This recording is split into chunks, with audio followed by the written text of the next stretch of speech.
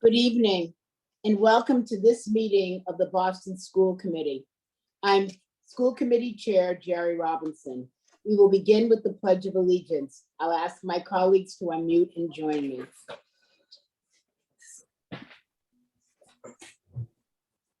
I pledge allegiance to the flag of the United States of America and to the republic for which it stands, one nation, under God, indivisible, with liberty and justice for all. Because this is a remote meeting, I will ask Ms. Sullivan to please call the roll. Thank you, Chair. Dr. Alkins, Present. Mr. Cardet Hernandez, Ms. Lopera, Present. Ms. Mercer, Ms. Polanco Garcia, Present. Mr. Tran is unable to join us this evening. Mr. O'Neill, Present. thank you. Ms. Robinson, Present. thank you. We do have a quorum. Thank you, Ms. Sullivan. Tonight's session is being shared live on Zoom. It will be rebroadcast on Boston City TV and posted on the school committee's webpage and on YouTube. Tonight's meeting documents are posted on the committee's webpage, bostonpublicschools.org/school-committee, under the April 6th meeting link. The meeting documents have been translated into all of the major BPS languages. Any translations that are not ready prior to the start of the meeting will be posted as soon as they are finalized. The committee is pleased to be offering live simultaneous interpretation in Spanish, Haitian Creole, Cabovariano, Cantonese, Mandarin, Vietnamese, and American Sign Language. After the interpreters finish introducing themselves and providing Zoom instructions, we will activate the interpretation icon, the globe, at the bottom of your screen. Click the icon to select your language preference. Will our Spanish interpreters please introduce yourself and give Zoom instructions in Espanol? Thank you very much, Madam Chair. Good evening, everyone. My name is Juan Bernal. I am one of the simultaneous Spanish interpreters assigned for this meeting today. We will be providing simultaneous interpretation, taking intervals of 30 minutes with my colleague interpreter, Mr. Randolph Dominguez. At the same time, interpreter Herrera will be providing interpretation, Gabriela Herrera, for Ms. Polanco Garcia, who is the member of the committee as well, Spanish speaking. Muy buenas noches para todos. Mi nombre es Juan Bernal. Soy uno de los intérpretes simultáneos asignados para la reunión de hoy. Vamos a interpretar con mi colega Randolph Domínguez en intervalos de 30 minutos. Mientras la señora Rafaela Polanco García, miembro del comité escolar de la ciudad de Boston, va a recibir interpretación consecutiva de Gabriela Herrera. Para accesar el recurso de la interpretación, busquen el globo redondo que aparece en la parte baja de sus pantallas y seleccionen español como su idioma de preferencia para poder escuchar nuestra interpretación en español simultánea. De igual manera, aquellas personas que se estén conectando de un teléfono celular, de un iPhone, de un iPad o de una tableta, busquen los 3 puntos que aparecen en la parte superior de la pantalla donde dice Language Interpretation, seleccionen español como su idioma de preferencia. Bienvenidos. Gracias por su participación. Thank you very much. Next interpreter may proceed. Thank you. Our Haitian Creole interpreters, please introduce yourself and give Zoom instructions in Haitian Creole. Thank you, Madam Chair. Hi, everyone. Good evening. My name is Sergio Saint-Hilaire, Haitian Creole interpreter. C'est moi-même avec Nadège qui a assuré interprétation pour après-midi. Si vous avez besoin d'entrer dans la conversation, vous êtes capable de voir un globe en bas écran là, vous cliquez et puis vous pouvez entrer. Tout ça vous avez pour dire, pas hésiter pour dire, et c'est avec plaisir d'observer. Nous souhaitons d'ores et déjà bonne chance. Merci. Thank you.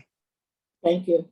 Will our Cabovariano interpreters please introduce yourselves and give Zoom instructions in Cabovariano?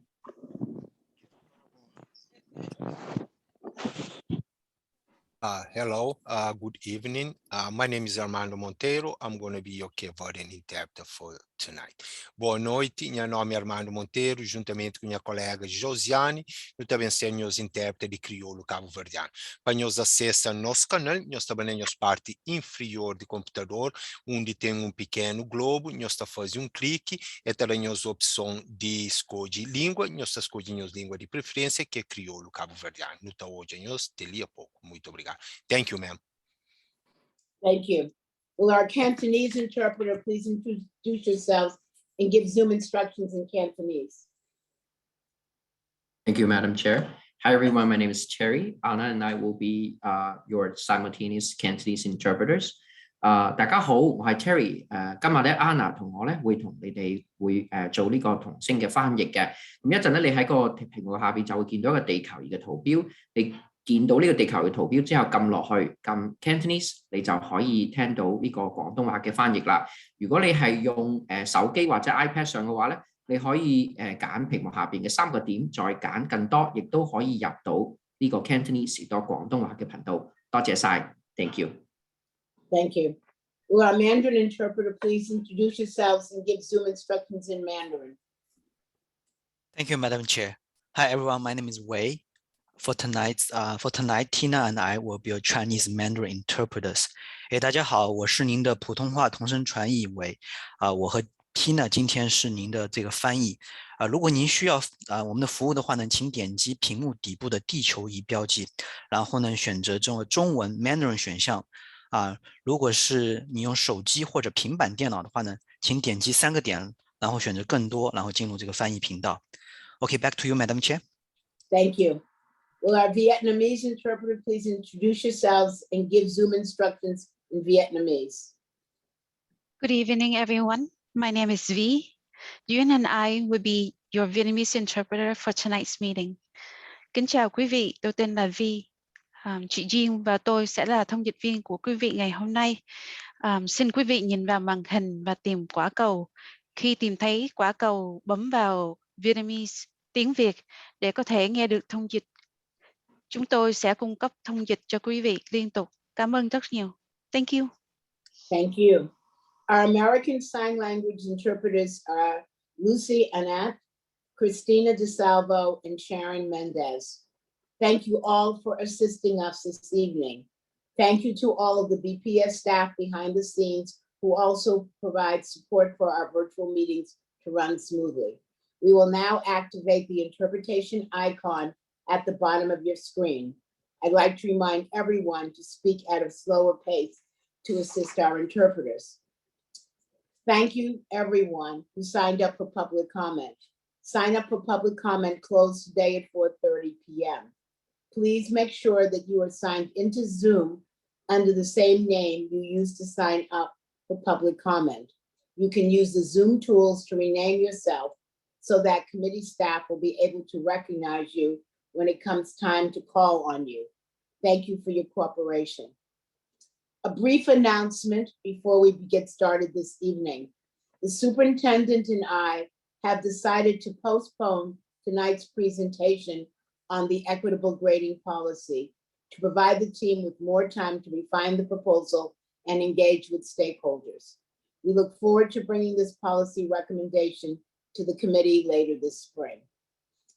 We will begin with the approval of minutes. At this time, I would like to entertain a motion to approve the minutes of the March 23rd, 2022 school committee meeting as presented. Is there a motion? So moved. Thank you. Is there a second? Second. Thank you. Is there any discussion or objection to the motion? Hearing none, Ms. Sullivan, will you please call the roll? Dr. Alkins, Yes. Mr. Cardet Hernandez, Yes. Ms. Lopera, Yes. Ms. Polanco Garcia, Yes. Mr. Tran, Mr. O'Neill, Yes. Ms. Robinson. Yes. The minutes are approved unanimously. Thank you, Ms. Sullivan. We'll move on to the superintendent's report. I present to you our superintendent, Dr. Brenda Cassellius. Thank you, Madam Chair, and thank you all for joining us this evening. I have just a few updates that I want to share before we dive into this evening's presentations. This month is Autism Acceptance Month, and this designation used to be called Autism Awareness Month, but in 2021 was changed to acceptance by the Autism Society of America. Though this revision may seem simple, it is crucial in order to help ignite change in the lives of those with autism and their wonderful families. Awareness is knowing that someone has autism, while acceptance shows and demonstrates inclusion. During the month of April, let's all take the time to celebrate the uniqueness each child brings to our community and recognize the families and the school communities who do the incredible support in supporting our children. I also want to just say a quick word. It was Paraprofessional Day, April 6th. So I want to thank all of our paraprofessionals. I started my career as a paraprofessional, and we just couldn't do this work without the amazing support that they give to our educators each and every day. And it's also Assistant Principal Appreciation Week. And so we want to appreciate all of our assistant principals and our school leaders across our district who day in and day out are on the front lines of supporting the education for our children. And it's also National Student Athlete Day. And I'd like to recognize today as National Student Athlete Day. Today, we recognize and honor all of our BPS athletes for their hard work and outstanding accomplishments as student athletes. They've achieved excellence in academics and athletics while also making significant contributions to each of their own schools and communities. I'm proud of their dedication and their commitment, and I encourage our students to keep up the good work. And I'm excited about the budget investments that we are putting in Boston Public Schools around athletics. I think it's going to make a huge difference to not only their academic achievement and engagement, but their connectedness to their communities as leaders, and also for their own overall health and well-being. I'd like to mention just a little bit about safety. I know that there's been a lot of news about Boston Public Schools and the recent incidents outside of our schools in the neighborhoods as well. History tells us that when the weather starts getting warmer, there's opportunity to get outside. We experience some of these events more regularly out in the community, which then means that we have to coordinate better and make sure that we are doing our prevention efforts. So BPS and our office safety services continue to remain in close contact with our mayor's office and the Boston Police Department.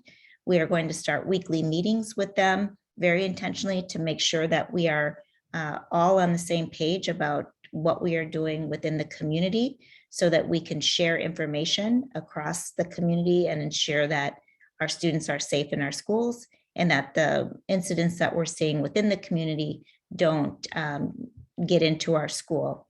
We'll remain in daily contact with our partners, working on this continued strategy to ensure our students are safe and our staff is safe.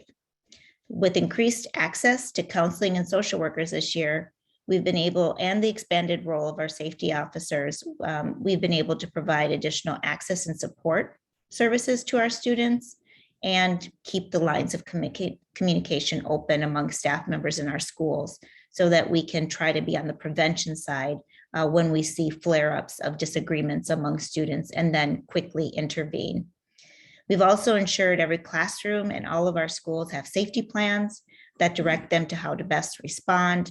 We have operational leaders who respond to our schools and provide help. We also have crisis prevention teams who are in place and support our teachers and our counselors and social workers at the school.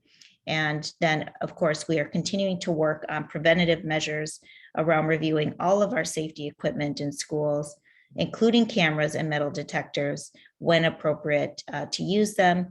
We have had some supply issues with getting the cameras, but we are working diligently in order to get more cameras in our schools that have been requested by our high school principals.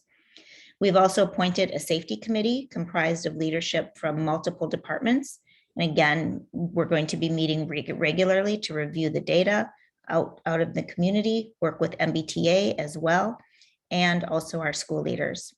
The committee will bring me recommendations on any adjustments or additions to our safety plans that may be needed.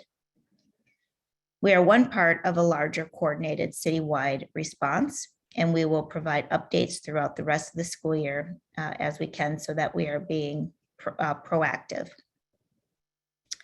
I, as you probably have been getting a lot of feedback and input about whether to mask or unmask.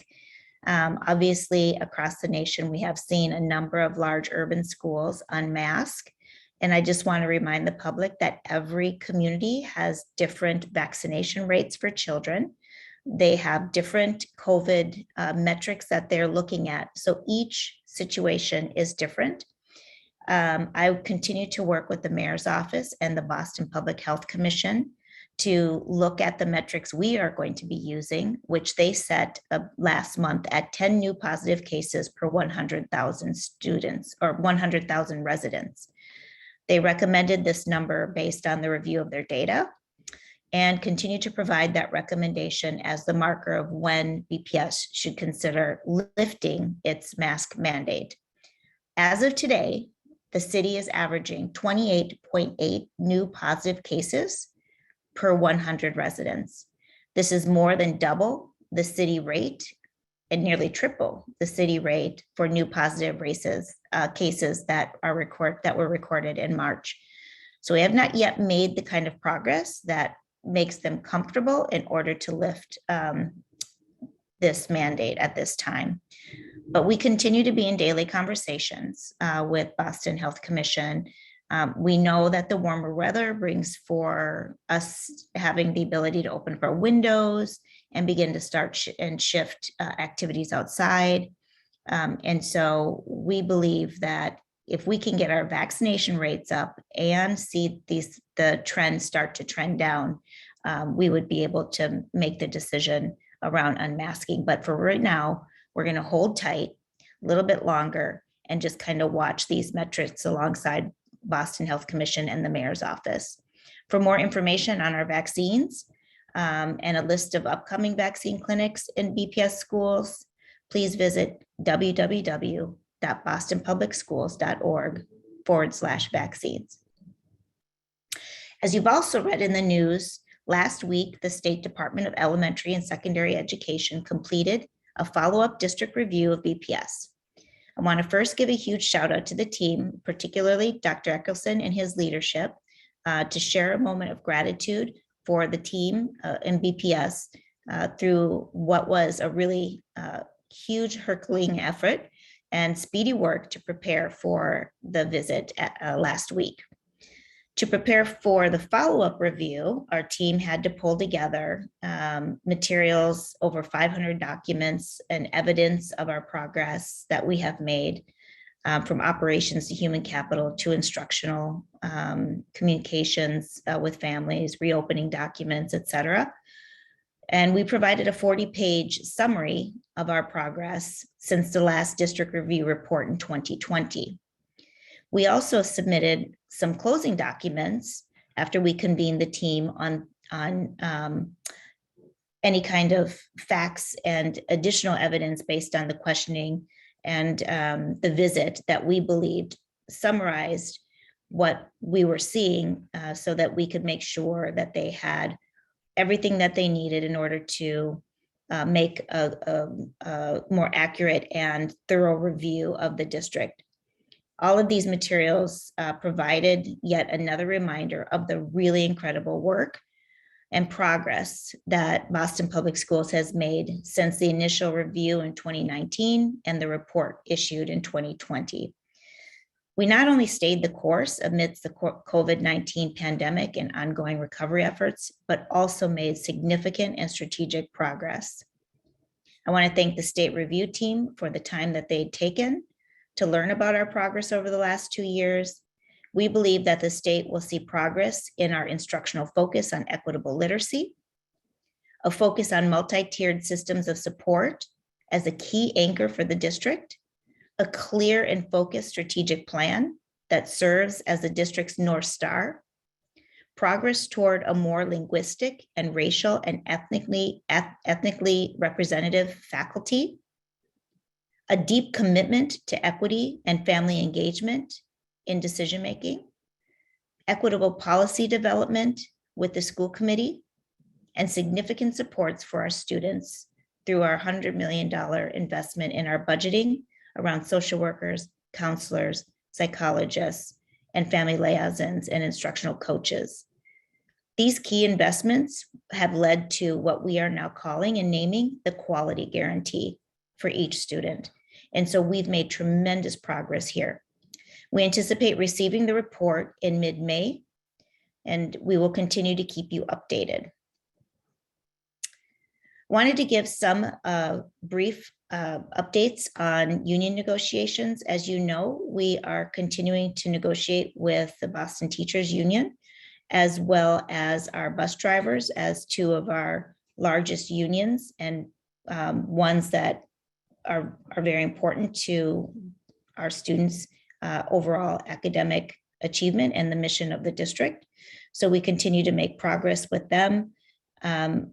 My team has had meetings both with the Boston Teachers Union and the Bus Drivers Union, pursuing the priorities that we have discussed as a school committee. We continue to keep the committee and the public updated on our negotiations, and will continue to do so as we strategize with our partners in the mayor's office, mayor's budget office, and City Hall to reach agreement on our union contracts. Now, as we look to implement the quality guarantee framework, we continue to hear from staff and families about the urgent need to more directly address the ongoing and long-term needs in our facilities. A cross-functional team of BPS departments in operations and finance have been meeting regularly to review the needs in our school buildings and to advise us on the best path forward. We also are in close contact with the team at City Hall and PFD, Public Facility Department, as we look at our BPS buildings in the context of all city buildings and how we can allocate the resources to address immediate challenges while also working to enact our vision for all BPS school buildings. We're in the process of providing updates to families and staff from the Sumner, the Mendel, and the Blackstone schools. I know several Sumner families are here today to speak about the potential of using the Irving School instead of the BCYF spaces, as not to displace important community programming at the community center in Roslindale. We are continuing these conversations with the city and our operations team to ensure the best space for the summer 6th grade. There were no good options last fall for an expansion, and the team was asked to make it work. So we did. Because we thought the Irving was not an option due to construction, that was put off the table at that time. The operations team recently informed us that the renovations at the Irving will include mostly design, making the school available for use, which then would mean that we would not have to displace the broader community programs at the Roslindale Community Center. We will continue to engage with the school leader and the Sumner community as we move forward to ensure our 6th graders have the best spaces available for them next year and that all of their needs are met. I will bring additional updates to the committee in the coming weeks. I want to give you an update about our assignment notifications and registration for the 22-23 school year. The first round of assignment notifications were sent out via email on Thursday, March 31st. These notifications are for any students who registered between January 5 and February 7, and will be entering grades K0, K1, 6, and 9 in September. Assignment notification letters were sent out by email and by postal mail. If you do not have an email address on file, did not receive the email, or did not receive the paper letter, please call the BPS Welcome Center at 617-635-9010 to find out your school assignment. You can also confirm your student seat for next year by calling the BPS Welcome Center at 617-635-9010 or by visiting www.bostonpublicsschools.org/RSVP. You'll need your student ID number and or your RSVP number code. Well, actually you need both, of which can be found on your assignment notification letter. I know committee members are curious about the results of the round and what we are learning about families' choices. Since the round was just processed, the team has not had a lot of time to crunch all the numbers, but I can share a few early data points and provide more comprehensive information in a follow-up. Not including our special ed assignments, which follows a different process, 96% of K-1 applicants received one of their top 3 choices, including more than 80% receiving their first choice. Note that K0, which had an increase in applicants and has far fewer seats, looks a lot different. Only about 40% of applicants received one of their top 3 choices, and only 33% received their top choice. However, at 6th grade, 91% of applicants received one of their top 3 choices, with 70% receiving their first choice. Speaking of which, exam school invitations and for our grade 7 and grade 9 applicants will be sent out in late April or early May. All other grade 7 assignments will be sent out near the end of May, after exam school invitations are finalized. This is due to the high number of students transitioning into a new grade at grade 7, both to exam school and non-exam schools. We want to ensure that all families have the opportunity to secure a seat in one of their preferred schools. Grade 9 assignments to non-exam schools for the 22-23 school year have been sent out as well. Please note that these assignments will have no impact on exam school admissions or invitations. Students who are in the exam school eligibility pool will still be considered for an invitation, even if they have received or accepted an assignment for another BPS school. Additional details will be provided in June, including transportation eligibility, the timeline for families receiving bus assignments for your bus eligible students, and how to opt out of bus transportation if you don't need it. For information on BPS transportation eligibility, please visit www.bostonpublicschools.org/transportation, or you can call the transportation hotline at 617-635-9520. And though it only feels like the beginning of spring, summer is just around the corner, and the time to start planning for your students' summer learning, enrichment, and job or internship opportunity is right now.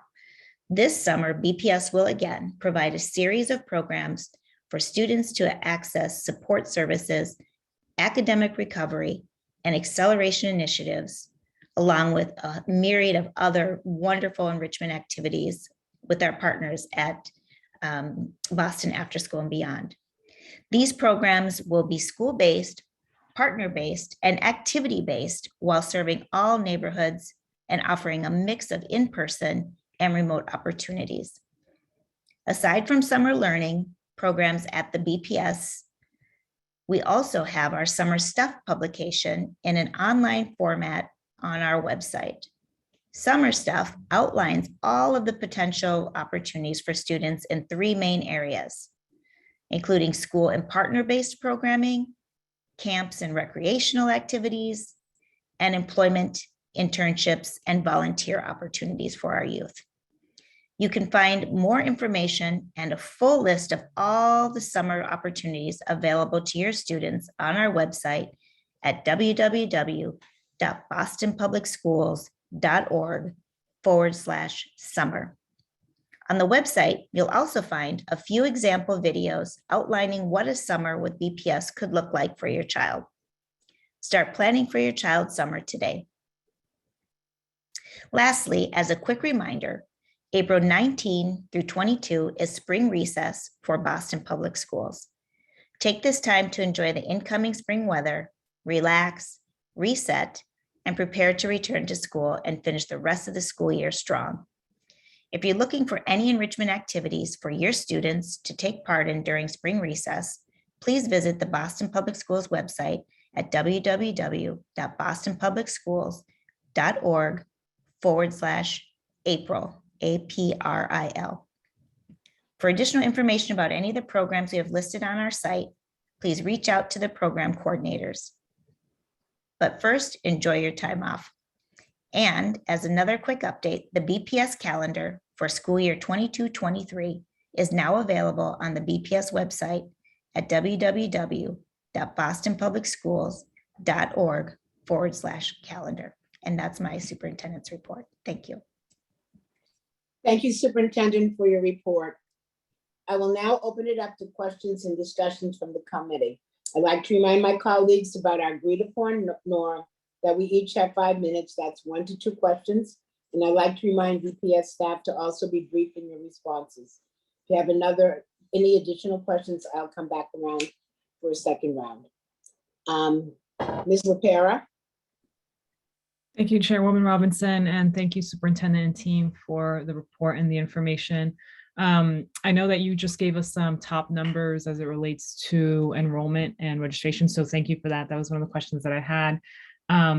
But I do have one question for the K0 and the K1 spots. Is that enrollment or options that were given to families specific to our school buildings, or does that also include partnerships with community-based organizations? Chief Snyder, are you on? Yes, I'm here. Okay, and does that include our partnerships through our mixed delivery system or? No, not with these numbers? that does Okay. not. These are strictly the Boston Public School sites that we're reporting on. Okay, thank you. That's really helpful. And then the other piece that I have a question on is I've been tracking the Summer Stuff website, so excited to see more information on there.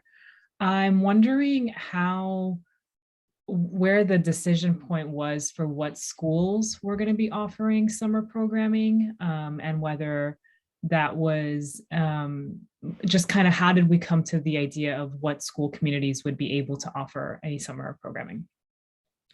There's a couple of things that go into summer programming.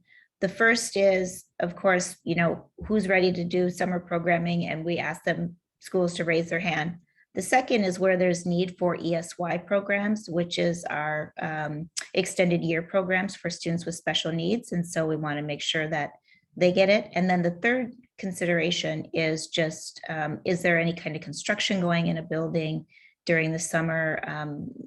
Is there other major renovations that are happening at the building that would interfere with it? Do those buildings have air conditioning? We try to also account for that, although we have our air conditioners going in starting this spring, but they won't all fully be in until later this fall. So that's how those decisions are made. I don't know if Dr. Eckelson or Denise, if you would like to speak any further on decisions around summer school sites. You hit the nail on the head. It is honestly where are we already having building programs that we can expand upon, and whether or not facilities are available for use really are the driving factors in those decisions. And this year we're in more places than ever. I think we are in 49 or 50 building locations this summer. Can I just make one point of clarity? Go ahead. Just one point of clarification I just wanted to make. It's not that it's only the students who attend schools that are hosting the site that will have access to summer school. It will be available to students far beyond that. It's just those are the schools that are available to us to use for summer sites, and more students beyond just the students who are enrolled in those schools will have access. Perfect. That was going to be one of my follow-up questions. So thank you for sharing that. My other question is, what does our summer programming kind of target numbers look like in comparison to last year? I know we had a big push last year, but we didn't necessarily hit all of the students and families that we wanted to serve. And so how are we thinking about target and goals and growth for this year to catch more students and families? I can jump in. Dr. Eccleston can join me if he has additional items to add. We're excited. We are looking to expand seats across all types of programs to serve, have seating available for up to 15,000 students. That is a large increase from last year, and I'm trying to think off the top of my head what that was last year, but I know the fifth quarter seats were less than 5,000, and those are moving to 8,000, to give you an example. And then I'm trying to think, so in terms of outreach, we're coming back at the end of April with a full report on summer, but for outreach, we just literally went live at the start of this week. All families are receiving the automated phone calls, emails, texts. We're going to be going up with billboards fairly soon, I think in another week. We're working with our community partners. We're also going to do some leafleting and tabling at events and neighborhoods. I know we've got one scheduled for Grove Hall again, I think next week. We will be doing a blitz of social media. We were just on the phone with the mayor's office today, coordinating some efforts around pushing out. And we will be relying very heavily on staff in our schools, such as our family liaisons, to not only make sure that families understand and receive the messaging, but that they have support registering. It is, I think, a blessing and a curse. We have a lot going on the summer page.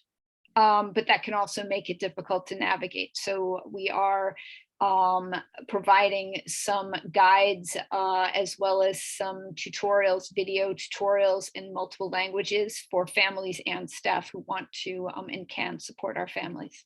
Appreciate that. And I don't have another question, but just the comment, I know that sometimes students and families are less excited about hearing summer school. And so summer programming or summer camp, summer activities feels a lot more inviting and exciting. And then the final piece is to your point around engaging with families. I know at my son's school, one of the things that they're going to be doing is in one of our spring campus days, we are going to be having teachers and some volunteers who are going to be able to sit with families to actually help them do registration on the spot. So just thinking of different ways to support families, but thank you. Appreciate the work that's been done to date. And I think, I don't think that Chief Snyder mentioned that also we'll be enlisting our family liaisons, making sure that they have the information. Many of them are multilingual.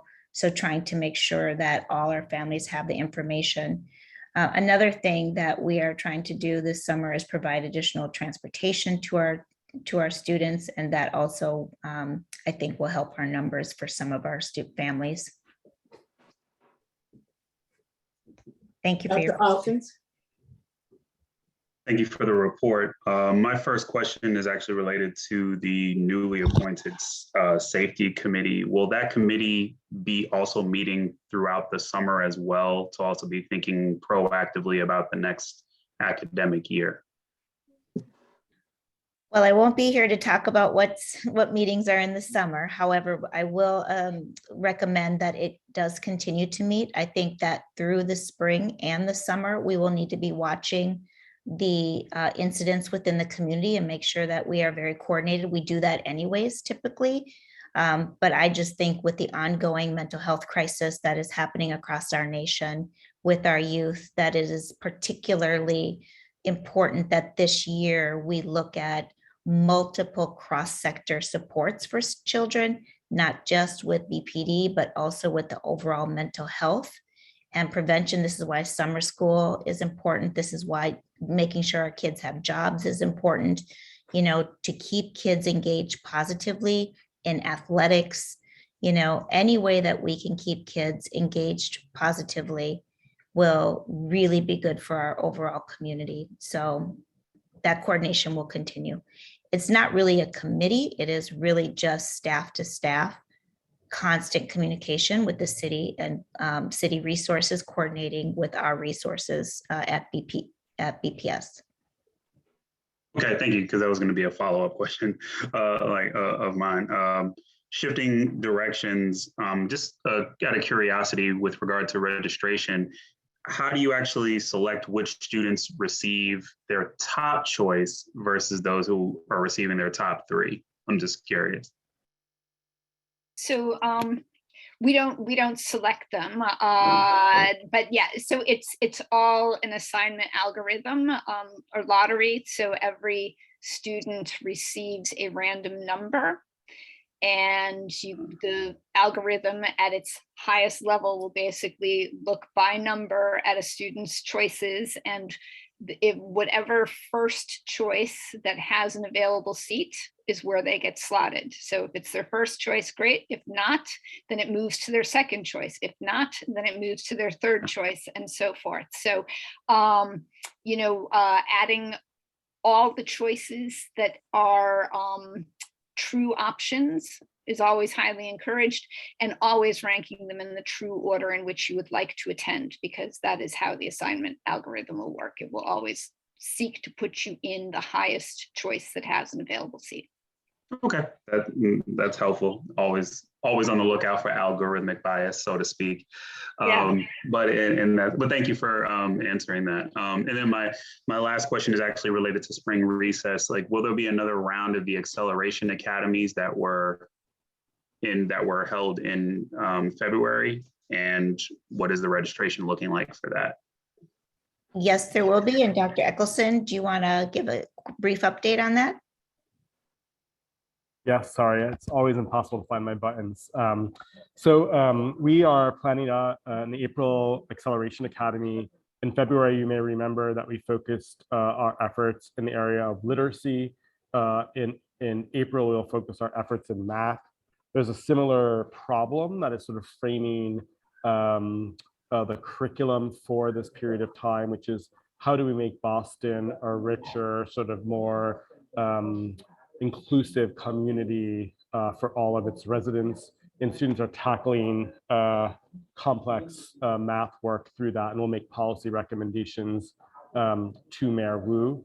We're very excited about the curriculum, and we'll be happy to share that with the committee. I can follow up with a memo and or presentation in the weeks to come. But our enrollment for this is up from February. We served the most students we've ever served in Acceleration Academy in February, and we have more schools participating. It's upward of 70 schools at this point. I don't remember the exact number of students that we're sort of targeting, but I can provide an update in the coming days on that information. Thank you. Thank you. Mr. Cadet Hernandez?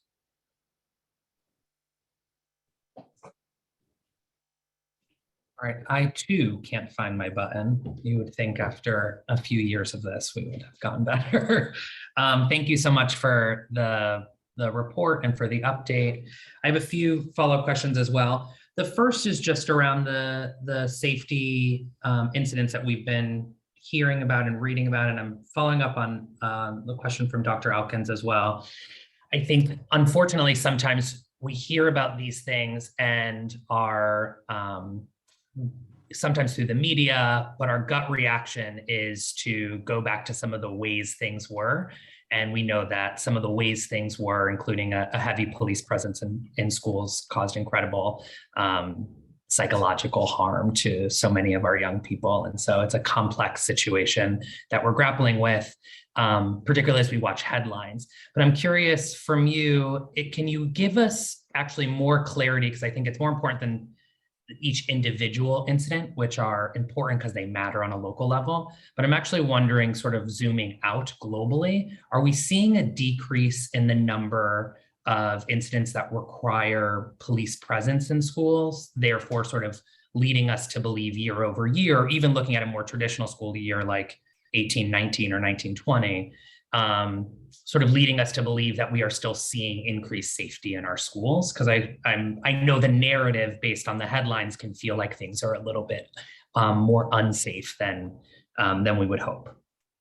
Yeah, that's a really good question. And we've looked at the data and it looks very similar to a normal year, which is quite remarkable given the mental health crisis that we have.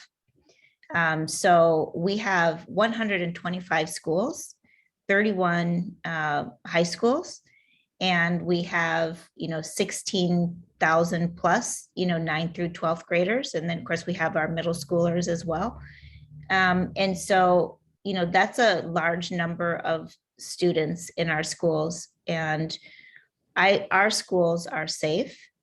What is troubling is when we have incidents like this, where you have a knife brought into school or a firearm brought into school. It is extremely troubling. It is usually because the student was afraid on their way to school with something that's going on in the community. And that is what's typical. That's why it's so important for us to make sure that we are working with our partners at the city and BPD to ensure that, and the MBTA, to make sure that our students are safe on their way to and from school. But in school, we don't see a huge increase in violence or those sorts of things. We have seen fights. Kids, will make a poor choice and fight in school. And our safety officers are trained in de-escalation to be able to handle those when they happen. Doesn't mean that we condone it or that we accept that. And so we have our counselors and our social workers who try to better understand when there is something that's coming up with students. Typically there's some indication, you get a sense, as a school principal, former school principal, you get a sense when something's not right in the school building, and you can feel that. And so you try to get to the bottom of it and resolve it through mediation or restorative justice measures or something like that before it escalates. So we're very fortunate in Boston to have the kind of resources that we have around counselors, social workers, school psychologists, safety officers in all of our schools. A lot of school districts across the nation do not have these support systems, and I think that's what prevents it from being even higher than it is. But it is troubling when you see things flare up. Yeah, of course. And it's easy to read the headlines and just think that things are sort of universally bad. So it's really helpful, I think, for all of us to hear that the data aligns to previous years. And while we may see sort of a confluence of incidents, it's not different than a previous time in our system, despite the incredible mental health crisis that our kids are experiencing as well. I would share that, if you look at previous years as well, you'll see flare-ups during times when you see a larger number of events that happen in a shorter period of time. And then you have to have a whole community-wide presence to kind of bring it down, whether it's some other type of activity between, rival groups of students or something like that. So. Yeah. My second question was just around the demand data. I think to follow up on Ms. Lopera's question, that 40% number feels really sad, right? Sad for the families who didn't get their first choice. And at the same time, I'm super optimistic about all of the families, the 96% who did get their top 3 in the other cycle of admissions. I'm curious to the question Ms. Lopera asked around our programs, our CBO programs and community-based programs outside of our schools. Is there any effort, one, to universalize the application process, which I think would actually allow for a more intellectually honest conversation about families' choices and the first choice, second choice, and third choice? And then at the second question here, a universal application and any indicator, until we have that, around families who are applying to both at the same time, if that makes sense. Yeah, I think you bring up a good question around just coordinated efforts and mixed delivery systems to ensure that kids get a great start. Every child needs a great start, particularly if they have been denied opportunity at a young age or have health problems, et cetera. Through Child Find, we're able to get, obviously, as you know this, you work with special ed. We're able to usually get students who have disabilities, we're able to find them, get them seats, right? Because it's our obligation to serve them sooner as 3-year-olds and 4-year-olds. But the city made a commitment to 4-year-olds around universal pre-K. And so expanding out that program is what needs to happen. BPS, our buildings are about 95% full, and we're not able to do it, which then has required us to go outside of our school buildings and partner with community-based organizations and home-based care, and then develop the quality rating systems. I'm encouraged that the mayor has created the Office of Early Learning.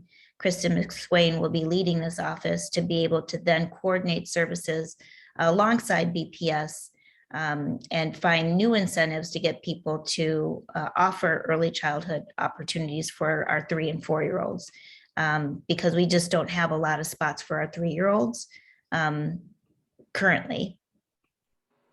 Mostly those are servicing students with disabilities.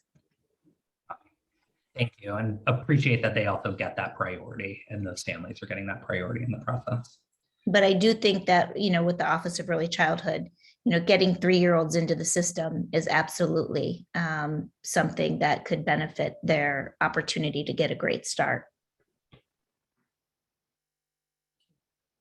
Mr. O'Neill? Madam Chair, Superintendent, thank you for your report. First of all, thank you for the DESE review update. And I know how hard the effort was by you and your entire team to gather all that information and have everyone ready to go. I know Ms. Lopera, Ms. Polenko Garcia, and I had a nice conversation with the DESE team at their request, and I know Chair Robinson did separately as well. So thank you for the work of the whole team, in particular, Dr. Eckelson. But I did want to address a different matter, and that was the chart that you showed about assignments, because I personally found it a little bit confusing, and I'm just nervous because I may have heard it wrong, but I believe your verbal description was different from the chart, and I'm nervous if the chart is on our website. So in it, in particular, you said that assignments, and Ms. Snyder, maybe you can help me on this, or someone could put that chart back up, but I believe you said assignments to some of the grades, and then 6, 7, and 9 would be out by March 31st. That's what the chart said. And then it said the other grades would be May 31st. Yet in the superintendent's verbal description, she said the exam schools at a minimum would be out end of April, beginning of May. And so I'm nervous, since exam school assignments are in fact grades 7 and 9, I think that chart may be wrong. So either it needs to be footnoted or annotated to correctly show, because I'm nervous about people going to the website and having improper information.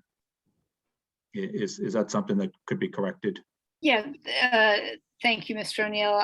Absolutely, I will confirm what's on our website and update it if it's not the correct one, because we do have a correct version that we hand out upon registration, which is basically a document that says what's next.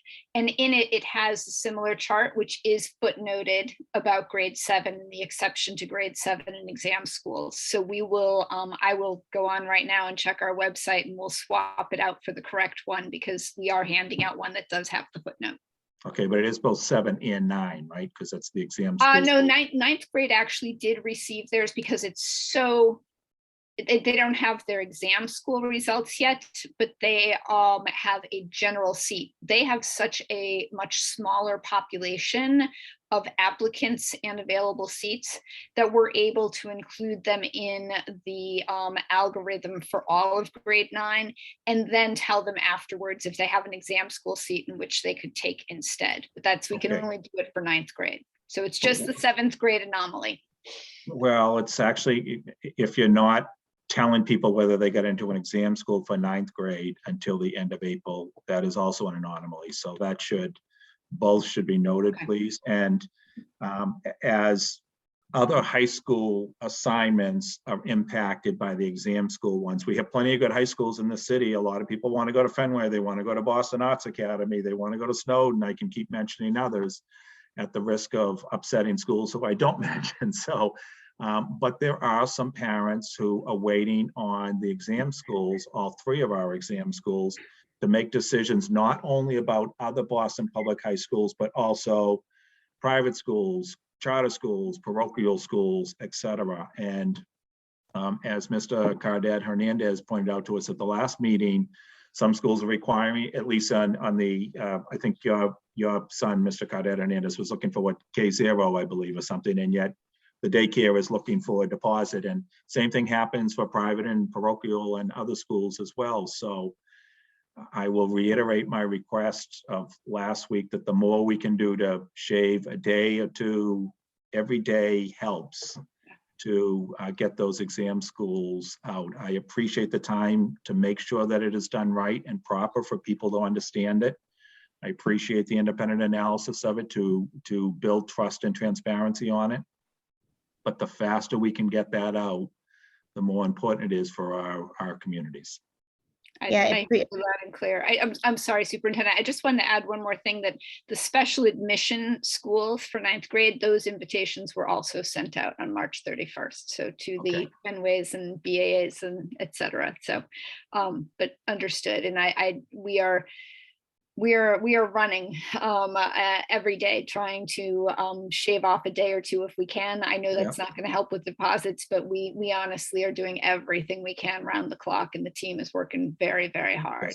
This is just share a market, plain and simple. We want students to choose Boston Public, but parents have to do what's right for their child. And we are in competition for a lot of great students who are being offered scholarships at other schools, et cetera, that we would love to be attending Boston Public Schools. So the more we can keep them in the family, the better.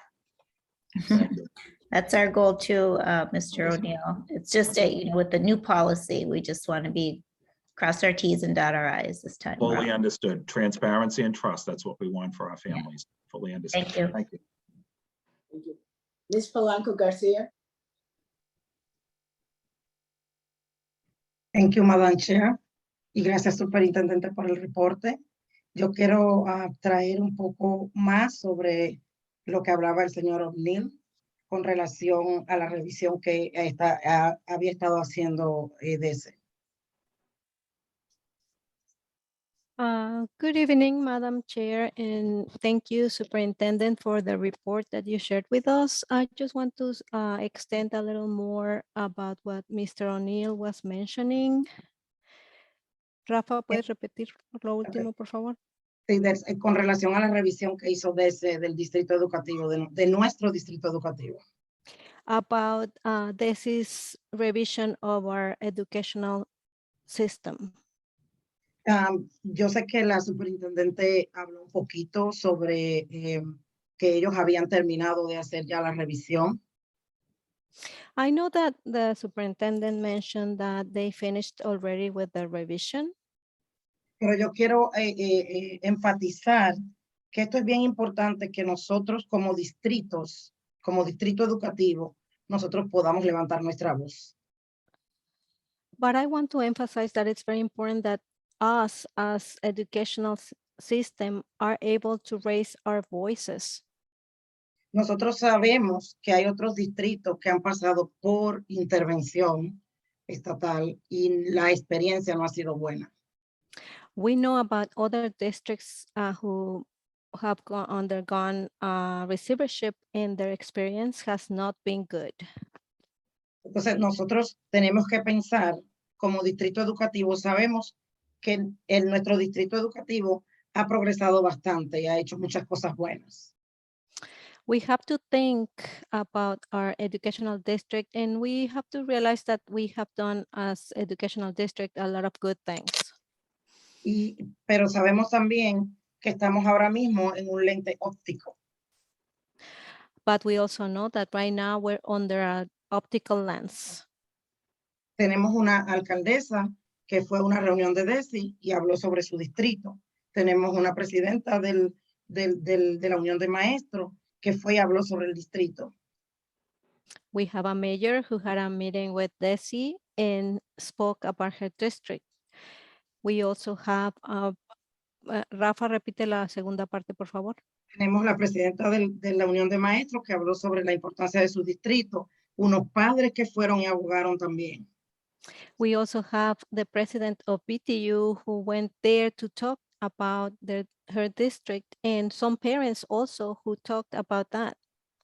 Entonces quiero llevar a la mente de nosotros, los miembros del comité, y también que hay muchos padres que tienen inquietudes para saber qué está pasando. Hay muchos padres que no tienen la información. So I want to make it a goal as committee members to find out what's happening, because a lot of parents also are very concerned and they don't know what's happening. They don't have any information. Ellos fueron a una reunión, aproximadamente 79 padres estuvieron en una reunión donde estuvieron siendo abordados por preguntas por DESE.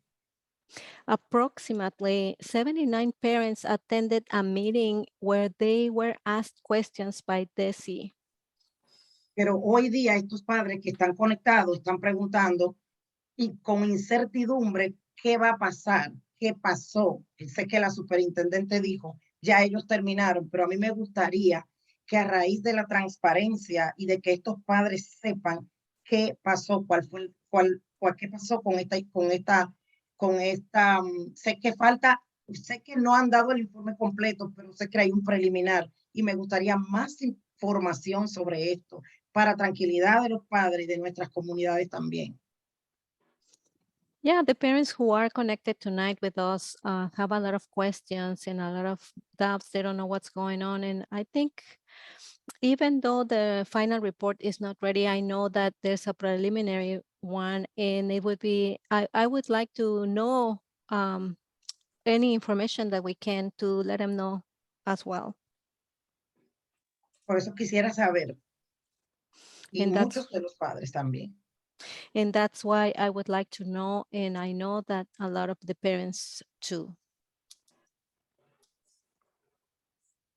Thank you, Ms. Polanco Garcia. I think we are anticipating getting the review report back from DESE, probably the first week in May, hopefully second week of May. It depends on how quickly they can pull together and review all the evidence we gave them. We gave them quite a bit. And then we'll make factual corrections to anything that's not accurate factually. And then the report will become public at the end of, probably near the end of May. We did provide an overview of our opening statements about our work and the progress that we have seen and evidence, and we provided that to DESE, as well as we made closing statements and gave them additional evidence after their review on things that we thought they may have missed. We've done everything we can to ensure that they had everything possible, and if they're honest brokers, they will see the progress that the district has made. Certainly, making the kind of significant progress in Boston Public Schools to address deep inequities and systemic barriers to student achievement takes time. And we will continue to, move forward with the systemic changes and the foundation that we've built over the past 3 years to address things like facilities, to address the operational challenges that we have with transportation, for instance, to get at the deep nature of disproportionality of how we assign students to special education. Those things are going to take an immense amount of training and restructuring in order to address.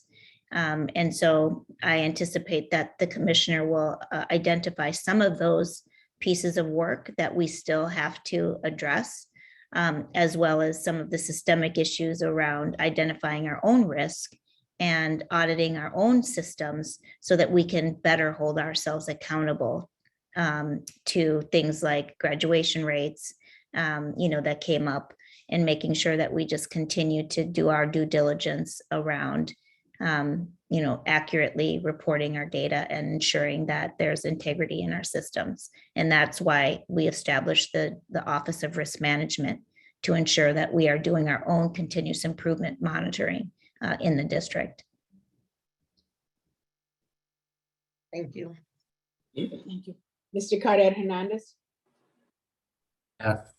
Thank you so much again. I'm going to ask some fast questions. One, I just want to confirm, at what capacity are our current early age programs, our pre-K and our any of our threes programming as well? Like you had mentioned 95%, is that accurate, or is there a different number we should be looking at?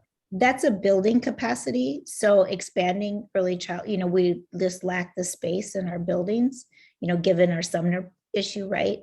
And the issue at the Mendo and Blackstone, it's like, if we wanted to expand more programming, you have to have the early childhood space, and early childhood spaces require a different kind of space than just, you would have at a high school traditional classroom or something.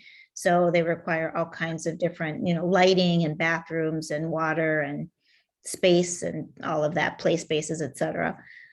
So, there's a limiting factor with that. That's why we go outside of the district to partner with other community-based organizations. A different question, just shifting gears here. There was a story that some of us saw this week in the Globe around the sort of ripple effect of high school, the exam delay on the rest of our high school admissions process. And then, there was a question that was sort of alluded to in the piece as well around what I think is amazing, which is a report that you guys are calling eligible families and encouraging them to apply to exam schools, offering them information around their opportunities. But it suggested that we're seeing a decrease in the number of families who are applying to exam schools as well as our high schools. Can you offer us some insight into where we are in terms of applicants for both? I think that what we are seeing is as we begin to look at increasing our high schools and the quality of our high schools, I believe that we will see a right sizing in our exam schools. It won't have anything to do with the policy. It will just because there's this pool of high schoolers that are available. If you really improve your other high schools, then some of those kids are going to choose other opportunities for their students. And so I think as the years go on and as we continue to implement high school reforms, and there's opportunity for vocational education at the Madison Park, et cetera, and I think parents will choose that and students will choose that. Does not mean that they won't choose exam schools. It will just be that that's a different and better fit for their child. So I think we're seeing some of that as, Brighton High School has seen an increase in their registration by 100 students. And so, you're going to start seeing kids choosing other high schools.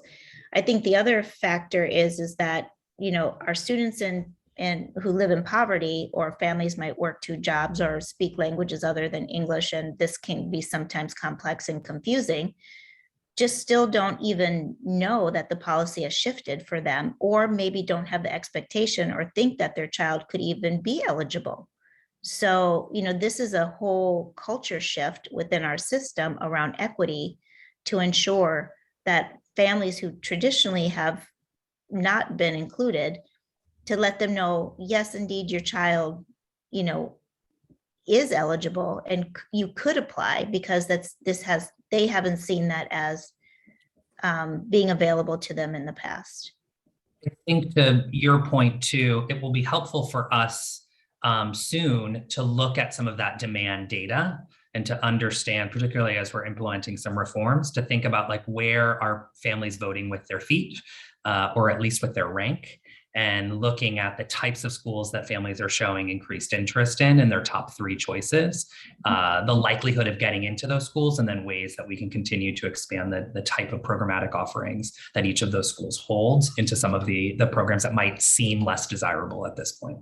We will be bringing forward a report on the exam schools in June. I had promised that we would have a review of what we were finding, if in fact there were any places where we felt that we needed to adjust the policy, and if there were any recommendations that I would make to the policy and changing the policy.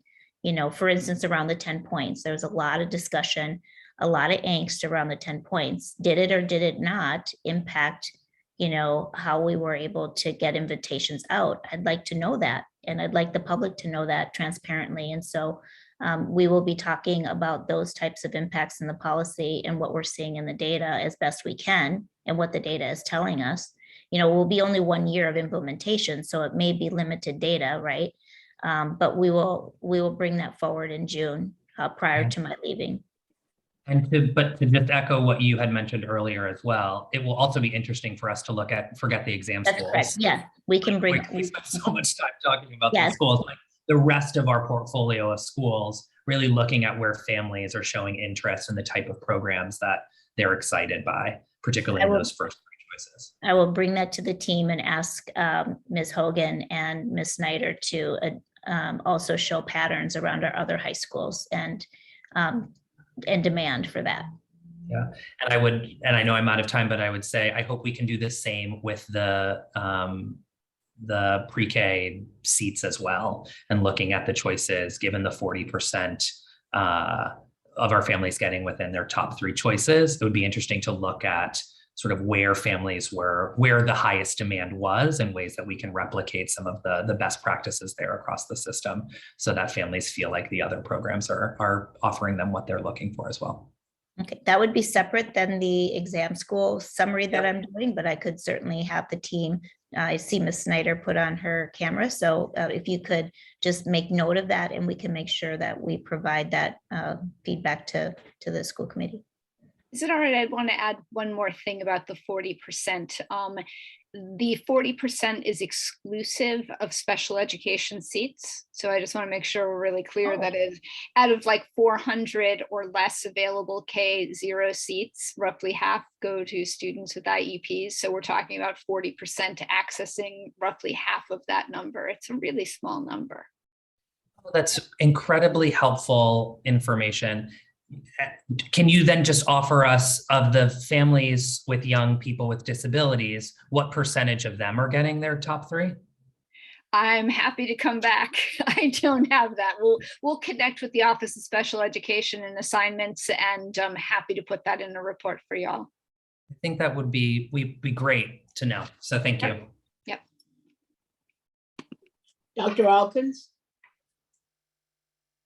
Yeah, so this is just a follow-up comment around why I was sort of asking about the question of like sort of algorithmic bias with potential within the lottery system for schools. So I would definitely appreciate sort of a follow-up conversation and just thinking about how it might even, I forget how long it's been since we've gone to this particular system, but looking at if there has been an increase in segregation, for example, like of schools along these lines too.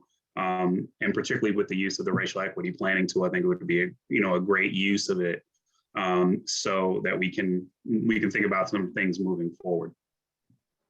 Yeah, I think a deeper analysis of our student assignment system is next level work for the next superintendent. Absolutely. Something that community members talked to me about very clearly when I first came here in my community tours and my listening tours. They were not satisfied with the choices that they had and the way that kids were assigned and the time that it took.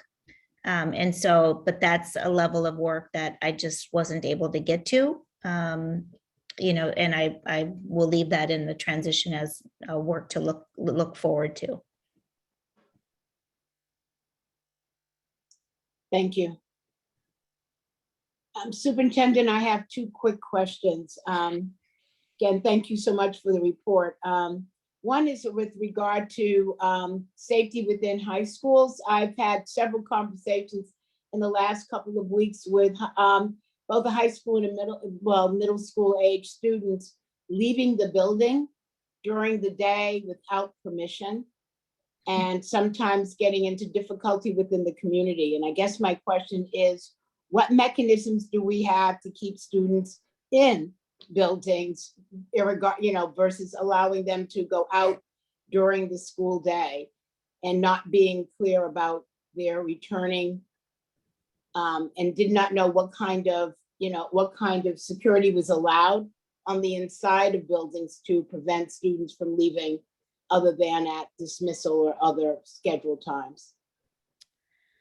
Well, I haven't heard that. I know of one incident where a student left the school building and got into some difficulty. I don't have an answer for you on that, but I will absolutely look into it.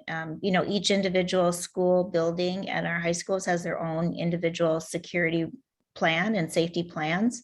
They're all very different. Some use what do you call those monitors that you go in and out of upon coming in, where they Metal check detectors. metal Metal detectors detectors. and wanding and things like that. Some have open lunch, like Snowden, it has an open lunch period where you can leave and then come back to school. And so I think that each school has their own plan, but I could certainly come back with a more comprehensive look at that. But we have locked doors in our buildings, and you can't get back in and that kind of thing, without having to walk past the security when you first come in the school. But I'll get back to you. Thank you. I could elaborate if you'd like, Superintendent. Sure. Exactly what you said. Some campuses have open campuses for lunch, particularly the high schools. And then young people, unfortunately, if they want to leave, they leave. But if we hear about them leaving, then the code of conduct can come into play as far as them leaving unauthorized. But in some instances, we've had circumstances in which young people are out on open campus for lunch, and then unfortunately things happen. But if we hear of young people leaving the school without authorization, then the code of conduct may come into place with those instances. Thank you. My other question is with regard to summer planning. And I remember last summer, our goal was that every student would have some type of plan. Does that continue to be the goal for this summer, of making sure that students actually do have summer plans?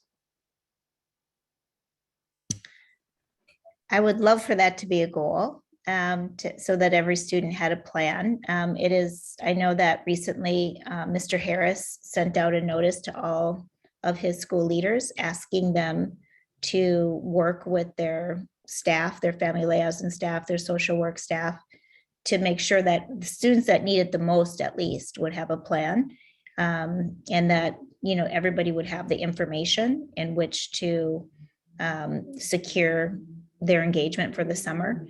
And so it is an aspirational goal to ensure that every single student is aware of what the summer opportunities are for this summer. May I comment again, Superintendent? Sure. We also had a meeting, the city meeting, hosted by Dr. Falk from the city of Boston, safety committee. And when in that meeting, a number of different agencies from throughout the city came together to introduce their summer plans. So I'm not sure if that report is public, but I can follow up on that and get that information to you. But some in excess of at least 10 to almost 15 different agencies throughout the city came with summer plans. And we have a few plans of our own that we've been rolling out that's going to begin as soon as the April break. Yeah, I think Ms. Robinson was talking about individual student plans, that their parents had made choices for what would be their engagement, whether it's a camp for 2 weeks and summer school for a few weeks and maybe another sailing class or something like that, that we would have record of that on, in Panorama. I think it's a heavy lift for schools, and it proved to be a heavy lift for them last year to get that from families, because some families just didn't know, or they might say, okay, I'm going to, sign up for Boston After School and Beyond, and then something happens and it falls through, or the educators at the school weren't able to get it into the document, into the software program that we were trying to track it. So, I think that's something that's going to continue to mature over the couple of years as people get used to having a more robust summer opportunity for students. Great. Thank you so much. Is there any further discussion? If not, I'll now entertain a motion to receive the superintendent's report. Is there a motion? So moved. Thank you. Is there a second? Second. Thank you. Is there any discussion to the motion? Ms. Sullivan, will you please call the roll?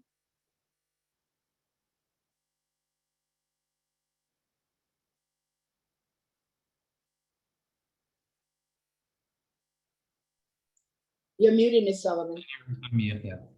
I'm muted. I'm Yes. sorry. Dr. Alkins? Yes. Thank you. Mr. Cardet Hernandez? Yeah. Ms. Lopera? Yes. Ms. Polanco Garcia? Yes. Mr. Tran? Mr. O'Neill? Yes. Ms. Robinson? Yes. It's unanimous. Thank you. Thank you. Before we move on to public comment, I'd like to invite Ms. LaPera, who's co-chair of the Superintendent Search Committee, to please present an update on the search process, as there are some time-sensitive items that the search committee needs to present to the school committee for consideration this evening. We'll pause for a moment while Superintendent Consilius logs out of the meeting. She will join the meeting at the conclusion of this discussion. Ms. LaPera? Thank you, Ms. Robinson, and apologize I'll apologize in advance if I get another laughing fit. But on behalf of my fellow search committee co-chairs, Dr. Pam Ettinger and Marcus McNeil, I'm happy to share an update on the superintendent search process and bring forward two major recommendations to move this work forward. The recommendation of an executive search firm and the superintendent's job description. As we shared at the last school committee meeting, we received 7 responses to the RFP for an executive search firm. An RFP evaluation committee reviewed the proposals and found 3 of the 7 to be highly advantageous. Of the 3 firms that were interviewed, the committee determined that one offers the most advantageous solution that meets and exceeds the Boston Public Schools objectives. That firm being 1/4 Consulting LLC, JG Consulting. The evaluation team was impressed with JG's experience in doing superintendent searches, particularly of districts similar to Boston, such as their search for the head of the Austin Independent School District, whose chair also gave an excellent recommendation for JG, along with other positive references received during reference checks. In addition, the evaluation committee was impressed with the full team that JG would assign to the Boston search, the range of their background and experience with districts of our size, the fact that the team was fully bilingual and had a strong commitment to DEI initiatives, and that JG is a certified minority-owned firm, as was one of the other finalist firms. In particular, what was impressive was that the lead search officer on this search would be Richard Carranza, the former chancellor of New York Public Schools, in addition to previously serving as superintendent in Houston and San Francisco. The committee feels that Mr. Carranza is well suited to understand the complexities of the Boston position and uniquely positioned to recruit qualified candidates to explore potentially applying. 1/4 Consulting LLC, JG Consulting, total pricing proposal was $75,000, not including travel for superintendent candidates, et cetera. So those types of expenses, which was comparable with the other 2 finalists. And while price was considered by the evaluation committee, it was after they had reached unanimous agreement that JG was the most advantageous based on their proposal and presentation. The financial review that followed affirmed the unanimous recommendation. I want to thank the RFP evaluation team for their thorough work, Chief Human Capital Officer Al Taylor, and Search Committee member Michael O'Neill, as well as Jose Valenzuela for participating in this, and a special thanks to our business manager, Naveen Reddy, for providing project support and guidance to ensure that the RFP review process was completed efficiently and in compliance with all legal requirements. I note that following a vote of the school committee, if Boston Public Schools is authorized by the school committee to enter into the contract with JG, then all proposals, evaluations, et cetera, will be publicly available as required by the RFP procedure. The full search committee was briefed on this decision at our meeting yesterday, and tonight I am pleased to bring forward the RFP evaluation committee's recommendation for the school committee's consideration and a vote later this evening. I've shared a lot, so I'm just going to pause here for any questions as it relates to the search firm. Are there any questions? Mr. Caudette Hernandez? First, thank you for your leadership here, and I know we all appreciate it, and I know how fast the search committee is moving, so thank you. Question about this firm particularly, have they done any searches in New England or in the region similar to this? And have they done also any other superintendency searches that you would like to speak of? Thank you for that, Member Caudette Hernandez. I'm going to, I was not necessarily a part of the RFP group, so I'm going to lean on Mr. O'Neill to see if there's anything he'd like to share as it relates to that. Yes, thank you, Ms. Lopero. In specific answer to your question, Mr. Caudette Hernandez, they have done 2 searches for Boston Public Schools, as a matter of fact. They were a semi-finalist for our last superintendent search. And at the time, the chair at the time introduced them to BPS for BPS to consider using them in the future. So they did 2 searches for BPS that Al Taylor, who was a member of the selection committee, had been involved in. They have also done a number of superintendent searches, and the reference checks included with the chair of the board of Austin School District, which is a very, very similar district to Boston. Matter of fact, the Austin-Boston connection is very strong. And they also just completed the search, I believe it was, for East Baton Rouge. And the reference check was with them as well. So they have done a number of superintendent searches. I do also want to take a moment, if that is okay, Ms. Lopera. Why don't I pause for a second and see if Mr. Caudette Hernandez had more questions. Oh, good, thank you. I just wanted to make sure to mention to the rest of the committee and to the public that as a longtime member of the school committee and past chair of the Council of Great City Schools, I've been involved in 3 searches, superintendent searches now for Boston, and a search for the chair of the executive director of the Council of Great City Schools. And I've actually informally advised a number of other districts as well who have asked for advice. So in the course of that work, I've actually had experience with or interactions with most of the firms that replied to the RFP, including the 3 that were chosen as semi-finalists to make presentations to the selection committee. All 3 were chosen unanimously, by the way. 1 previously did a search for a Boston superintendent. The other 2 were semi-finalists in searches that I've been involved in the past. So I had interactions with all 3 of them over the years. I also do note publicly for the record that I said I was a past chair of the Council of Great City Schools. Ms. Lopera mentioned that one of the JG, which we're recommending tonight, brought in Mr. Richard Cadenza to be a search officer on this. And Mr. Cadenza was a previous chair of the Council of Great City Schools as well. I overlapped with him on the executive committee, have a professional friendship with him. I know he also worked with Mr. Caudette Hernandez in New York previously. So I was not aware that he was part of the team. As soon as I did, I made that aware to the full RFP selection committee and was advised just to make sure to reference this to everyone in each step along the way, because it did not impact my judgment. The decisions we made, I actually thought quite highly of all 3 of the firms that were semifinalists, and the decisions we reached to make this recommendation was unanimous among the 3 of us who were on the selection committee, which again was Jose Valenzuela and Al Taylor. and we assisted every step of the way. In particular, thanks to Mr. Naveen Reddy, the business manager for BPS, who kept us very much on the straight and narrow of the RFP process. So I just wanted to make that aware to folks. And that is it.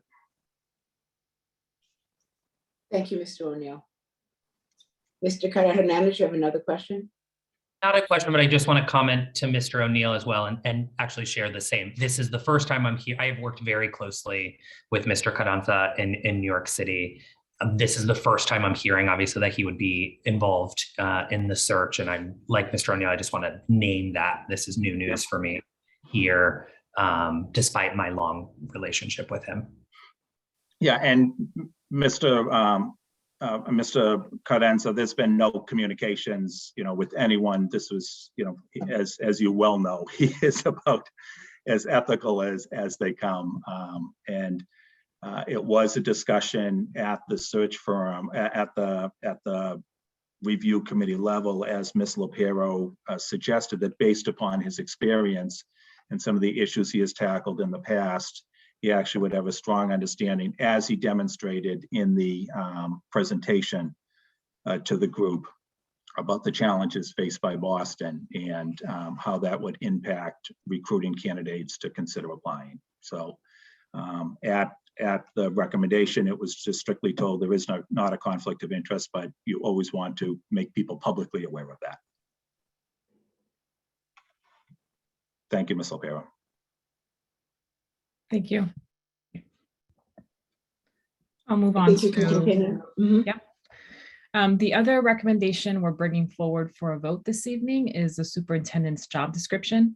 The search committee has worked diligently over the past few weeks to update the job description from the 2018 search process in a way that reflects the district's current opportunities and challenges and incorporates the feedback we've heard from the community. Key updates include a greater emphasis on advancing equity, eliminating opportunity and achievement gaps, meeting the needs of multilingual learners and students with disabilities, and having a proven track record of achieving strong outcomes for all students. A focus on authentic family and community engagement grounded in transparent communication, as well as highlighting specific topics that were surfaced during public listening sessions, such as recovery from the COVID-19 pandemic, reliable and fiscally sound transportation services, facilities planning that extends access to quality, staff diversity, and safe and welcoming school environments, as well as equitable literacy instruction. The listing includes preferred experience, such as experience serving as a district leader for a comparable district, experience partnering with the community during the COVID-19 pandemic, and one that we've heard quite consistently, familiarity with the Boston area and Boston community, as well as multilingualism with a preference for fluency in one or more of the 9 major languages of the district.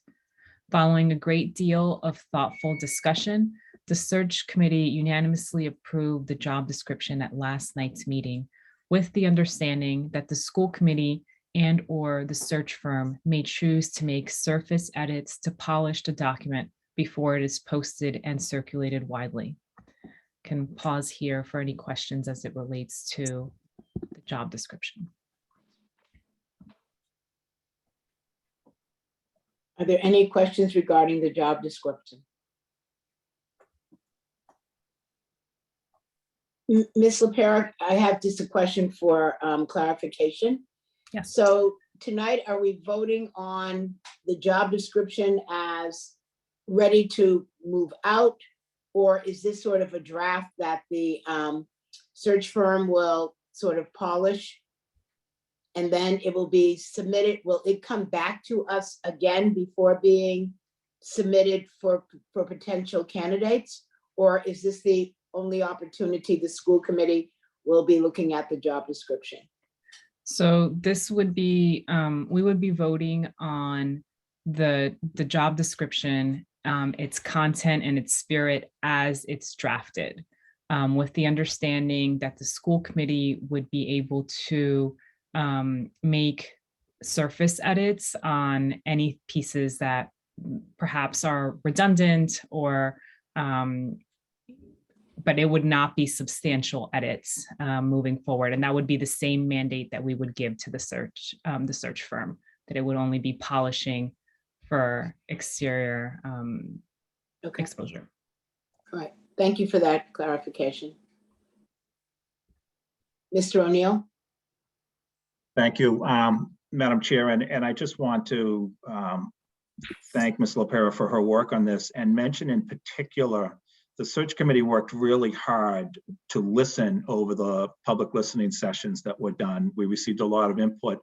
We particularly also received a lot of written input on people's suggestions for the job description. The public has focused on this quite a bit, and in particular, one umbrella organization that was representing 15 different groups that are interested in education put together a really, really thoughtful potential job description. I think they had 5 key bullet points, and I know Ms. LaPera and Dr. Ettinger and Mr. O'Neill and Mr. McNeil, the 3 co-chairs, worked hard to really incorporate that feedback and feedback from other interested parties that sent it to really make sure it was worked into this job description. So I just wanted to thank the people that both attended the public listening sessions, including the one co-hosted by BSAC. So thank you, Ms. Mercer, for that, because the student comments were really listened to and I believe were incorporated substantially into this job description. And also Ms. Polanco Garcia, obviously the one that you helped co-host as well. I just had to call out the written comments we received because they were extraordinarily thoughtful, in my opinion.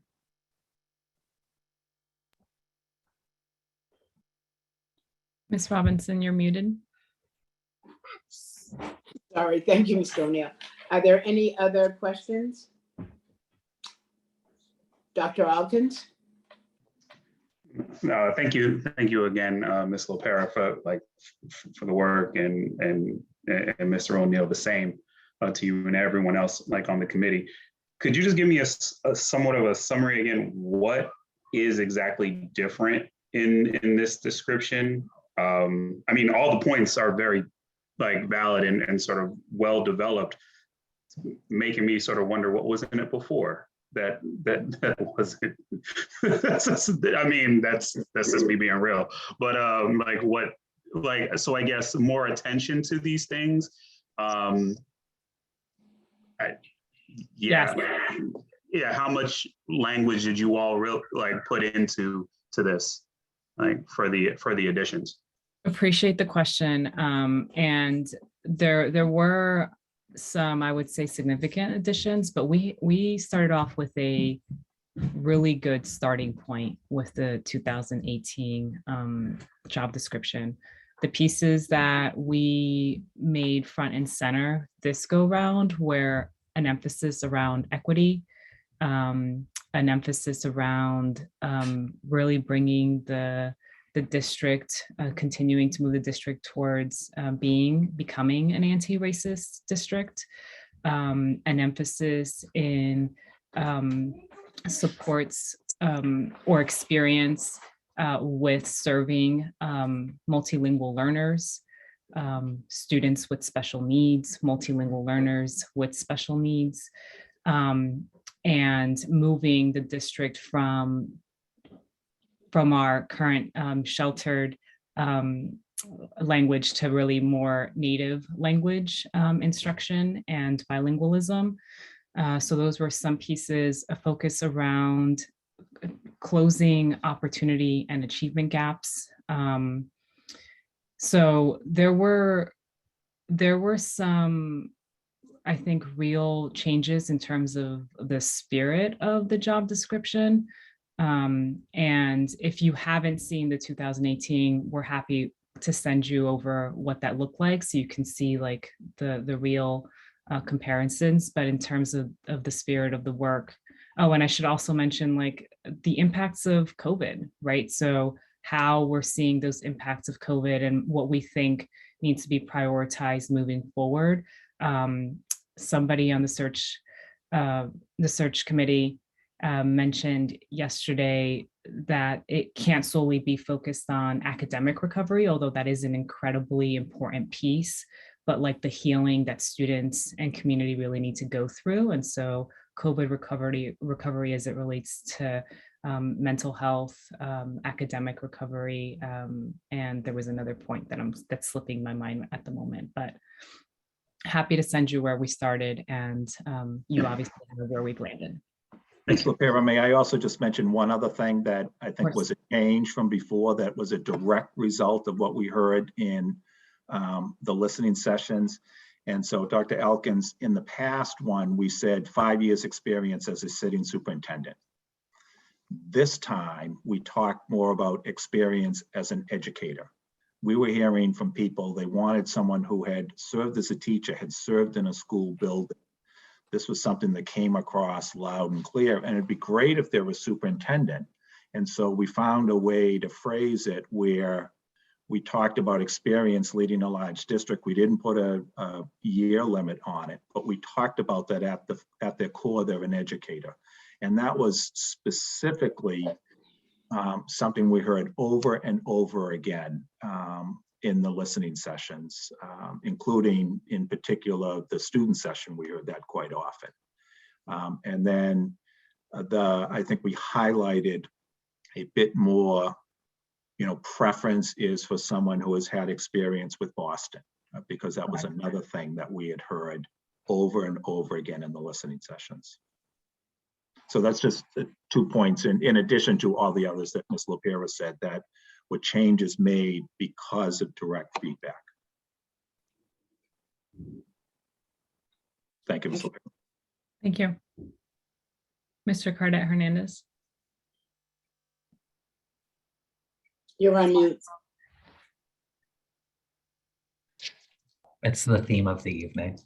I am naming this because it's like the elephant possibly in the room, but this is like an incredibly big job with a pretty complex set of skills that a person would require in order to meet all of this. A unicorn, one could say. So I'm just sort of saying it because it's worth naming. On first blush, it reads as 2 jobs. 2 different people possibly. But I'd be remiss if I just didn't sort of say that up front, particularly as we are going through this process again, trying to find the right person to lead our system at this particular moment, but recognizing that we also want to create the job in a way that it is realistic and something that someone can also experience success in. And so this is less of a question and just more of a comment that we want to bring someone in who we also want to see win. And we have to create the conditions for that to happen, but also a description of a job that would allow them to also achieve success as well. Thank you for that, Mr. Cardet Hernandez. I think the words that you were looking for were stated in the Globe. We're looking for God, and God has a job. But the reality is there's a lot of good work that's happening, and there's a lot of work to be done. And I think the spirit of this job description is about a leader who can continue to move the district forward, and knowing that the way there are specific qualities that we're looking for, there are specific skills that we're looking for, but those skills also engage a team. And so I think it's really important for this person, as they're looking at Boston, to understand where we are, where we want to be, and then where they have direct skills and experience to move these pieces forward, and where they will know that they will need to hire or they will need to have specific team members to help complement that as the full scope of work. And so I appreciate you naming that, because there is a lot, and there is a lot of work. And we've talked about how the superintendent role has been an incredible challenge. But I think that it's also important for us to be transparent with candidates as to like, this is where we are and where we want to be. We want you to help. We want you to be one part of getting us to where we want to be. Dr. Alkins?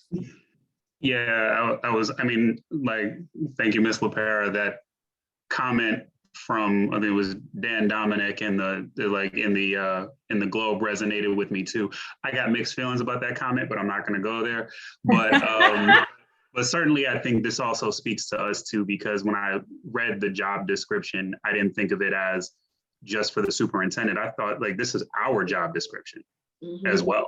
Like this is our work that we're doing. And so I appreciate you sort of saying that, you know, the superintendent, in addition to the fact that it is a very important position, it is one aspect and one cog in the wheel that we're all contributing to. So I did appreciate the detail that it did go into.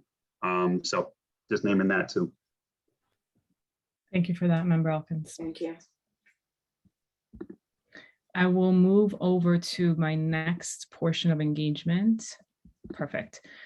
So as you know, the search committee has held 4 remote community listening sessions, 2 general sessions, a Spanish speaking session, and a student focused session.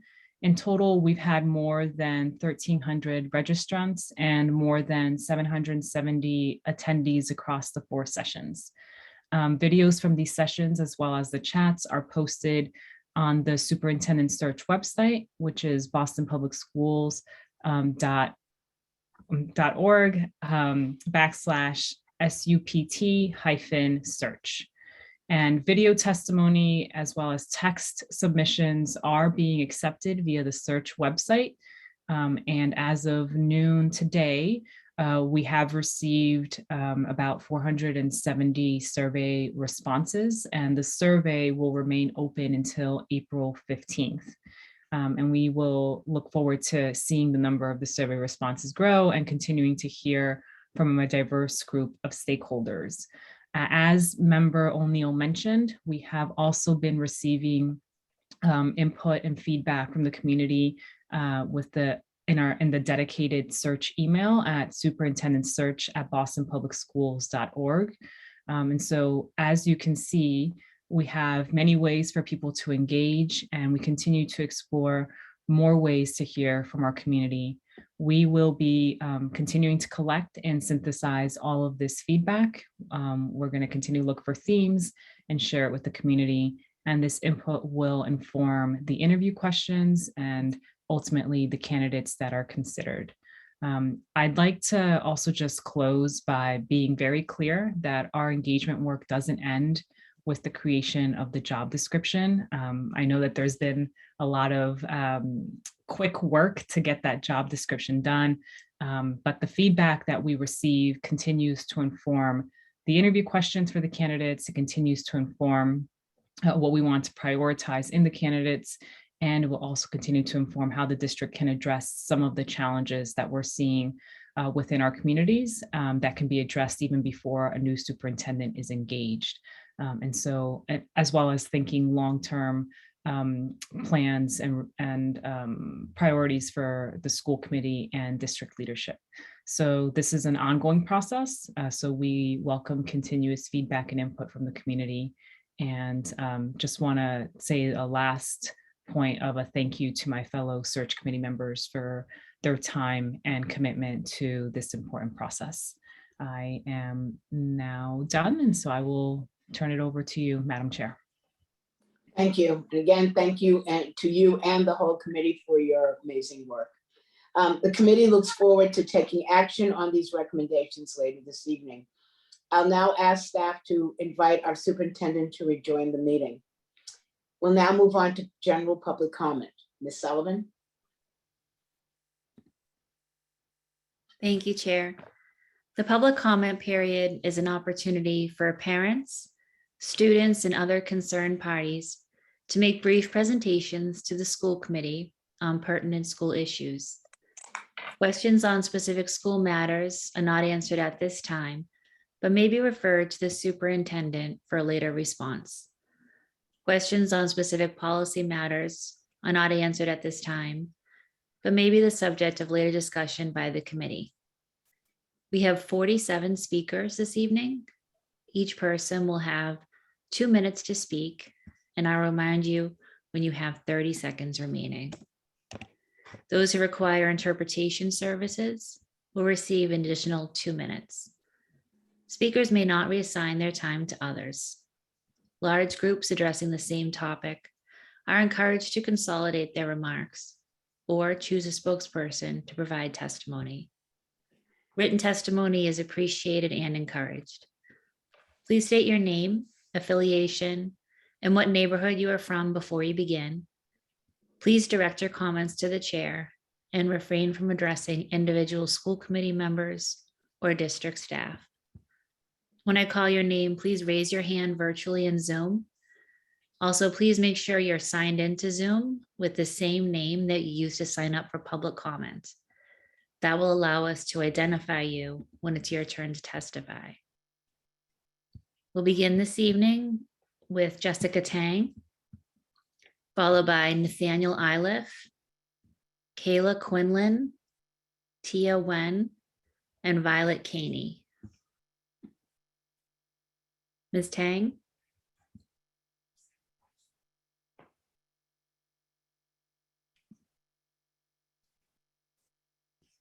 There we go. Can you hear me?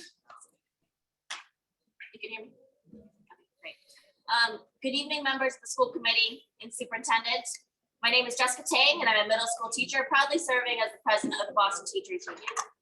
I'm here this evening on behalf of our 8,500 in-service educators and in partnership with our families, students, and community allies, as well as 3,000 retired educators, many of whom are serving also as critical substitute teachers during the staffing shortage crisis. We are here with one united message. After 2 extremely difficult years and now entering our 8th month without a contract, our students, families, and educators deserve the proposals we've set forth in our contract package. We are delivering a petition signed by thousands of BTU educators from across the district. Over 5,500 signatures were added in just a couple of weeks.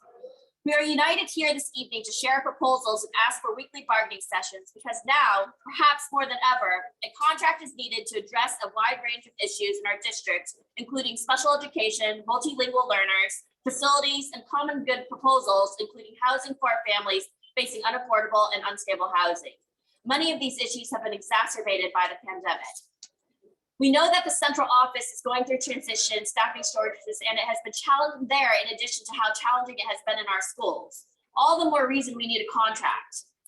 In order to retain the staff we do have, the district needs to show our educators and families how much we appreciate, respect, and care for them. This contract will facilitate stability and progress that can attract talent as well. Our joint interest with the school committee is to provide the best possible education and opportunities for every student, and the proposals we presented were created and informed by our families and students in addition to BTU educators. Many have already been put into place. Codifying gains that this committee and superintendent have initiated and approved for next year's budget in our contract will move this district forward and sustain the quality guarantee into the future. Unfortunately, we did not see those proposals last night for BPS, and we're very disappointed with the majority of ones we did receive, including proposals that would add 10+ hours of additional work, uncompensated weekly work above and beyond extended learning time school hours, and ones that would do away with our class size limits and including staffing that have been critical to improvements in the last few years. However, we are committed to working through our differences because we know that our proposals are the ones our students need and that our proposals are supported by our stakeholders, including the Boston Education Justice Alliance, the Greater Boston Interfaith Organization, and City Life Vita Urbana. There's no reason we can't get this done expeditiously. Lastly, we also hope that the school committee will join us in the City Council in taking a resolution vote against state receivership and additionally disempowerment zones. We are in agreement there is work to be done. Our stakeholders are here with us to share what interventions we do need, not top-down ones, but ones that are ground up. And our contract is one of the greatest tools we have to ensure that all students in all schools have what they need to flourish and reach their greatest potential. And that is why we need a BTU contract now and ask that the school committee and BPS prioritize our negotiations and respond to our proposals. A fair and equitable contract is the morale boost and show of appreciation and respect that our educators and families deserve. Thank you. Thank you, Ms. Tang. Our next speaker is Nathaniel Iliff.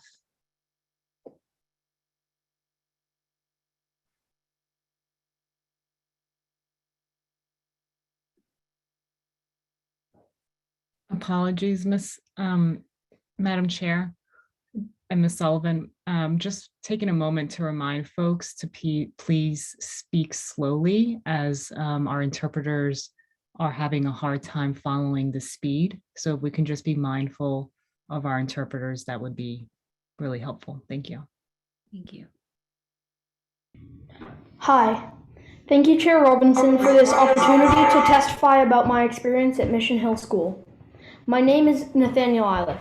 I'm a 7th grader at Boston Latin Academy, and I attended Mission Hill School from 2nd grade through 6th grade. I would also like to testify on behalf of my little sister Zoe, who is in K1 at Mission Hill School. I know that everyone's experience at school is different, and I can only tell you about my experience and maybe a little about my sister's experience. I think my experience matters because I was taught for 4 years by the 2 teachers who the district suspended at the beginning of the school year.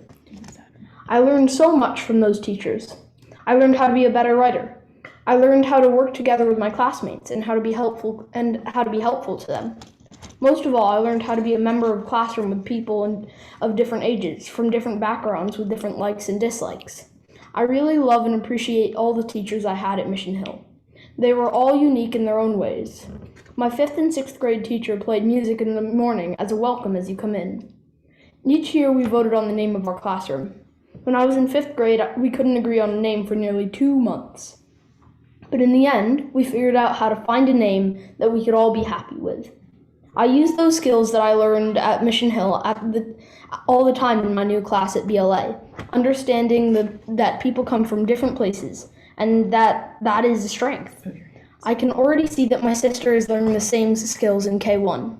I am here because I want to make sure Mission Hill School can continue to teach kids like me and my sister and all my classmates to be members of our democracy in our rich city community. I think it's really important. Right, Zoe?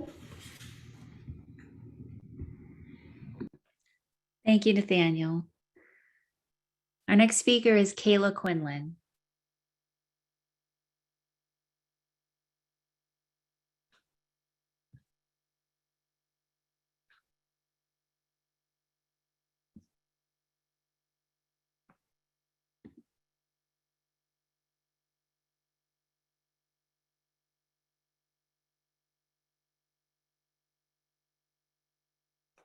Kayla, if you can please accept the prompt.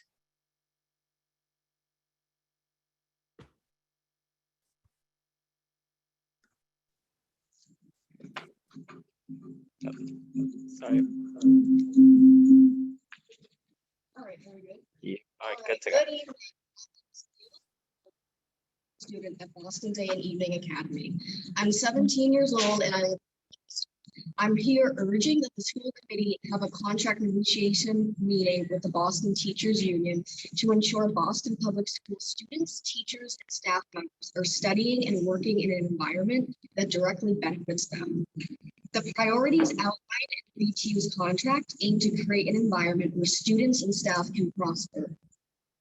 All of these priorities are fundamental to creating and maintaining an equitable district that provides students with the education they deserve. Their proposals relating to housing justice are especially important to me. Having a stable, comfortable living environment is essential to a student's ability to thrive. Students and their families need and deserve state-of-the-art affordable housing. How can a student even contemplate worrying about their coursework when they're worried about where they're going to be living? I know firsthand how deeply having a home impacts your emotional, social, and academic well-being. My family has struggled in the past with attaining and maintaining a stable housing environment. Eventually, we were able to find affordable housing. If the proposals outlined in the contract are implemented, for example, bringing together private and public sectors to help house 4,000 homeless students, advocating that BPS families can't be evicted during the school year, and increasing affordable housing near BPS schools, then multitudes of BPS students and families will be able to live a comfortable life without the insecurity without the threat of housing insecurity looming over their head. These measures will bring us closer and closer to ensuring that our district is safe and equitable to all. 20 Students seconds. deserve equity. The contract also prioritizing improving the number of social emotional supports present in schools, aiding in addressing the mental health crisis currently present in our district, as well as providing students with state-of-the-art facilities, which make all the difference in improving a student's experience at school. Their priorities will be instrumental in addressing the needs of everyone across the district, and BPS must hear them now. The district needs to listen to the voices of students, teachers, and families, demanding they meet with the BTU to negotiate their new contract, as it will improve the lives of so many with the district. We need contract negotiations now. Thank you. Thank you, Kiera. Our next speaker, Tia Wen, is not signed into the meeting. So next we'll hear from Violet Caney. Violet will be followed by Lilianis Rodriguez, Karina Gonzalez, Brittany Quiones, and Orion Gomez. If you could please raise your hands virtually. Violet?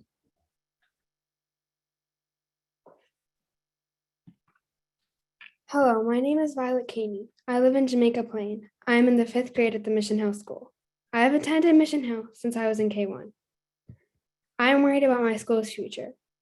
I've heard that Boston Public Schools thinks our school is not a safe place for students. That is not my experience. I am proud to be a Mission Hill student. Mission Hill educators have worked hard to make the school a safe place for students.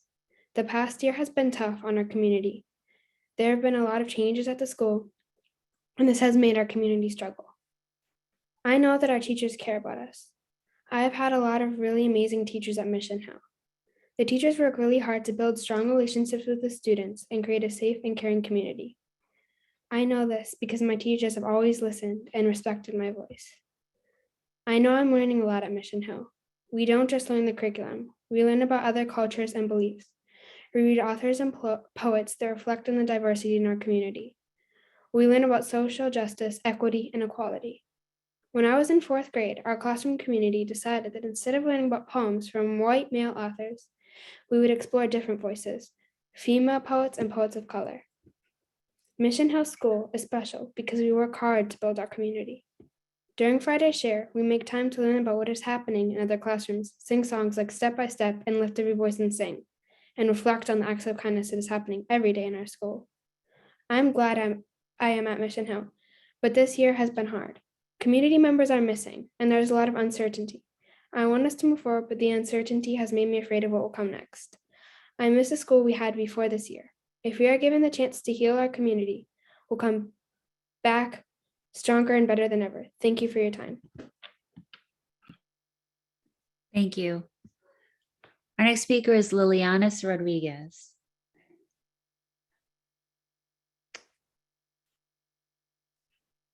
She's not logged into the meeting. So our next speaker will be Karina Gonzalez.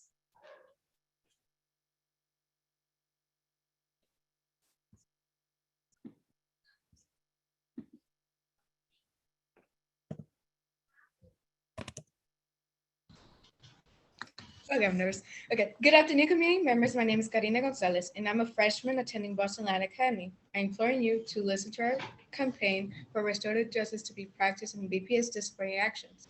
Sociedad Latina has been fighting to make the student's mental health a priority. Cops in school contribute a lot of distrust within the child, leading to poor conduct. We ask you to have a change of heart and allow there to be more counselors in school that take restorative justice practices seriously. Revise disciplinary actions, and minimize cops in schools. This will help support BPS and your claim as an anti-racist district. According to the ACLU, 51% of students of public schools identify white and 16% of students of public schools identify as Black. Yet, 42 of the suspensions are Black students and 31 are white students. It is known that students suspended or expelled for discretionary violation are nearly 3 times more likely to be in contact with the juvenile justice system the following year. As a Latina young lady who lives in the projects, I understand that these statistics are higher for Black students due to the racism and the unconscious bias in the educational beat. When students are acting up, it is because they're going through hardships and they should have a safe place at school to talk. By coming together in restorative justice, this can be done by revising the code of conduct and having several physical and emotional courses, such as mental health practices and self-defense classes. My peers and I have gone through experiences where guidance was needed physically and emotionally. We depend on school resources and administrator to provide that. Yet to the insufficient counselors and support, the school system has failed us. To better the lives of BPS students, we demand that in each school, there should be one counselor per 150 students and that there should be a working group to review the school 20 resource officer roles. There are government benefits in the exploitation of Black and brown bodies in prisons and jails, which starts through the school to prison pipeline. The exploitations and labor by our bodies are not to contribute to higher systems of capitalism and white supremacy. There are students that could have made a difference in the world, but that was taken from them by being human and making mistakes. What are you going to do about that? This can all be stopped by making all these things come true in the 2023 budget and BPS. Thank you for your time. Thank you. Our next speaker is Brittany Kionis.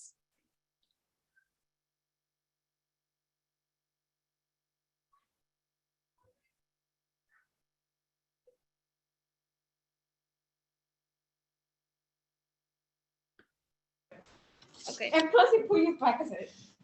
Good afternoon, Superintendent Casillas and members of BPS Board. My name is Brittany Quiñones and I'm a resident of East Boston. I attend to Fenway High School and I'm a young community organizer at Sociedad Latina. I'm asking you to please listen to students, parents, and general community members who are advocating for fully funding and ethnicity studies models in Boston Public Schools. In my home country, Guatemala, there are ethnic studies courses that we can take and learn from it. But when I came to United States, there was none. I have lost the connections to my ethnicity and the significant role that Latinx community plays in the society. This was also shock to me because BPS is made up in a large part by Latinos. Latin students make up 43% of all young in BPS, but Latin teachers only make up 10.7% of the teachers in the district. This means Latinx students are not able to express their culture and ethnicity in the classrooms. This is why we demand that BPS hire teachers that reflects the race and ethnicity of the students in the classrooms. There should be a focus on diverse faculty recruitment, incentives, and retentions in BPS. Furthermore, there should be an opportunity of BPS teachers to receive a license in ethnic studies, and we should provide at least one part teacher at each school who provides ethnic studies courses. Incorporating their demands will allow Latinx students and other students of color to connect more with their own histories and contributions. Now that I'm a student at Fenway High School, I have the opportunity to explore some of these topics again in a Spanish class. Unfortunately, not everyone is as lucky as I have been, which is why we also demand that there should be a variety of ethnic studies courses offered, as well as intro to the ethnic studies courses, which will teach an intro to critical race theory. Other courses should include migration, Black, Latino, Indigenous, and Asian studies. We must make this priority of all our schools. We hope you enact these demands to benefit the lives of BPS students through teaching ethnic studies as part of the Progress curriculum. To do so, you must place these demands in the 2023 budget of BPS. Thank you for your time. Thank you. Next, we'll hear from Orion Gomez, followed by Josue Sierra, Jahara Tavares, Mike Heischman, and John Mudd. If you could please raise your hands virtually in Zoom. Orion Gomez. Hello, my name is Orion Gomez. I am a junior at Fenway High School. I am a youth community organizer at Sociedad Latina. I am fighting to have more restorative practices and school counselors in all of BPS. From our research, we found that school leaders' expectations, what about constitutes the school counselor role, are often out of sync with counselors. Expectations typically reflect confusion, about what counselors should do. For example, Blake's 2020 study of high school counselors found that school leaders direct counselors to devote time to administrative tasks, such as scheduling and test coordination that fall outside the counselor's role as defined by the American School Counselors Association's 2019 national model. Therefore, BPS needs to allocate more resources to counselors effectively assign time for all the students' needs in their own personal tasks. BPS needs to hire more guidance counselors and equability assign one counselor to every 200 students at every school in BPS. We need to improve the citywide average, which leaves behind our underfunded school guidance counselors. Additionally, I want to share my personal story in receiving direct support from a counselor at Findlay High School and the positive influence this had on me. In my freshman year, I had a supportive counselor that helped me through rough times. I was able to express my feelings and resolve issues at school and to get to know my counselor. I am an example that it is important to appropriate counseling at BPS. SocioDot is asking for more following resources to be provided for our young people. All BPS should have several courses available for physical and emotional support. Excuse me, Orion, I'm afraid you're past your time. If you could please With wrap up. all of our school partners to create safe community spaces for the healing and full well-being for our students. And lastly, BPS needs to form a working group that reviews current school resource officer roles in an effort to ensure a transparent and fair process for hiring. This working group should focus on updating the SRO's role to include restorative justice practices and creating spaces for healing with our minority students in BPS. We are distrusting of the police department's role in our school system. Thank you for your time. Thank you. Josue is not signed into the meeting, so our next speaker will be Jahira Tavares, and I'll invite our Spanish interpreter to please support our next speaker.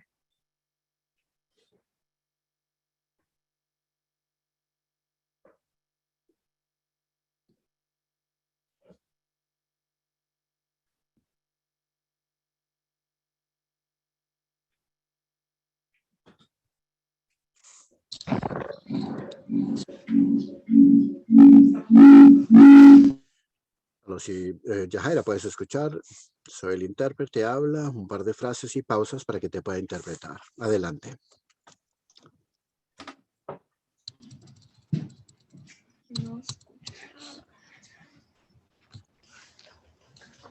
Hola, miembros de la Junta BPS. Mi nombre es Yaira Tavares Félix y soy residente de Hyde Park. Yaira Felix is my name. Good afternoon, members of the school committee. I am a resident of Hyde Park. Asisto a la Academia Margarita Muñiz y soy organizadora de la comunidad juvenil en Sociedad Latina.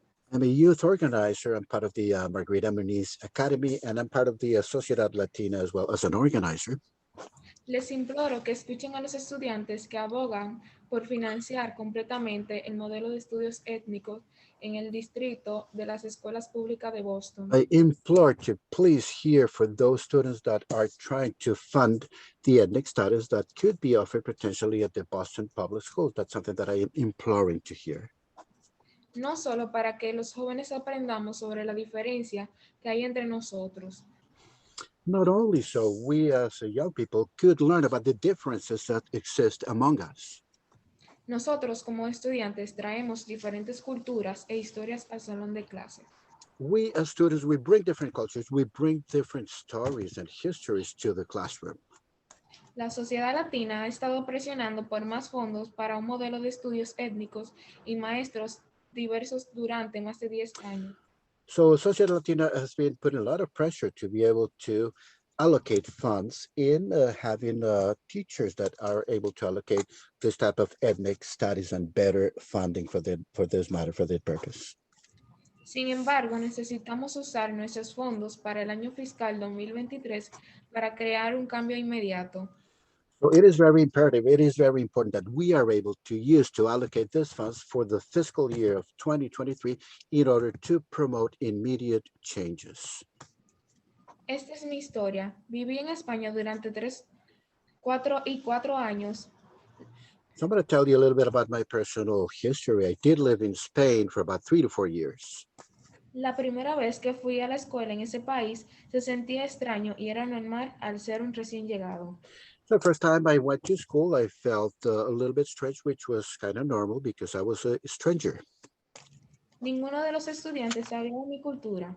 Siempre me trataron diferente porque tenía la piel oscura y nada de facciones bonitas. None of the students, they understood that I was not part of the culture. They did not treat me like them because they noticed the color of my skin was a little bit darker and I belonged to a different culture. Soy mestiza y represento a la raza africana e hispana y desde entonces me han avergonzado en el salón de clases. So I had to go through and shame. They put me in shame basically, and I was embarrassed because I have a mixed race. I'm Latino as well. I have some African descendants as well, and that has been they put me into a kind of a shame because of this. Me habían puesto en el nivel más bajo del salón de clases y sí, había más como yo, pero de culturas diferentes. So they actually put me on a lower level, possible level that they had. And yes, indeed, I was sharing this level with different cultures. No se molestaron en ver dónde nací ni hacerme sentir cómoda. They did not take the time to find out where I was born, and they did not take the time to make me feel comfortable. Recién estamos empezando a aprender sobre la cultura española y este malestar me hizo abandonar la escuela. So we just started to learn at that time about the Spanish culture, the Spaniard culture, and I felt very uncomfortable to the point that I had to quit school. 30 seconds. 30 segundos, Yahira. Sentía que asistía a la escuela para solo tomar asiento y perder mi tiempo. So basically, I felt I was going to school just to sit there on a chair, and I was wasting my time. Debe haber una variedad de cursos de estudios étnicos que se ofrezcan como complemento a un curso de introducción. So my point is there has to be a variety of ethnic studies that are part of an introductory class. They have to be complementary, the ethnic classes, that is. Los cursos complementarios deben incluir estudios de inmigración, negros, latinos, asiáticos e indígenas. It's imperative that every course that is given regarding immigration, they have to include all different races. The Black race, the Indians, the Asians, the Hispanic race, all different cultures have to be included in this type of studies. Por Thank you, último, Jahira. And lastly, what I wanted to say, Jahira, Yolanda, termina. Por último, las escuelas públicas de Boston deben asociarse con organizaciones comunitarias como Sociedad Latinas y otras instituciones de educación superior. So the last point that I wanted to make is that the Boston Public Schools, they must associate with different organizations like Sociedad Latina. Gracias por estarnos aquí hoy y esperamos ver un cambio efectivo a través de los estudios étnicos en las escuelas públicas de Boston en el 2023. And they have to associate also with higher education institutions, and they have to allocate more funding for the purpose of having more ethnic studies here at the Boston Public Schools. And that's what I wanted to say. Thank you very much. Thank you, Jahira. Muchas gracias, Jahaira. We will now activate the interpretation icon, and all interpreters will be sent to your channels, and you can begin interpreting again. Our next speaker is Mike Heischman, followed by John Mudd, Jessica Berwick, Allison Cox, Virginia Asane, and Jess Madden Fuoco. If you could please raise your hands virtually in Zoom. Mr. Heischman? Mike Heischman, Dorchester, Beja. Commissioner Jeffrey Riley and DESE provide the BPS with problems and obstacles that make it impossible for us to provide a high-quality education for our children. We are a high needs district and DESE provides us with insufficient funds. Since 1993, the Commonwealth has cursed Boston with MCAS, the Massachusetts Child Abuse System. This discriminatory system is designed to ensure that children who attend wealthy white schools in the suburbs look like they are doing an excellent job, while communities like ours are guaranteed to do poorly. We are then judged to have failed. Punitive actions are taken against our children, and hostile actions against schools that they designate as low performing. We know that BPS does have serious challenges, and we know that we must do better. JR needs to get out of our way. For over 2 years now, the corona pandemic has added much misery for our children, their families, and our community. Coping with this tragedy in an under-resourced system housed in many unsafe and unhealthy facilities has devoured an enormous amount of our school system's time and energy. I'm sick and tired of hearing from JR, and DESE that our children are falling behind. Look at the test scores, and ignoring that a major reason has been corona. The pressure from DESE for the school system to immediately raise our test scores or else is abusive. DESE has recently invaded our schools to conduct another evaluation and to continue their harassment. Never mind that the pandemic continues. Never mind that Mayor Wu just fired our superintendent. We must defend our children against destructive, miseducational DESE policies and practices. We must resist ongoing and future threats of hostile takeover.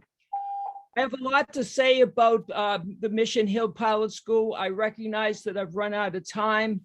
I'll send you my testimony. I just want to quickly say that my daughter is a founding student at the pilot school. It's a great school. I'm really upset that you have sent them into bureaucratic purgatory. It looks like you're trying to murder the school. I am so upset by how much that you have mistreated this great school. Thank you, Mr. Heishman. Next, we'll hear from John Mudd.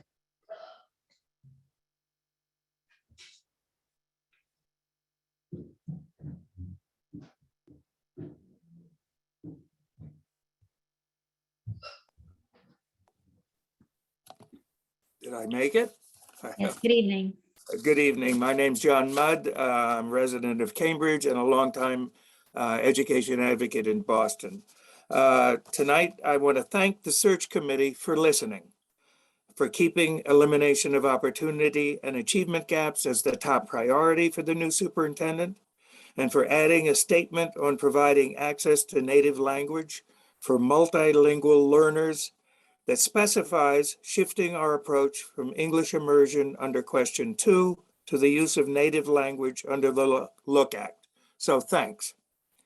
Now comes the hard part, the actual search for candidates who can meet the ambitious criteria we have set as a community. In this process, I want to emphasize from the beginning the critical importance of background checks on candidates, what I call checkouts.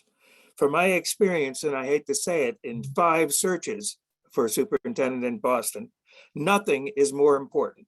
Resumes and interviews are fine, but checking carefully what a candidate has achieved and what people think of them from a variety of perspectives, from parents and parent groups like the SPED PAC, to civil rights organizations, to child advocates, etc., is crucial. People don't change. They bring their strengths and weaknesses with them, and we should know what they are. We haven't done enough of this in the past, and we've paid the price. Just as we've checked out candidates, I was glad to hear that the search committee has done its due diligence in vetting the search firm applicants. In the last search, the public was able to see all the qualifying firm proposals and comment on them. This time, that didn't happen. Having been close to the search for the director of the Office of English Learners that the firm conducted here, I was glad to hear that the search committee had satisfied itself that the firm is now up to the job. Someone with Richard Carenz's experience is important to hear about his involvement, And not only is the firm crucial, but the team and who leads the team that actually does the work is critically important. Just finally, I want to reiterate the crucial importance of checkouts on candidates, and that you insist that the search firm do careful and thoughtful search checkouts, and that you do it yourself or ask others for help. Thank you for allowing me to talk. Thank you, Mr. Mudd. Our next speaker is Jessica Berwick.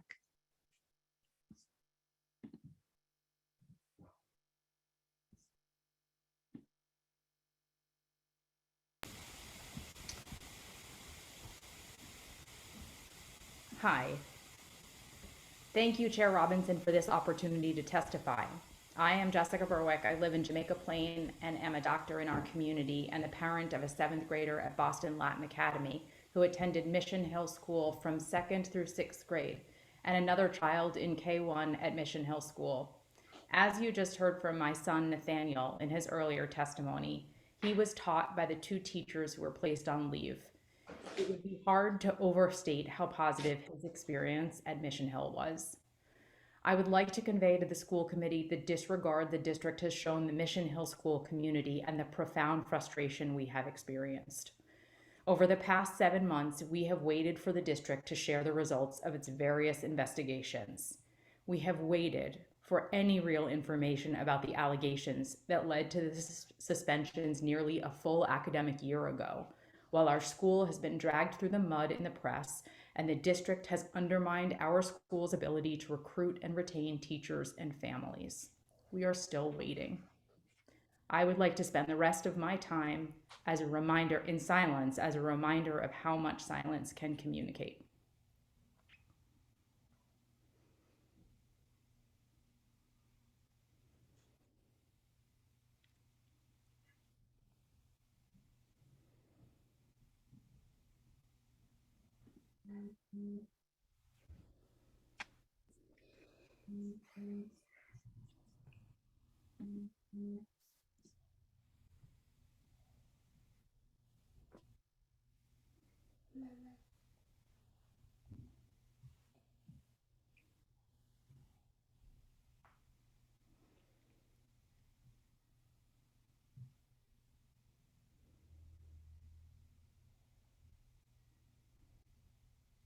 Thank you. Thank you, Ms. Berwick. Our next speaker is Allison Cox.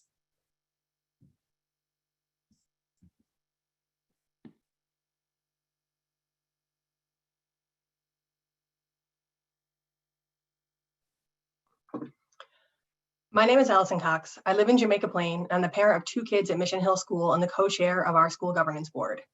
This fall, the superintendent wrote to Mission Hill families saying, I and the team at BPS continue to pursue the best interests of our students, staff, and overall community. This commitment has not been upheld. Instead, it's become increasingly clear that the district is deliberately trying to phase out the school via its inaction. I understand and support the need to investigate past allegations of harm. What I cannot understand is why, in attempting to right allegations of past wrongs, our current students, staff, and families are being punished. The district is curating a version of Mission Hill without authentically engaging with the community. It has not offered listening sessions, nor has it provided surveys or other opportunities for Mission Hill families and parents and staff to share their impressions of instruction and culture leading up to this year, or in the time since the district intervened this fall. Decisions are being made about our school without input from our community. At Family Council last week, families spent time wrestling with how we could respond to the BPS-wide family survey in a way that makes it clear that our low scores there are not a reflection of the school we know and love, but rather the result of the negligence we've been experiencing since September. The district's youngest students received lottery results last Friday. We've heard from excited families eager to get to know our school. Because of the district's failure to share information, there's very little we can tell those families about what our school will be next year. Our staff, teachers BPS should be incredibly proud to have in its ranks, deserve to make career plans knowing what BPS has in store. The principal candidates we're interviewing deserve to know what they're applying to lead. The teaching candidates who we are finally allowed to start interviewing deserve to know if the positions they're applying for even exist. The district's actions this year have broken our trust, but Mission Hill is a remarkably caring, thoughtful, and resilient community. It is not too late for us to heal and move forward, but we need the district's genuine partnership to do so. I ask that this committee take steps to ensure the district prioritizes the educational experiences of our school's current and future students. Assurances that our school will continue to exist and be allowed to heal and move forward are long overdue. Thank you for your time. Thank you. Our next speaker is Virginie Assain.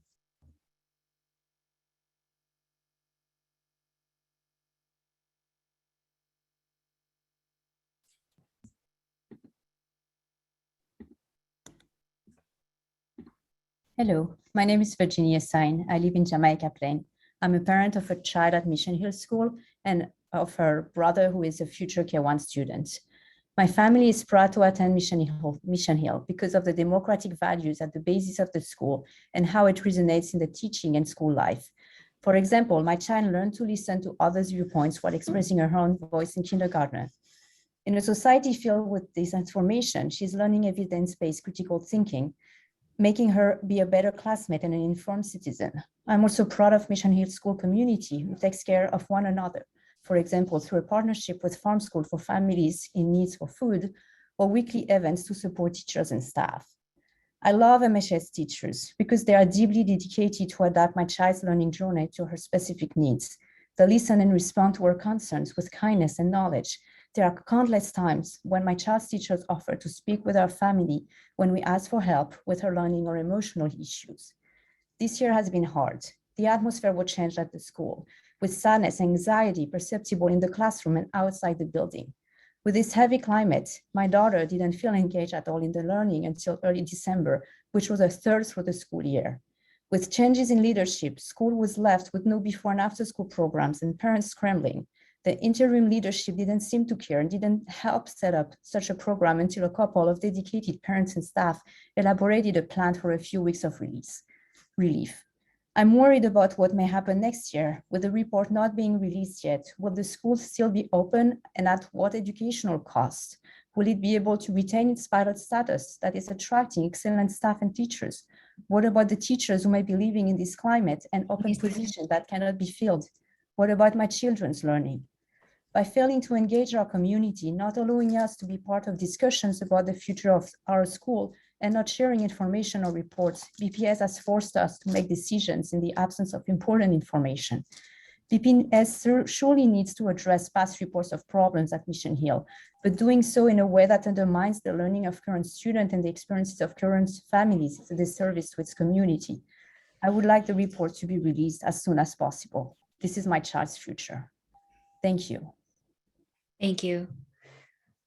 Just Madam Fuoco is not signed into the meeting. So next we'll hear from Edith Bazile, Rachel Young, Allison Friedman, Lauren Peter, Elizabeth Ferenz, Pamela Rose, and Lon Drucker. If you could please raise your hands virtually in Zoom. Ms. Bazile?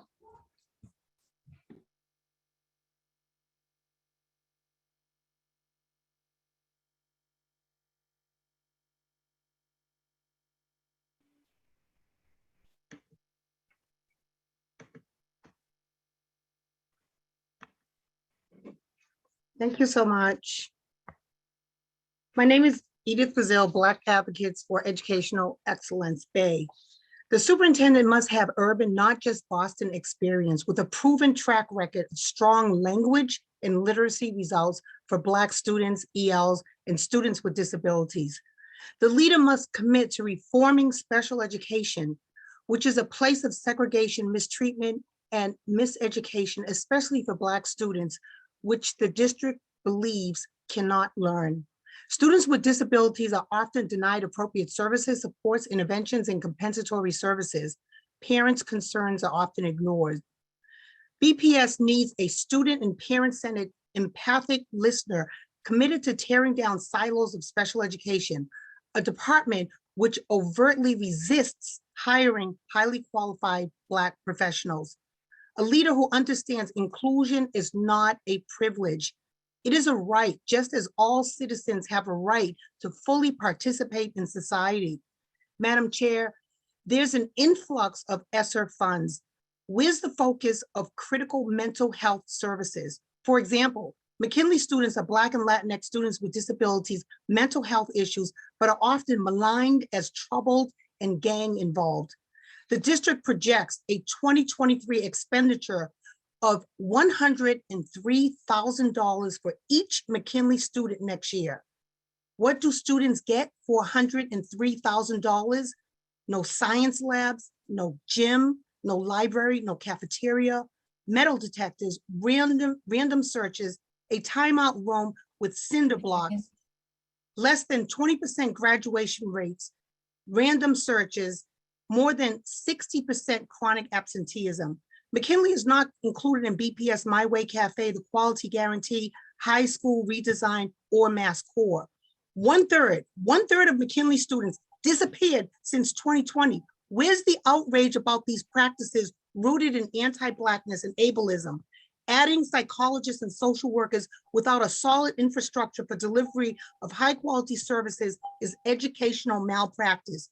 BPS hired a senior advisor for special education in January, yet there's no plan, no vision, or no reform. McKinley is only one of the egregious failures of special ed. In conclusion, Madam Chair, there must be a plan now for next academic school year. Without a plan now, the new superintendent will have no proactive structure to build on. The structure for reform must occur now for the next academic year. Thank you so much. Thank you. Our next speaker is Rachel Young.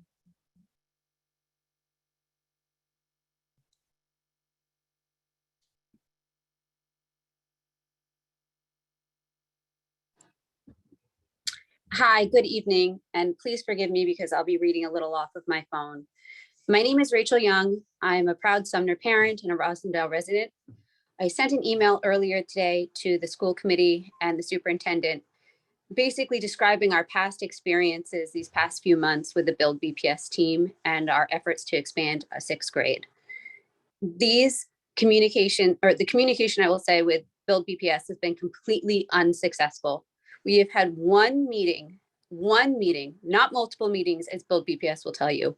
We have had one meeting with the Build BPS team. It was supposed to be in February and got pushed to March.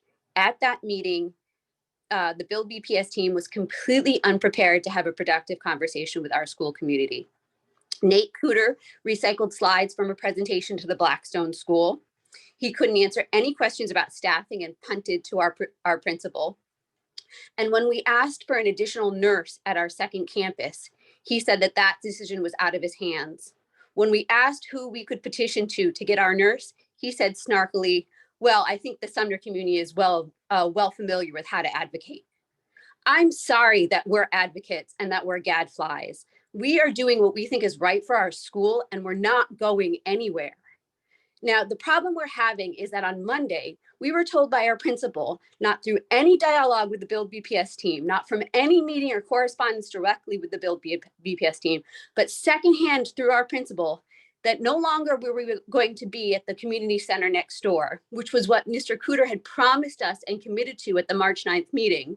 But now we were being told 2 days after K-1 placement letters went out, now we were being told that we were going to be at the Irving, a half mile away from our school. This was such new information that it threw us off our seats. We had a meeting plan that evening to start looking at the interview process we had with sixth grade teachers, to talk about fixtures, furniture, and equipment that we needed for our classrooms. All of that got thrown out the window when we suddenly were talking about this Plan B that we had just learned about. And to make things worse, we were also told at the same time that this would only be a one-year plan. It was temporary because we were being considered for a merger with another school. So we were now looking at these multiple contingencies because we had no real information from Build BPS. Excuse me, Ms. Young. I'm afraid you're past the time. Yes, I'll wrap up. I got a follow-up call from the superintendent's office today saying that the best they could do was get us a meeting with a junior Build BPS administrator that had no real decision-making authority. This is not acceptable. We need to speak immediately, us, the parents, the SSC, not just the principal. We need to speak immediately with the Build BPS team. I was Thank you, asked at that conversation with the superintendent's assistant, with Megan Costello, if we could extend a little grace, because there's a lot going on with Build BPS right now. And I said, quite honestly, I have no more grace left to give. Thank you. Thank you, Ms. Young. We will circulate your written comments as well. Our next speaker is Allison Friedman.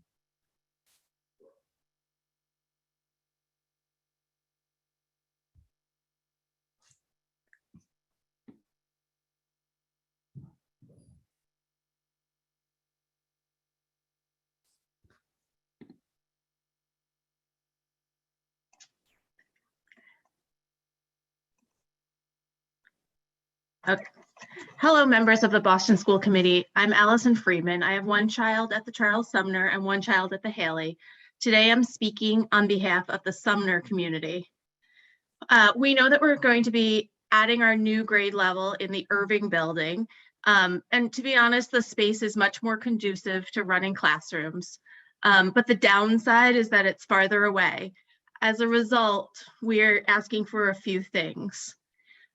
We would like the committee that makes decisions about nurses to reassess our situation, since the situation has changed. I park right in front of the Irving building oftentimes and walk to the Sumner for dismissal. With waiting for a traffic light and crossing a major street, it takes upwards of 5 minutes, and that doesn't include getting in and out of a building. Because of the one-way streets and lights, I don't think driving is any faster. We could have students with diabetes, epilepsy, allergies that might require an EpiPen. I happen to be type 1 diabetic, and if I were in insulin shock, I would need glucagon before a nurse could get from the Sumner to the Irving. I had such insulin shocks twice when I was in elementary school and was lucky that a nurse was nearby. My daughter requires an EpiPen for bee stings. With windows open, she could need an EpiPen at any time. The time it would take for a nurse to get from the Sumner to the Irving might be too long for her. We would also like to know if there will be any other schools co-located in the Irving building. We think that planning for sharing resources and/or keeping things completely separate is really important, and that requires conversations between staff who will be gone in the summer. 20 seconds. It also may impact which grade level Sumner decides to send over to the Irving building, and we need to tell teachers if they are moving soon. The other thing is that we would like to bring 2 grade levels over there. Being farther away, a single grade level could feel like an island of culture. I've had that at my own school with a single grade level in a building, and it went very poorly. So we would like to be able to bring 2 grade levels over to that building. Thank you very much for your time. Thank you. Our next speaker is Lauren Peter.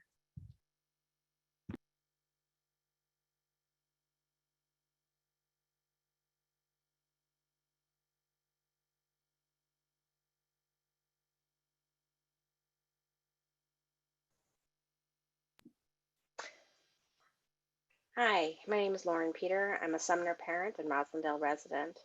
My daughter is a Sumner student. I'd like to correct a misapprehension from earlier. I'm not upset about the change to the Irving allocation for a single year per se. I'm very concerned that I don't believe that equity tools are being used as the driving force behind decisions that are being made for our community. It's extremely important to us that Sumner students have a safe and high quality experience next year for the single year that they're allowed to be at the Irving campus, and the year after that where we move again to a location that we haven't been told where that will be. So again, we're kind of working with unknowns, which is really unhelpful. And you know, there's a good possibility that we will be moving again in the 3rd year. And this has caused, as was said before, like a great deal of apprehension and uncertainty among the parent community that we already have, and we're in the middle of school choice. So we really feel like a lot of time has been lost, and there's been a great deal of lack of communication. The Irving was on the table for a single year before this. The fact that it wasn't chosen between November and April, a lot of time was lost. To that end, I request that our budget be reassessed for a second nurse.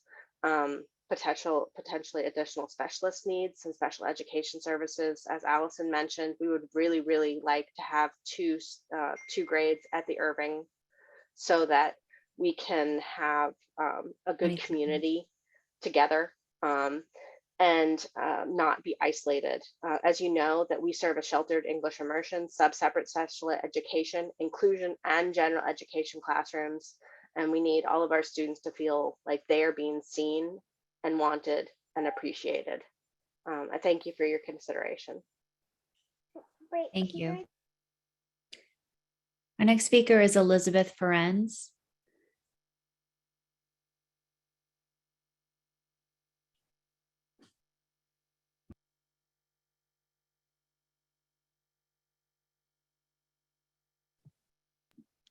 Hi, good evening. My name is Elizabeth Ferenz. I'm also a Sumner parent and a resident of Rosendale. My daughter enjoys her time there in first grade. And I want to continue to support what I've been hearing both the Mission Hill families and our families saying. The BPS has an equity tool. It has an approach as to how it says that it's going to engage with school leaders, with families, with kids. And it seems clear that that tool and that approach isn't being used right now in this and probably many other instances. And that's really concerning. When it was first announced that Bill BPS hadn't been able to find a space for the Blackstone, the Mendel, or the Sumner, we knew that the Irving was closing. That was the plan. We knew that the Irving building was a possibility for the Sumner. We were told it wasn't a possibility. We as students and families and community leaders had to argue to get ourselves a sixth grade. Then we spent time between November and December waiting to hear where that would be. Then we were told it was going to be at BCYF. Then it was very difficult to make any progress making plans because we didn't know what the space was going to be at BCYF. Our staff, our school leader, wasted time, lost time. And then it was announced, at least from the perspective of the parents, and only to a limited number of parents, because BPS has not announced this to the entire school committee on Monday, that we were going to the Irving, that it's a done deal. I agree with what Lauren and Allison have said. I'm not against the idea of the Irving. I'm against the process, the way that this has been done, the way that this has been communicated, the complete lack of transparency, communication, and engagement with the school community. 3 seconds. I would really like to ask that you try to rebuild your trust, our trust in you, by being open, active communicators, involving all of us, providing us a school nurse for the second campus, providing us extra specialists since the specialists will be transferring farther, thinking about extra special education services, being transparent about where our school building will have extra space for 2023, 2024, because you haven't announced that.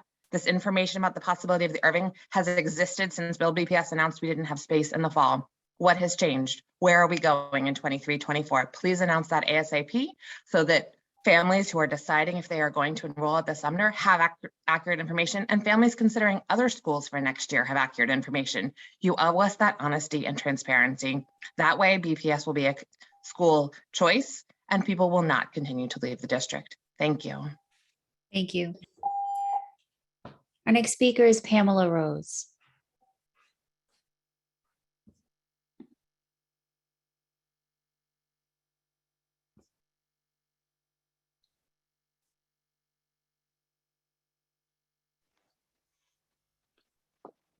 Hello.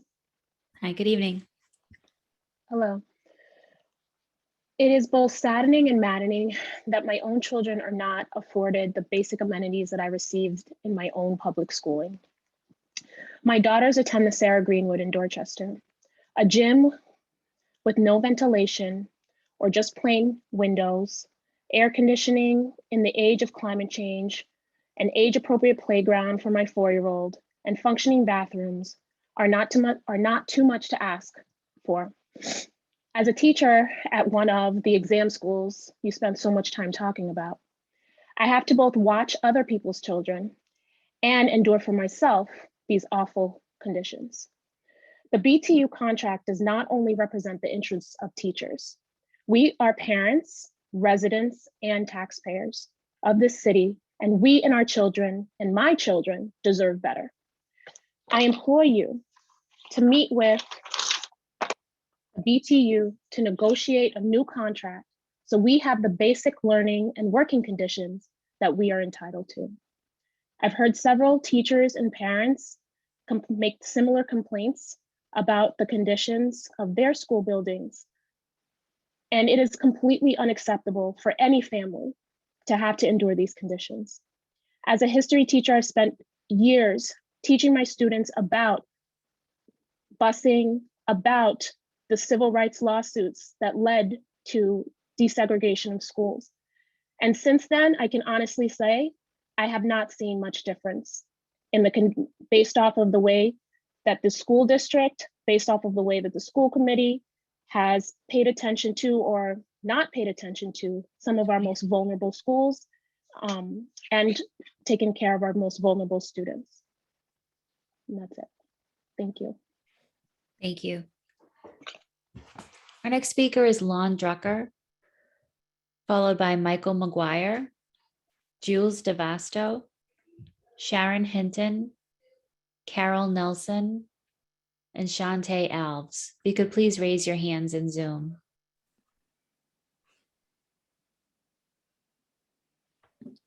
Okay, can you all hear me? Yes, good evening. Hi, good evening. Hi, members of the BPS School Committee. Thanks for the opportunity to speak. My name is Lon Drucker. My family and I live in Jamaica Plain. I am a parent of a student in K1 at Mission Hill. We have been a Mission Hill school family for less than a year, and yet we love MHS. Mission Hill is a great school with fantastic teachers and a unique and effective teaching method. We very much, for example, value the school's emphasis on inclusion. I wear my new Mission Hill school hoodie proudly around my neighborhood. In the fall of 2021, the district ordered an emergency school review with the on-site portion occurring on November 8th and November 9th, 2021. And here I sit on April 6th, 2022, 5 months later, without a single piece of follow-up information from BPS. I certainly did not expect radio silence about this review, since on November 13th, 2021, 5 days after the on-site review occurred, the district sent an email to MHS parents with the following, which I will quote verbatim. As I shared with you before the on-site visit, we expect the summary report to be completed in December, so that would be December 2021. The final report will be shared with the full community, and we will provide a forum to discuss the report and any possible next steps. We will also make the final report available to the school committee. The report will provide context about the school's strengths as well as its challenges. While the ongoing legal investigation has impacted our ability to discuss all aspects of Mission Hill, it is our sincere hope that this report will provide a complete and accurate picture of the school in terms of instruction, professional learning, student opportunity to learn, 20 seconds. And leadership and governance. This report will further refine and provide a more complete picture of the overall experience of our students. That's the end of the verbatim email. This sounds like a great plan, but unfortunately it never happened. By not releasing any information about this emergency review and fulfilling the district's own commitments to the school community, Mission Hill School, the community, staff, and students have all been thrust into uncertainty and are worse off. I ask that the district help us all understand the delay and lack of communication. Is it the upcoming superintendent change, the results themselves, something else? Despite this uncertainty, the school has provided a great education for my son this year and the community is strong. However, the school's future is at risk directly due to the ongoing uncertainty and unknowns created by BPS. How can any school plan for its future and hire staff when critical elements of its future are kept hidden? I'm thoroughly confused about how not releasing information about the review benefits students. Please act now by releasing the school review results and fulfilling your commitment. Thank you. Thank you. Our next speaker is Michael McGuire.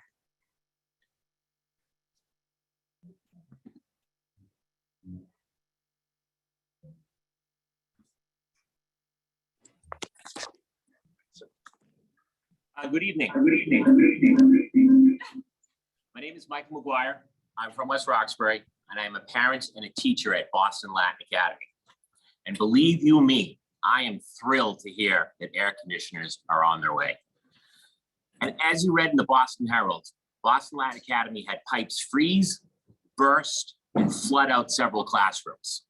3 months later, my colleagues are still displaced.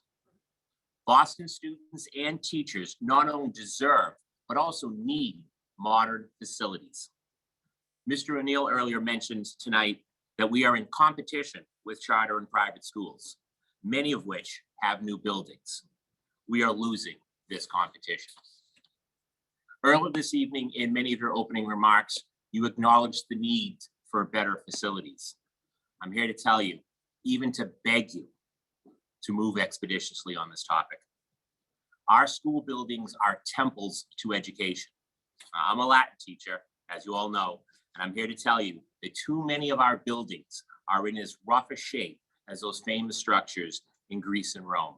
Please repair and rebuild our temples today. Thank you. Thank you. Our next speaker is Jules DeVasto.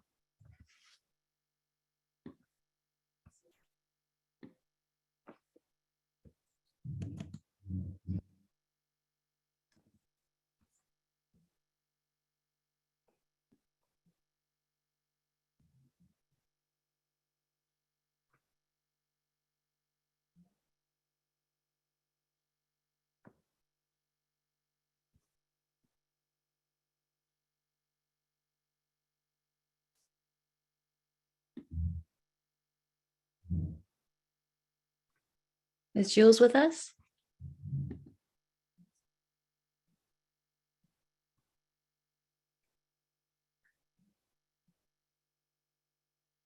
You please begin. Good evening. Thank you everyone for giving me space and time tonight to share. My name is Jules DeVasto, and I am a 5th grade English language arts teacher at Up Academy Dorchester. This is my 4th year with the Up Network and my 2nd in my role at UAD. As a BTU member, I'm proud of the priorities we are fighting for in our next contract, including inclusion done right, more counselors, a full staffed library in every school. I'm here to tell you tonight a bit about why I believe it is incredibly important that Boston Public Schools prioritize equal pay for equal work in its hopefully forthcoming contract with this union. Specifically, Schedule A pay for non-traditional schools like mine. My colleagues and I were very happy to hear about the March 16th school committee vote in favor of extended pay for in-district charter schools, including Up Dorchester. However, as BTU members and BPS employees, it is extremely important for us to have this step towards equal pay codified in the contract as well. We also hope to see our colleagues who work at Upholland, the Dever, to receive extended pay. We have not received a reason for why they have been left out from receiving extended pay, and this is a huge concern. It's no mystery here to anyone that the foundation of great teaching lies in great relationships. Students need to know and trust in the people they are learning from, and to be quite frank, our current pay scale is not helping us to achieve this. Teachers are leaving schools like the one I work in at an alarming rate, and it is leading to abysmal learning conditions. To give you an example, one that is unfortunately all too common and a direct result of the current pay scale. On a team of 6 people in my grade, two of us alone return to our role. This year, my students are on their 3rd science teacher and their 3rd L coordinator. It is to the point where parents are candidly asking me what I know about other schools because they no longer want their students to attend ours. Excuse me, Ms. DeVasto, I'm afraid you're past your time. If you could please wrap up. Already took a huge step towards fair and equitable pay when you voted for extended day pay for certain schools. Now you have an opportunity to take it a step further. By prioritizing equal pay for equal work for all non-traditional schools in the contract. It would be a grave disservice to an already historically abused population to ignore this union's request for Schedule A pay for non-traditional schools in this contract. As teachers, we also stand in solidarity with the lowest paid members of our union, subs. Mr. Basto, I'm afraid you've passed your time. If you Fighting could for please fair and submit your equitable written pay in this comments. contract as well. Our communities, the teachers, families, and students who make them up deserve better. It is my sincere hope that all of you will be a part in providing better for them. Thank you. Our next speaker is Sharon Hinton.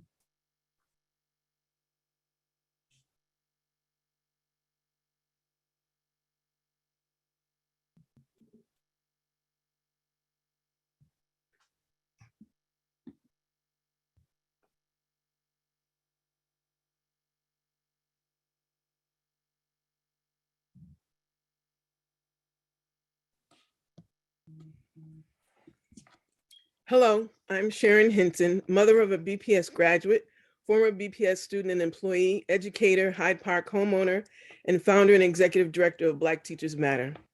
There are so many things to talk about: the DESE Sword of Damocles receivership, BPS Superintendent Casilius's departure, ongoing superintendent search, exam school admission process, BTU contract, Mission Hill, the PA Shaw, resignations of so many school principals and teachers, elected versus appointed school committee, discussions about returning the police to schools, achievement gap, grading policy, declining attendance, school safety, and the hits just keep on coming.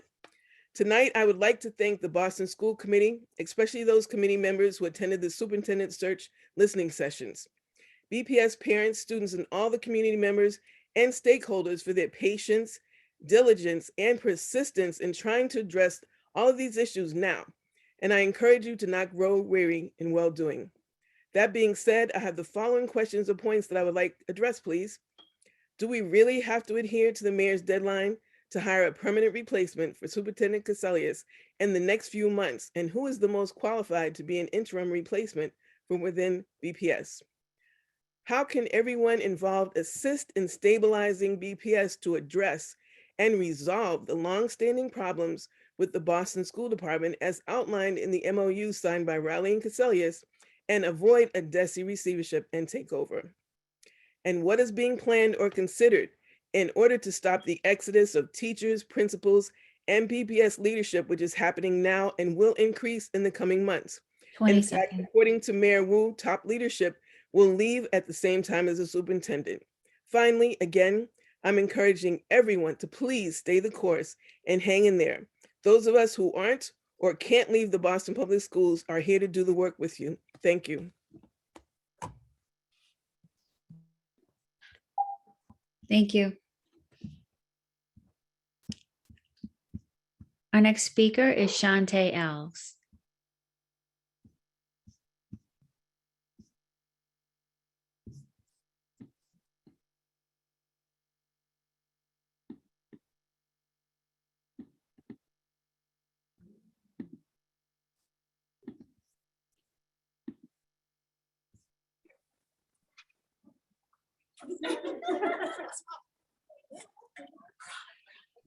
You're good to go. Good evening, members of the school committee. My name is Shantae Alves, and I'm an 8th year early childhood inclusion educator at Young Achievers in Mattapan and the co-chair of the Boston Teachers Union Inclusion Done Right Committee. I am here today to advocate for a new contract that Boston teachers, families, and students deserve. Now more than ever, we need a contract. As you are well aware, Boston Teachers Union members have been working without a contract for 7 months now. During the 7 months, we have been going above and beyond in our roles to support ourselves, our students, our families, and our communities during a pandemic. It is important to settle a contract now so that educators and service providers can receive a much needed boost of morale.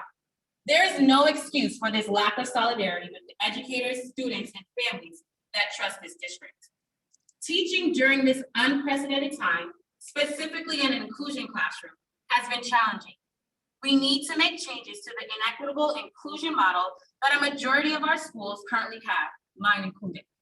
No dual certified teacher can be as effective as 2 dual certified teachers and a paraprofessional. You all know this though, because schools in this district serving a higher number of white students are statistically more likely to have a 2-teacher model, 1 paraprofessional. Although the district website states that there is a commitment to transforming the lives of all children through exemplary teaching and replicating success, it is clear to those within the schools that equity is not the current reality in BPS.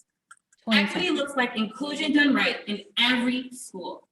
The only way to achieve this is to guarantee inclusion done right in writing in the contract. That is the only way we can guarantee equitable implementation of inclusion across the district and not just at a few of the schools. We need an equitable contract now. Educators and families deserve the proposals we have set forth in our contract package. We demand that inclusion be done right. We demand more counselors. We demand that adequate and consistent training on interventions, restorative practice, and the other priorities we have detailed for you in our package be granted now. Thank you, Ms. Alves. Our next speaker is Ashley Hanna, followed by Gordonia Cundiff, Ann Mosley, Marjorie Salvadon, Teresa Castro Pretziger, and Bonnie McBride. If you could please raise your hands in Zoom. Ashley?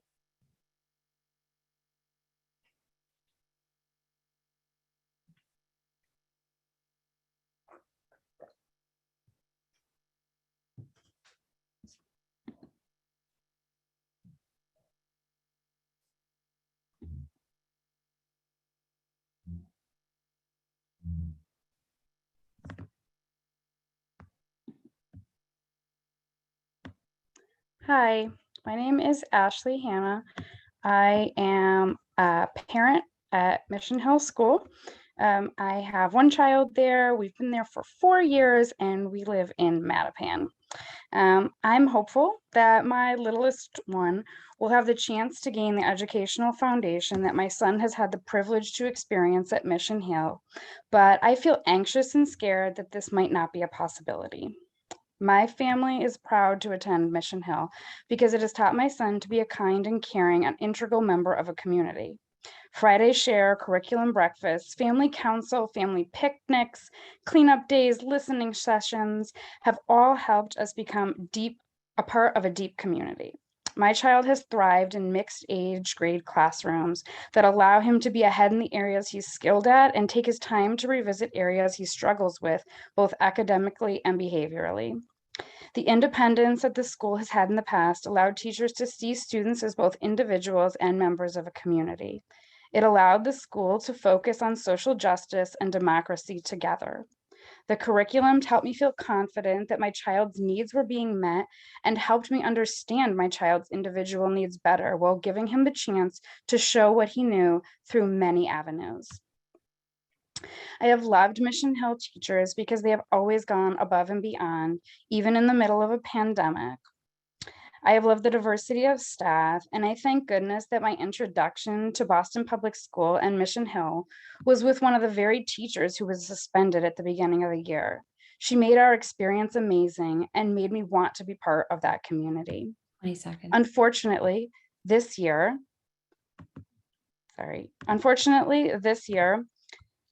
we feel more just like a number at BPS, despite still having caring teachers. I have never met the new interim principal that was placed there by BPS. She has never reached out to families, and it's a small school where part of the draw was that everybody knew everybody there. By failing to engage our community and not allowing us to be part of discussions about the future of our school and not sharing information or reports in a timely manner, BPS has forced many parents to make decisions in the absence of this information. There is parent and teacher speculation about what the future holds for our school. By not giving us timely and important information, parents are not able to make decisions about their children's educational future. I don't know, and the teachers don't know what to expect. Ms. Hanna, I'm afraid you're past your time.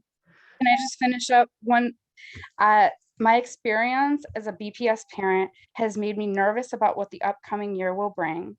We've already missed the deadline for priority seating in the next school year, but I hope that Mission Hill can be the place that I want my students, that I have wanted my child to be at for the past 4 years. Thank you. Thank you. Our next speaker is Gordonia Kunda.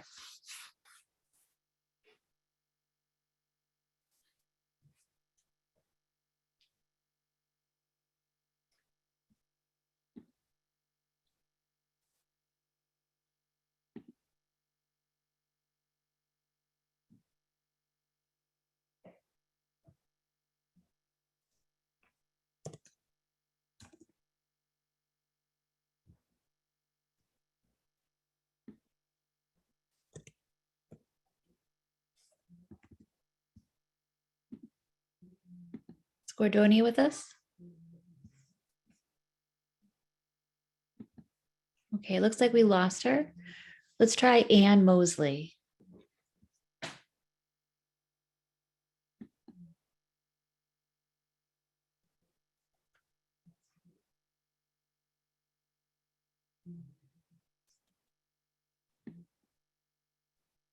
Hi, can you hear me? Yes, good evening. Hi, good evening. Hello, everyone. My name is Ann Mosley. I'm a parent of a child who attends Young Achievers, and I'm grateful and happy to be here. And I'm going to speak about the stabilization and the homeless situation regarding the Boston Public Schools. And forgive me while I read my testimony. Stabilizing housing is important and necessary for Boston Public School children and families. It provides peace of mind, and housing should be a human right. I strongly support the school committee advocating that evictions do not occur while children are in school. Moving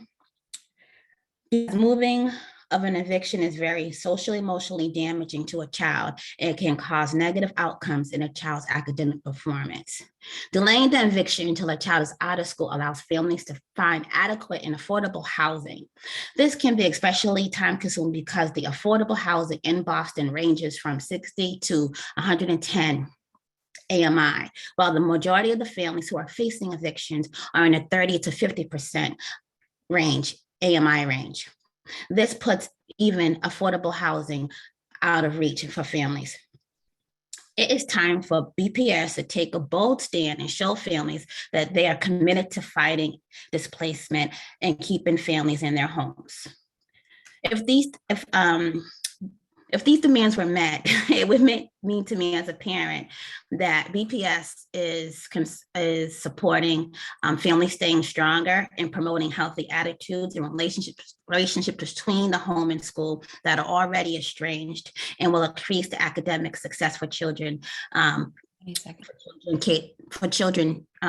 through 12. Thank you. Thank you. It looks like Gordonia Kunda is back. If we could try her once again, please.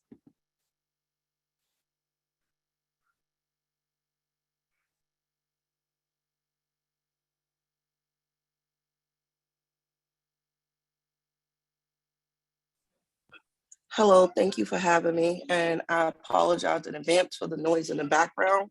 My son has autism and Tourette, so sometimes he's just spilling lines from movies. So if you hear anything, no worries, nobody's being abused, he's just talking.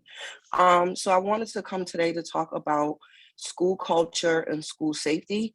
My son was a student at the Nathan Hale School, where he was educated by some amazing teachers who included me in on his learning experience.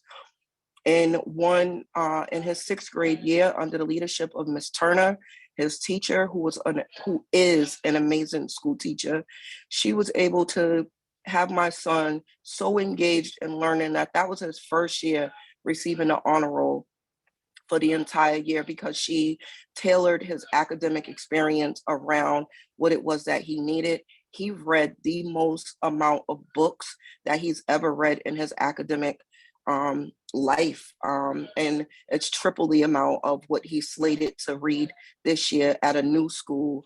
Well, it's not new, but at the Warren Prescott, it's new to him. where the school culture is very, very different. As my son prepares to go on into high school, I am very concerned about what choices I have available for my son based on the safety issues within the schools.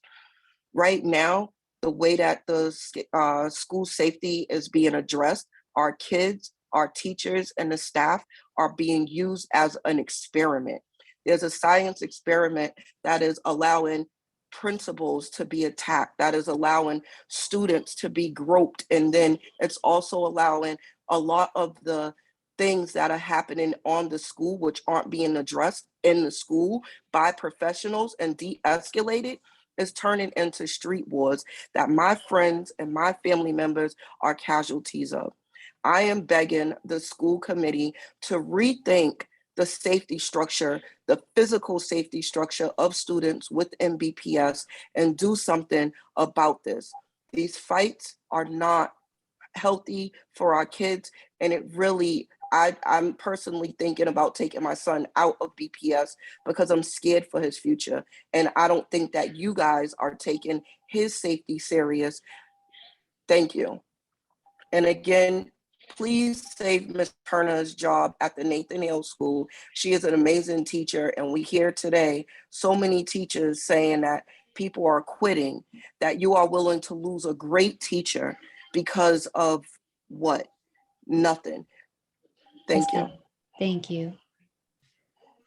Marjorie is not signed into the meeting, so our next speaker will be Teresa Castro Pretziger, followed by Bonnie McBride, Andy Crow, Ruby Reyes, Melanie Miranda, and Peggy Wiesenberg. If you could please raise your hands virtually. Teresa? Yes, Marjorie is on the meeting. There's nobody signed in under that name. We asked Marjorie everybody- Salvadon/Hale. I think she added Hale to her name, but she's definitely on the meeting. I'm sorry, she's not. Would you like to continue? Okay. Yes, I'm Teresa Castro Pregazer of Roxbury, and I have a 5th grader at the Hale and a 7th grader who's there from 2nd to 6th grade. And I'm one of the co-chairs of the Parent Council. I'm here asking you to act in accordance with the values you express to parents, that you highly value of qualified teachers of color from the community. I first heard of Miss Turner from the principal at the time, Miss Mitchell Woods, when my son was in 1st grade at another school. She told me there was a substitute teacher in 1st grade, Miss Turner, who was doing a dynamite job. I compared the work Miss Turner was giving her class with my son's work. Miss Turner's work seemed to be a whole grade level above my son's. I was on the hiring committee for the 6th grade teacher in the spring of 2020. She was the only candidate that had licenses in elementary, math, math coach, ESL, and moderate disabilities.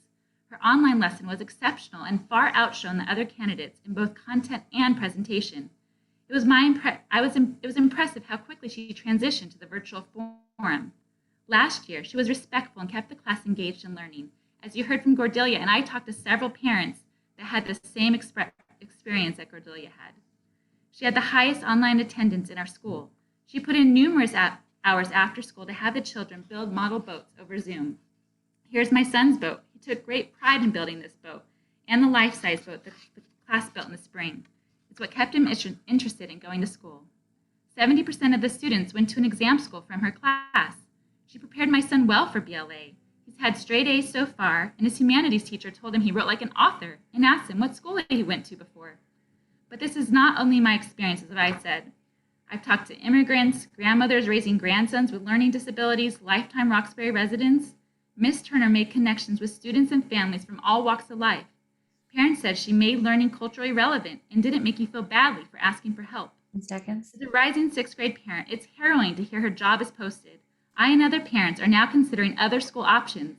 Posting her job puts us at risk of not having a 6th grade teacher due to the teacher shortage. I have also heard she was given a needs improvement evaluation in 2 areas which disqualifies her from teaching in BPS next year. In a year when BPS is in threat of receivership and is asking the state to consider the impact of the pandemic and asking for another chance, why are we not extending that to those who are most deserving? Ms. Turner is an excellent teacher who should be allowed to be kept to keep her job in BPS and at the Hale. Thank you. Thank you. Our next speaker is Bonnie McBride.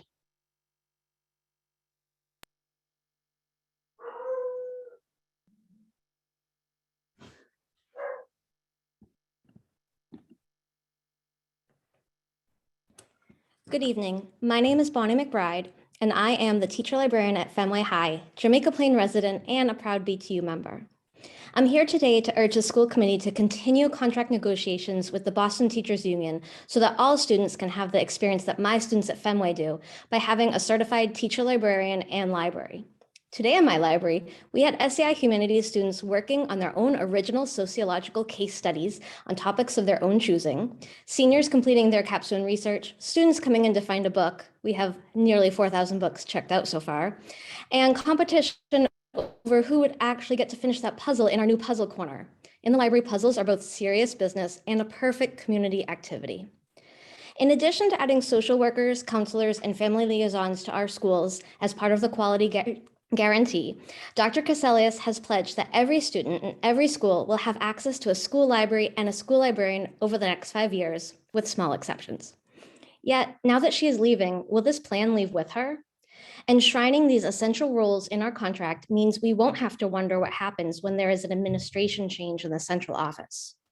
BPS needs to continue contract negotiations with the BTU so that we can give our students and educators the schools they deserve. At a school committee meeting in October, we learned that at least 33 more schools will have teacher librarians beginning next year. And since that time, the library team was informed that these new positions would be posted on March 1st. And yet today it's April 6th and no new teacher librarian positions have been posted. This leads us to wondering if they actually will be posted, or when they finally do, will it be too late? And will the best candidates have already committed to other districts? 20 seconds. The librarian profession is overwhelmingly white. We need a strong recruitment process to recruit school librarians of color and provide on-ramps to the profession for our current library paraprofessionals. We cannot wait longer for these positions to be posted. What better way to celebrate National Library Week and School Librarian Appreciation Day, which was on Monday, than by posting these positions immediately and making sure they end up in our BTU contract by engaging in negotiations. Thank you. Thank you. Our next speaker is Andy Crow.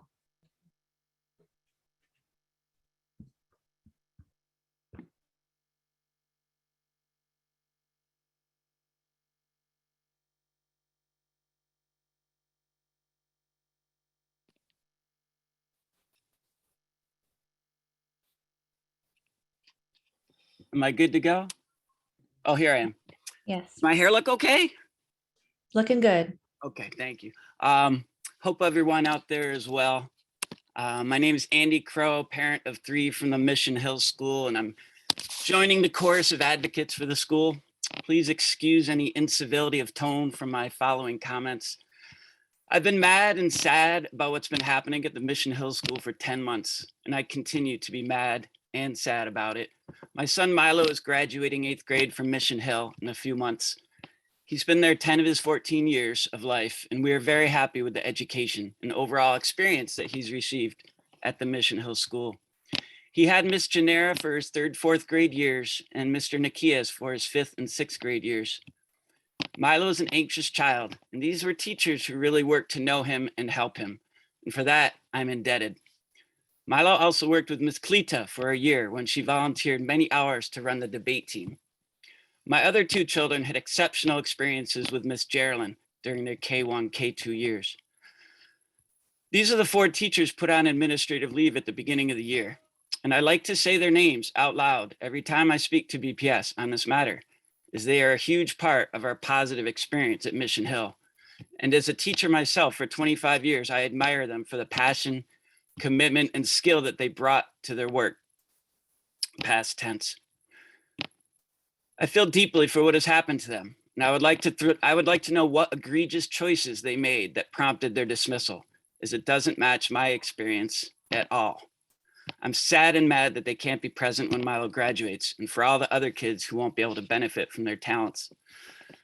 The Mission Hill School is founded upon the principle of democracy, and the process by BPS this year to deal with the school's present and future couldn't feel less democratic. Teachers, students, and parents of the community have had little to no voice in the workings of the school. It's been nearly all top down, and communication has been poor. Almost everyone I've talked to this year, teachers and parents, feel demoralized. Fortunately, people continue to do their best under trying conditions, and the kids are mostly protected. But it's not the same school it was The kids know this, and for that, you can probably guess I'm mad and sad. All this said, some hope still remains that the beauty of this progressive school and its thoughtful curriculum and ideals can move forward. And at the same time, justice delayed is justice denied. Please release the findings of the 2 reports that you're sitting on, and also inform the Mission Hill community whether A, there will continue to be a Mission Hill school, and B, whether they will have their pilot autonomy restored so the school can return to what it was. People need to know this information. Thank you for your time. Thank you, Mr. Crow. Our next speaker is Ruby Reyes.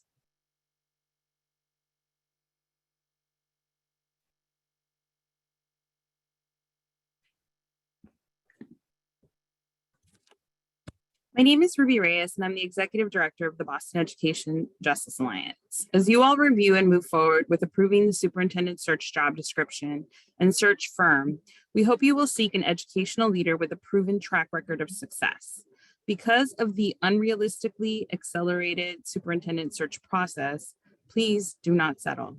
The superintendent must have a proven organizational and management skill to lead and implement systems change that improves classroom practice and results for students.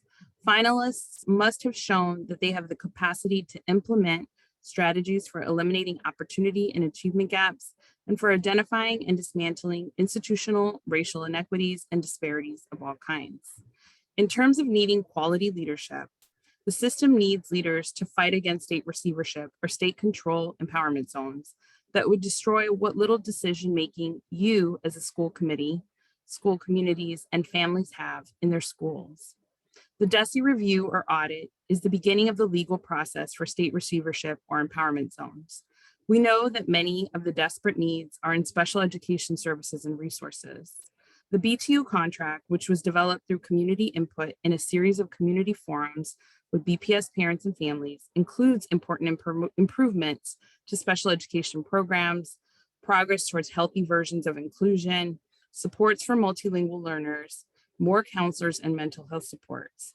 Why is the contract being overwhelmingly rejected, especially on the heels of the DESE audit, which highlighted the desperate need for improvement in special education and for English learner services? 20 seconds. At our last school committee meeting, not a single person asked about the state's impending threats of receivership. This is a critical time when the families and school communities of BPS need you to take swift action.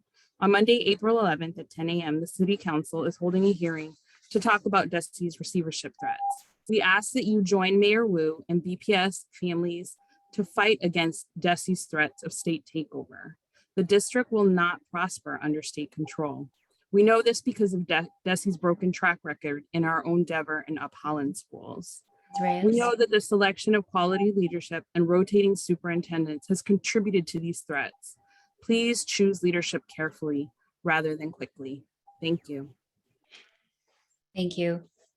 Our next speaker is Melanie Miranda, followed by Peggy Wiesenberg and Charlie Kim.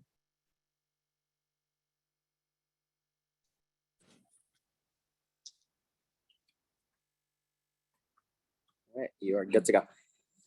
Good evening, everyone. My name is Melanie Miranda. I'm a Boston resident, parent, and paraprofessional, a proud Cape Verdean. My immigrant parents provided me the best education they could and showed me that Boston is full of great opportunities.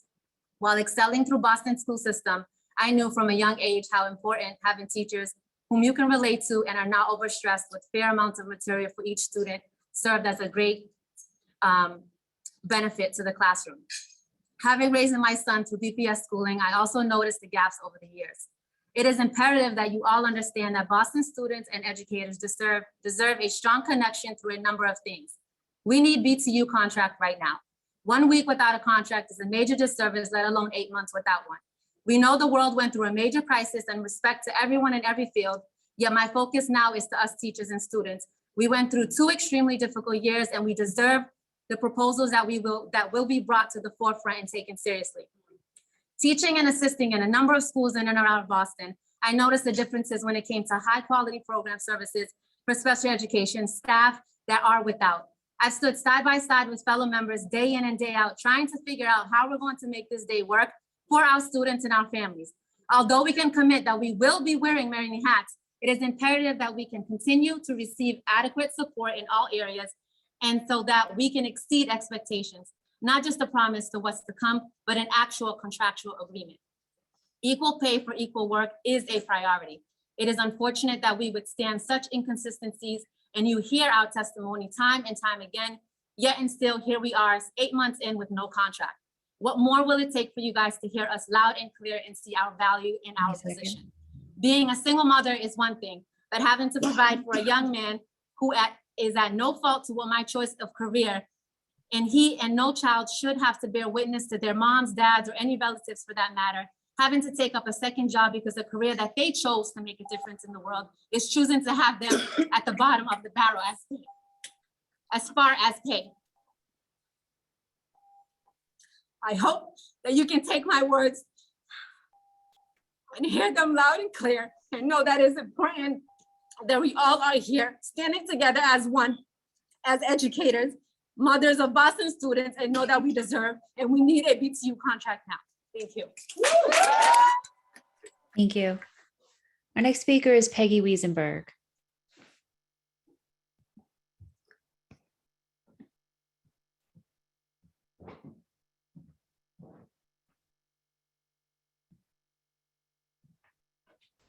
Thank you. Can you hear me?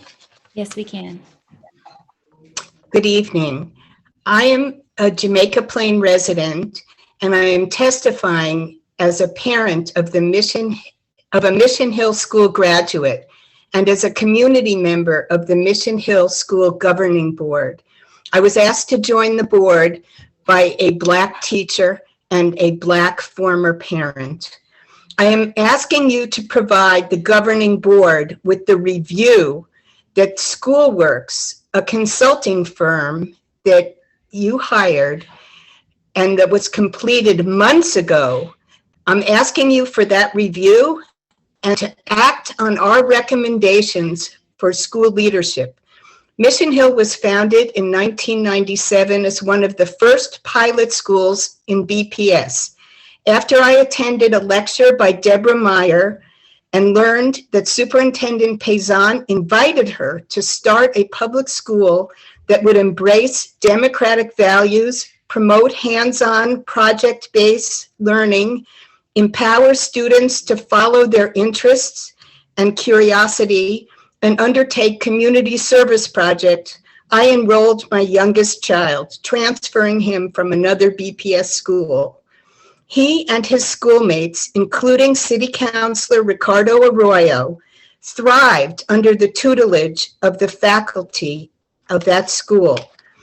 As a pilot school, Mission Hill had the autonomy to devise a whole school-wide curriculum, theme-based approach to learning, and a curriculum that ran K through 8 that studied a theme, one long ago and far away, such as China, India, Egypt, Africa, and one close to home, the Civil War and Boston's civil rights struggles in the 60s and 70s.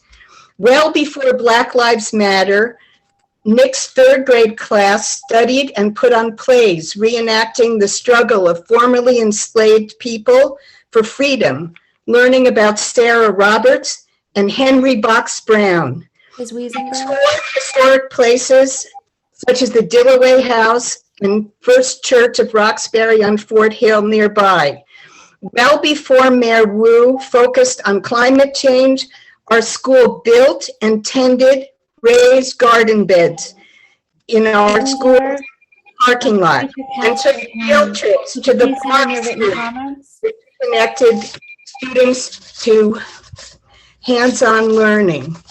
Let me finish, please. A hallmark of our school was our all-school meetings where students and teachers sang and shared and solved problems. When a Black boy and his mother slept in their car in the school parking lot, our school social worker, a position that we created our economies, help them find Section 8 housing. I'm almost done, Jim. Ms. Wiesenberg, we're going to mute you. You're long after your time.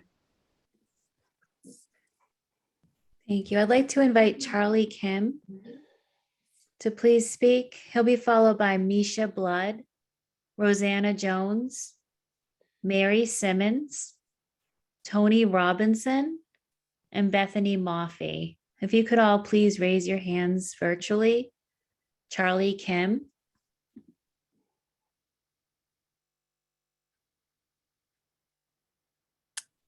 Hello. Good evening. Good evening. Charlie Kim, North End resident, parent and school site council chair at the Horace Mann School for the Deaf and Hard of Hearing. Quick note, April is Deaf History Month, which is federally recognized. Tonight, a group from our school community will be giving public comments. We ask BPS, city councilors, and Mayor Wu, where is the plan for a permanent home for our school community?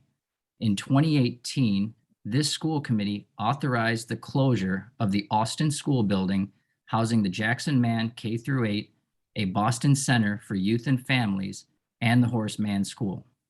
Since then, we have seen 3 mayors, 3 school committee chairs, and pretty soon 3 superintendents. A lot of things have changed, except the fact that the Horace Mann does not have a plan for a new permanent home back in Alston. So who's in charge of capital planning? Who should we talk to? And where's the transparency and trust that we keep hearing about? Right now, the plan for the temporary swing space in Charlestown is public. We thank everyone for their hard work and planning during crazy times. We have been told in public forums by the school site council chair at the Warren Prescott that they will be sharing our swing space to start an early education child program sponsored by BPS. We are very thankful to the Charlestown community for lending us your building. But I still ask, what is the plan for the future Horace Mann students? I know that my daughter might not never attend the new permanent building. The work that we start today is for deaf education and deaf culture in Boston and regionally. Everyone giving testimony today and those who will testify in later meetings are doing this for the future students in the school community that we love. Thank you. Thank you, Mr. Kim. Misha Blood is not signed into the meeting. So our next speaker will be Rosanna Jones.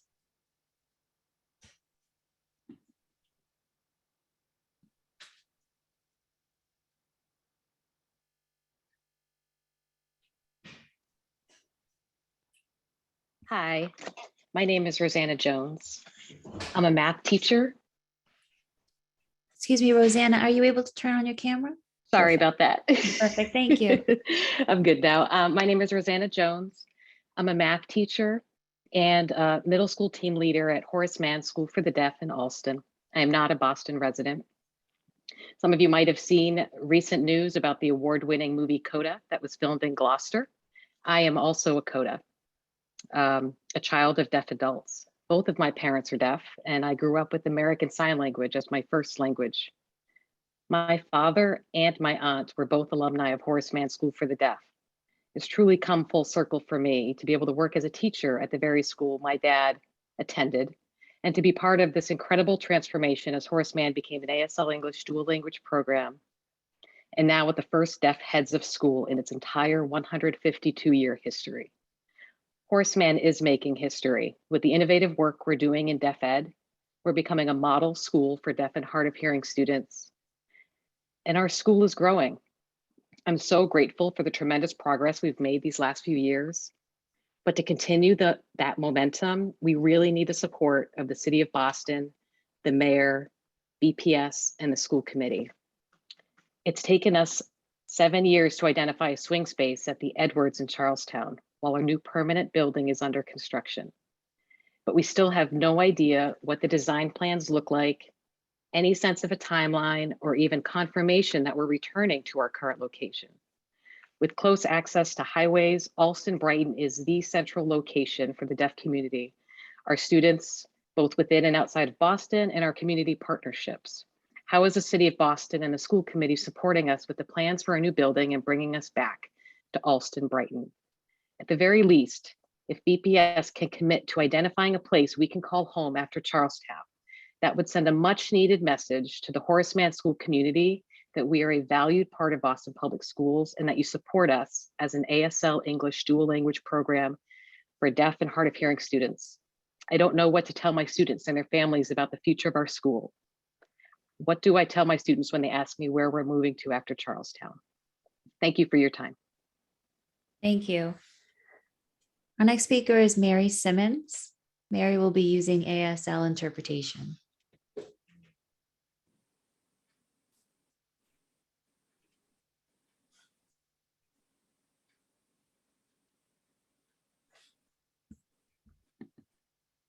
Hello.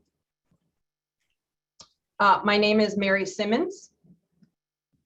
I am an American Sign Language teacher at the Horace Mann School in Allston. I want to thank you for allowing me the time, giving the time and the energy to allow us the space, the temporary space in Charlestown for the Horace Mann students. For over 7 years, we have worked to commit to our students permanent space, and we are always told that it will be happening. And we've seen the Carter School already finished their plans, their designs. They are ready to go into their permanent home. But we have yet to see the same thing. Where's the support for us? Where is our permanent home? We are still waiting. The Horace Mann students and families have yet to see a commitment because the community of Boston, the deaf community in Boston, wants to see us in a permanent home. I want to emphasize to the new leadership and the new superintendent who will be coming on board, and to the Boston School Committee and the new Mayor Wu, that Horace Mann is here, will not continue to be silent. Horace Mann School is a very important institution for the deaf community in Boston and the surrounding area.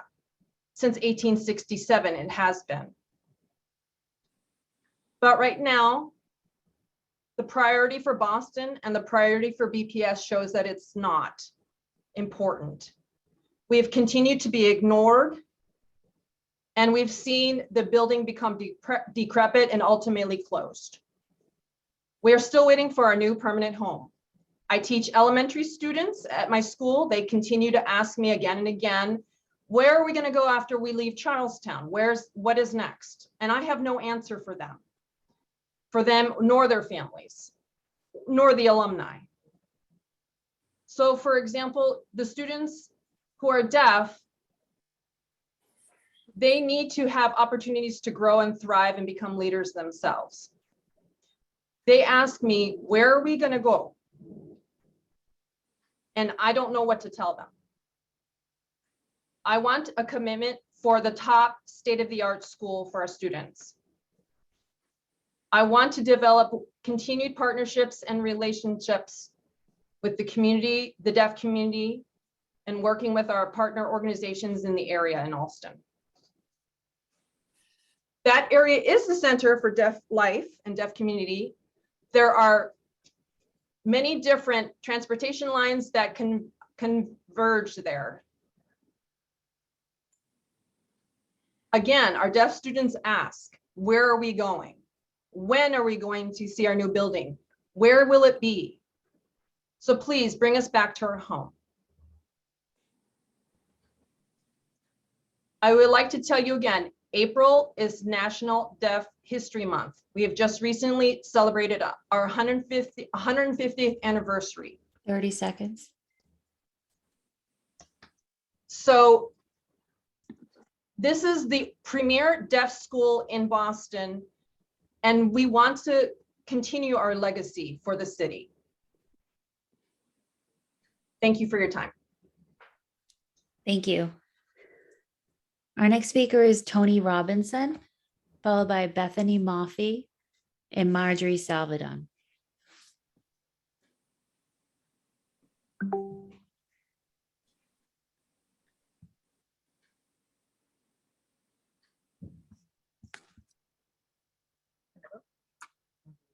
Go. First, T is a student. She's here but wasn't called to speak. I'll just say that. Just go. Yeah, you're good. My name is Tony Robinson, and I'm an ABA at the Mozart Elementary in Rosendale. I would like to let the Boston School Committee know that ABAs deserve a reasonable workload that can be completed in the scheduled work week. Currently, we are being asked to group sometimes as much as 6 students on the spectrum during a 1-hour session. On their IEPs, each of the 6 students require an hour of direct service. But currently, the district counts those 6 students being serviced at the same time as only 1 hour. Realistically, this means that each student is only receiving about 10 minutes of direct service time. There are no caps to how many children can be on our caseloads or any guidelines, which means we could have these 6 students working on 6 completely different programs, which we are responsible for taking individual data for, uploading the results online, and also logging daily notes for Medicaid. Caseloads are also an issue when it's time for our reports.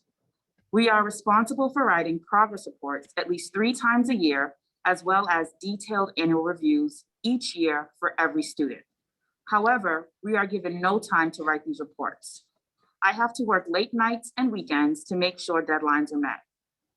When it is brought to the attention of our program directors, we are told that this is why we are given the daily hour of prep time. This is the same prep time that the program directors use to check in, and the only time we have to prepare for each student's daily lessons. Thank you. Thank you.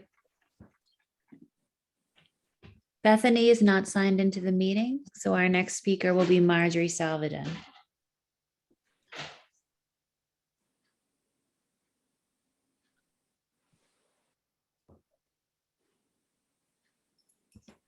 Good evening. I'm glad I was able to get on, and thank you all for your attention. My name is Marjorie Salvadin, and I live in Roxbury.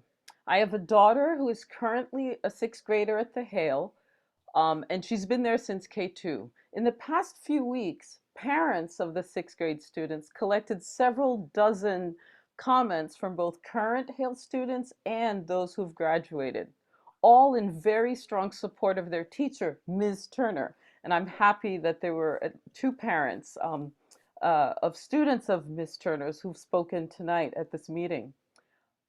I met Ms. Turner when she taught my daughter in 1st grade. Ms. Turner stood apart. She was exceptionally good at understanding and meeting the needs of all her students. She intuitively connected to students, which helped them learn. Ms. Turner also taught my daughter for half the year in 2nd grade and is currently her 6th grade teacher. After a year and a half of COVID measures, my daughter was looking forward to in-person learning. She's enjoyed many activities in Ms. Turner's class. For example, the Egyptian Clay Project, in which students wrote plays about the Egyptians and created props, read books full of relatable characters, engaged in discussions and wrote many essays. Though this has been a difficult year for Ms. Turner, she has managed to teach a fun, engaging, and rigorous class. My daughter is just one child, but I know that Ms. Turner's superbly effective teaching has positively affected other students too at the Hale.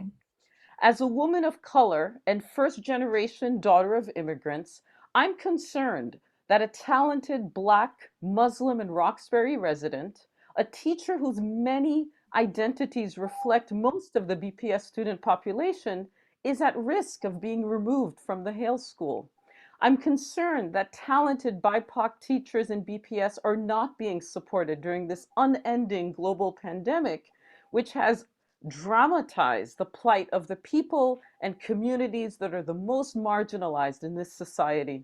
I humbly ask the committee to consider the following questions. Just a few questions. How might she have been better supported when she returned from medical leave? How are the values of diversity, equity, and inclusion being enacted to support exceptional teachers like Ms. Turner? Thank you for your attention. Thank you. Thank you. Our final speaker is T. Wen.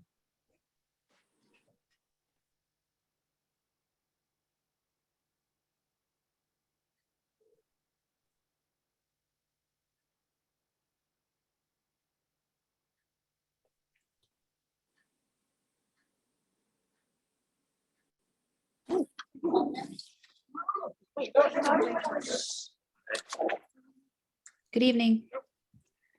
Good evening, the member of the school committee. My name is Thiwen, and a senior at Sale High School, and also a member of the Marriott Council Boston. So I believe that Boston Public School District should take the contract with BTU more seriously to ensure the equitable and quality education for my fellow friends and myself. Boston is one of the richest cities in America. And I'm still here today to fight for more equitable funding for BPS schools, especially for non-exempt schools. With that being said, one of our demands in the contract is that the district needs to establish a foundation level funding for each school district that accurately reflect the need of the schools instead of basing it on the enrollment to guarantee the quality education that every student deserves. As of right now, there are still many schools that have unsafe school environment and don't have necessary resources like the library, auditorium, or even the gym. Some classrooms that look like 100 years ago, and that's not for students. And we are living in the 21st century, and students deserve more than that. Even more than that, because of the funding, some schools have 10 advanced classes and many elective classes and many other club and after school program. On the other hand, there are still schools that only have a few classes, which don't help students prepare for life after high school. Which you can see the gap after high school between the student from the STEM school and STEM school. Therefore, I ask BPS district to take this demand more seriously. One of my favorite quotes from Trevor Noah is that just by giving the man the raw material, you cannot demand him to be successful. Thank you. Thank you. Chair Robinson, that concludes our speakers for general public comment. Thank you, Ms. Sullivan, and thanks you to those of you who spoke this evening and shared your perspectives. Your testimony is very important to us. Our first action item this evening is grants for approval totaling $115,174. I'll now open it up to the committee for questions and comments.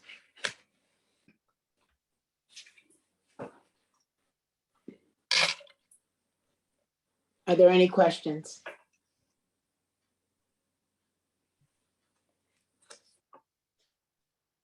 Dr. Alkins. Yeah, actually, this was in relation to, I believe it was the second grant that's actually, or I think the second grant. And it was along the lines of looking at potential employers for career pathways and analysis. Actually, I think that might be the third grant there. And I just wanted to know if there was a sense of the characteristics that they were looking for within potential employers, because I think mentorship from these employers needs to be very key in what they're offering to adult learners.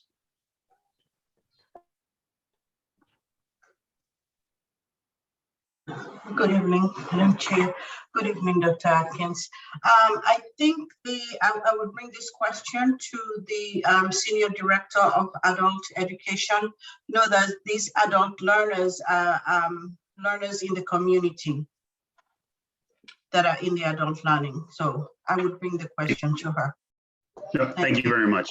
You're welcome. Thank you. Are there any further questions?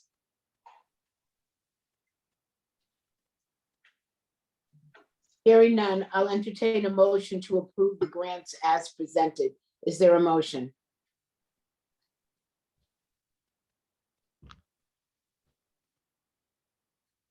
So moved. Thank you. Is there a second? Second. Thank you. Is there any discussion or objection to the motion? Hearing none, Ms. Sullivan, will you please call the roll? Dr. Alkins, Yes. Mr. Cardet Hernandez, Yes. Ms. Lopera, Yes. Ms. Polanco Garcia, Yes. Mr. O'Neill, Yes. Ms. Robinson. Yes. It's unanimous. Thank you. Thank you. Our next action item is the selection of an executive search firm for the superintendent of the Boston Public Schools, which Ms. Lopera presented earlier this evening. We'll pause for a brief moment while Superintendent Consolius logs out of the meeting. She'll rejoin at the conclusion of this discussion. At this time, I'd like to invite Ms. Lopera to offer any final comments.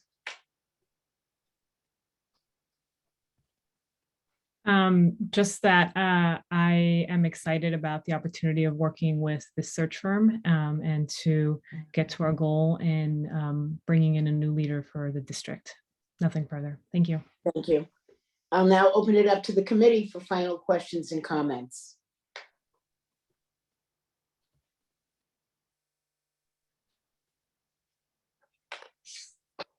Mr. Cardet Hernandez.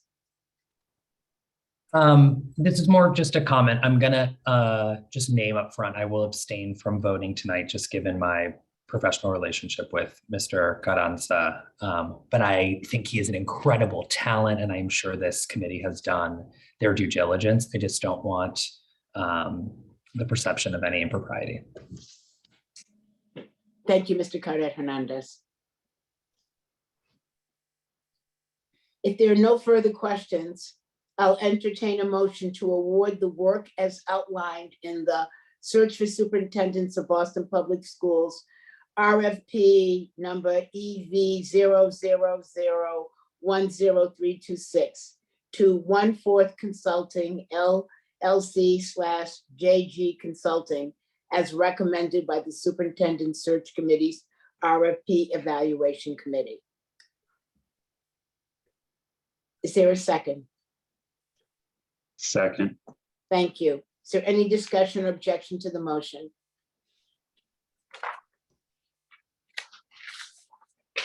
Ms. Sullivan, will you please call the roll?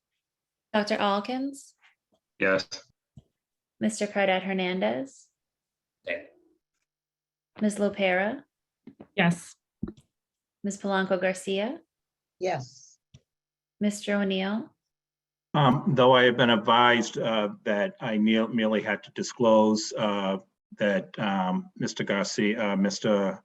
Carranza was a former chair and I was a former chair as well, and that we had served on a nonprofit board together. To be consistent with Mr. Cardet Hernandez, I will also abstain. Ms. Robinson. Yes. Thank you. The motion is approved with 4 in favor and 2 abstentions. Thank you. Our final action item this evening is the approval of the superintendent's job description, which has been unanimously approved by the search committee and was presented to the committee by Ms. Lopera earlier this evening. At this time, I'd like to invite Ms. Lopera to offer final comments. Thank you, Madam Chair. I just want to take the opportunity to thank the community who has really worked with us in crafting this job description and this vision for us moving forward. So I believe in what we've represented on paper, and I'm looking forward to rolling up my sleeves, as Mr. Alkin said, and being a part of this team and not just one person. Thank you. Thank you, Ms. Lopera. I'll now open it up to the committee for final questions and comments.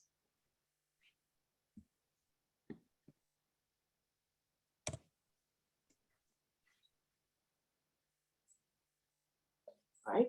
If there are no further questions, I'll entertain a motion to approve the superintendent's job description as recommended by the Superintendent Search Committee and issue a call for qualified candidates for the position of Boston Public Schools Superintendent.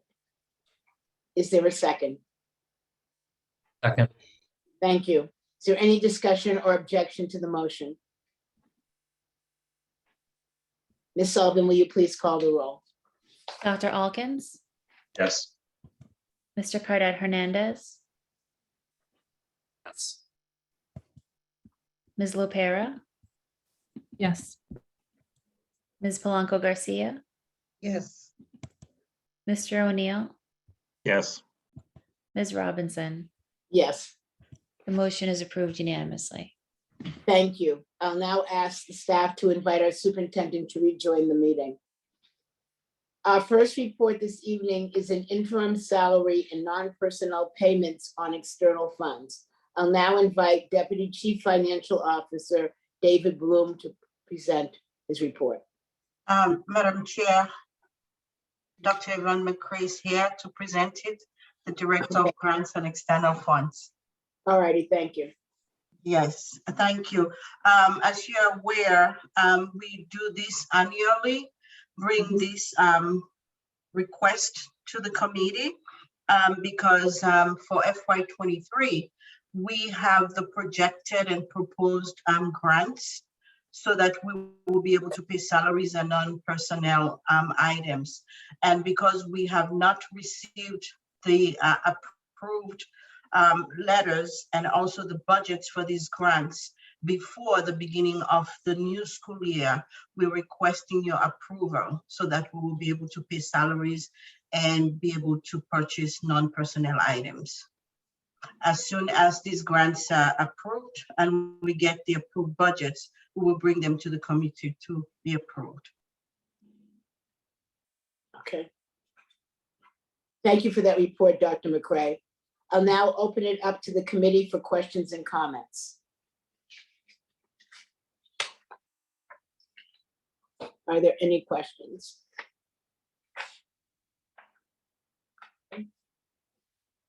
Okay, hearing none, we just want to say thank you, and the committee looks forward to take action on this request at our next meeting. Thank you. Thank you. Our next report is a presentation on Massachusetts School Building Authority core and revised accelerated repair projects. I'd like to invite Deputy Chief Financial Officer David Bloom, or is it going to be, are you doing this, Nate? Hi, good evening. Yes, we're changing the script on you. I apologize. Okay, thank you. All righty, Nate Cooter, to please give your presentation. I'll invite the superintendent to give opening remarks. Thank you, Madam Chair.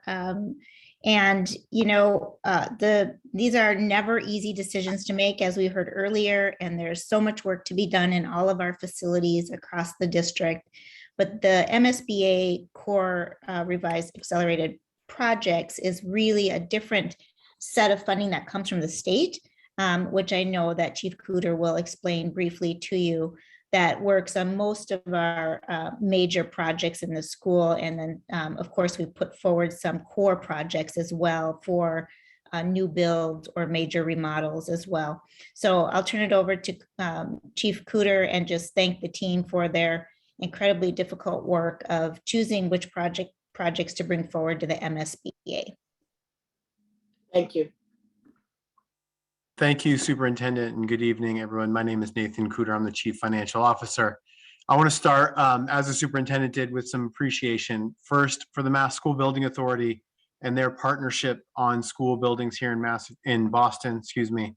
Of course, we're very excited to be opening the Boston Arts Academy very soon and are working with the MSBA on the Carter School in the South End and the Quincy Upper School in Chinatown. We are very excited to be submitting multiple school building projects to the MSBA this year. We, of course, came to you before with the accelerated repair program. Tonight is about the core building projects. The core building projects, of course, are those that are new school builds. So I have a brief presentation and then we'll move to your questions. This is, of course, in the overall goals for Build BPS and providing equitable access to high quality resources and facilities, excellent school buildings. And then we also want to increase predictability and transparency in our process. And so throughout the spring, you're going to hear more information about how we are trying to broaden our process and rely more on the facilities data that the team has brought up. I should also mention a huge shout out to Indy Alvarez and the operations team, facilities team, for their tremendous work to get us ready for this submission to the School Building Authority. As I alluded to earlier, the Mass School Building Authority has two big programs for reimbursing school districts for the costs of facility projects. The core program are projects covering extensive repairs, renovations or additions, and new school construction. So as part of this process, we're going to be proposing two new buildings to the MSBA. The first is the Blackstone Elementary School in the South End, and the second is the Otis School, because we've acquired a parcel on Paris Street that is just a few short, or not even a block away from the Otis School in East Boston. We've also submitted multiple projects for the accelerated repair programs that focus primarily on boilers, roofs, and windows. The MSBA's core program requires us to submit information to the district, to the MSBA to go through an extensive process of evaluation and partnership. Part of the MSBA's role is to ensure that districts understand and can manage large construction projects, and then do multiple feasibility studies for each of these projects. We will evaluate major renovations, complete knockdown rebuilds, sort of construction projects, and then evaluate alternative parcels for new construction. This is part of what we've done for the Carter School and the Boston Arts Academy in order to meet the needs of students. We anticipate these being very exciting projects and transformative projects for both school communities. For the Blackstone, our rationale for submitting, we've of course heard a lot about the Blackstone, and the Blackstone community has raised concern about their school building. It was constructed, I believe, in the late 60s and was part of an open concept school. So it was a school without walls, quite literally. We've of course had challenges when we start talking about air quality, thinking about how to put on more walls and doors to make it more secure. We're also adding a sixth grade, and so we're very excited about being able to add a sixth grade at the Blackstone, but this creates overcrowding concerns in the building and not having the adequate space to service English learners and students in special education programs. This is a key feature of the MSBA. They want both the building condition and the enrollment to be able to support a new school building. The second is the Otis Elementary School in East Boston. The Paris Street site is how we've been referring to it. Again, overcrowding as we add a sixth grade. And in many of our East Boston schools, and the Otis is a bad example of this, there's not a lot of intervention space. There's not a lot of the sort of non-classroom space that you'd want to see. And so we're excited about this project to submit it and be able to add a better cafeteria, be able to add better intervention space for students, English learners and special education students. And those are the high quality 21st century learning spaces that we talk about. The Otis is of course a great school, one that has been very popular. And so we are excited about these two projects. A note on the timeline for this, we have to submit an approval from the school committee and the city council before we can formally apply to the Mass School Building Authority. And so we're asking for your support in this application. We will be submitting to the city council. So this is now part of our public process. We've already, the accelerated repairs have already been submitted to the MSBA, and our deadline for submitting the core projects, these two projects that we're bringing to you tonight, is April 28th, 2022. And so we expect to hear after the MSBA reviews these proposals over the summer, we expect to hear in late fall or early winter whether or not the MSBA has accepted these two projects into their core building program, and then we'll be able to start the work with the school communities. That's our brief presentation on the process. And of course, Indy Alvarez and the team are here to help answer any questions you may have. I'll turn it back over to the chairwoman. Thank you, Mr. Cooter. I'll now open it up to the committee for questions and comments. And again, I'd like to remind my colleagues about our agreed upon norm that we'll each have 5 minutes, 1 to 2 questions, and to remind EPS staff to also be brief in your responses. If you have additional questions, I'll come back and do a second round. And if you have a question, please raise your virtual hand. Thank you.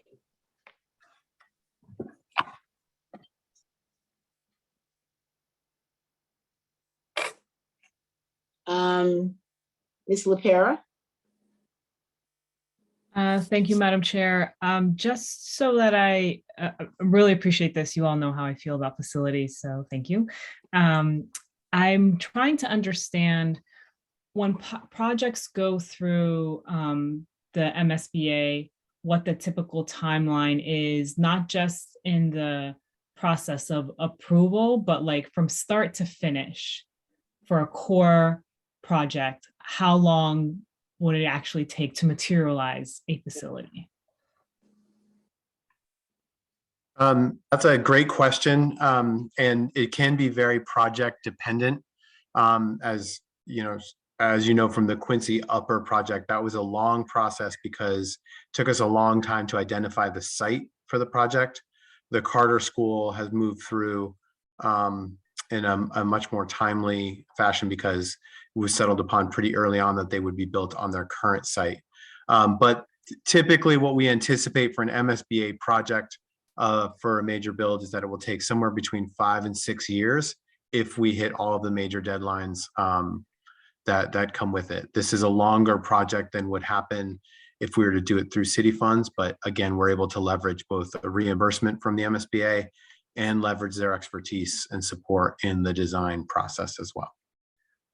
Okay, that's helpful. You mentioned that it would differ if it were through city funds. So just help me understand what the difference would be.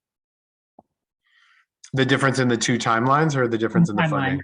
No, not the funding. I get that there's a significant difference there, but I'm just trying to understand timeline wise. So the first starts with this first period of the application process. So, if we were for any project we've decided to move forward with, we will be waiting until January to hear from the MSBA. Once they select us into the process, then we go through the designer selection and start to work with the community on the program study. Those are just extended timelines. And then each phase of the project, there is review from the MSBA. And so when we get to each phase of the project, review cost, they review design, they're giving feedback as well. So it's just another layer of support and process. Okay, that's helpful. And then specific to, I have so many questions, but I know I'm limited on time. But for specific to the Blackstone, so I believe last year there was some intention to do some renovations and work specifically at the Blackstone, and that was budgeted for. That didn't happen, correct? And so are we now saying that we're not going to invest? I don't remember what the exact amount was, but we're not going to invest what was budgeted last year, but we're now moving it into an MSBA core program proposal. So the project that originally started, and it's been multiple years sort of in the making, was a walls and doors project as part of the safety and security of the building. What we found in that review was you can't add walls and doors without upgrading HVAC and electrical systems. And so the project became a lot bigger in scope. And it's, for those of us who have spent a lot of time in the Blackstone, it's not a well-designed building for a school. I mean, it's a large school that has, a thriving population, but it's really, it's sort of a strange school to walk through.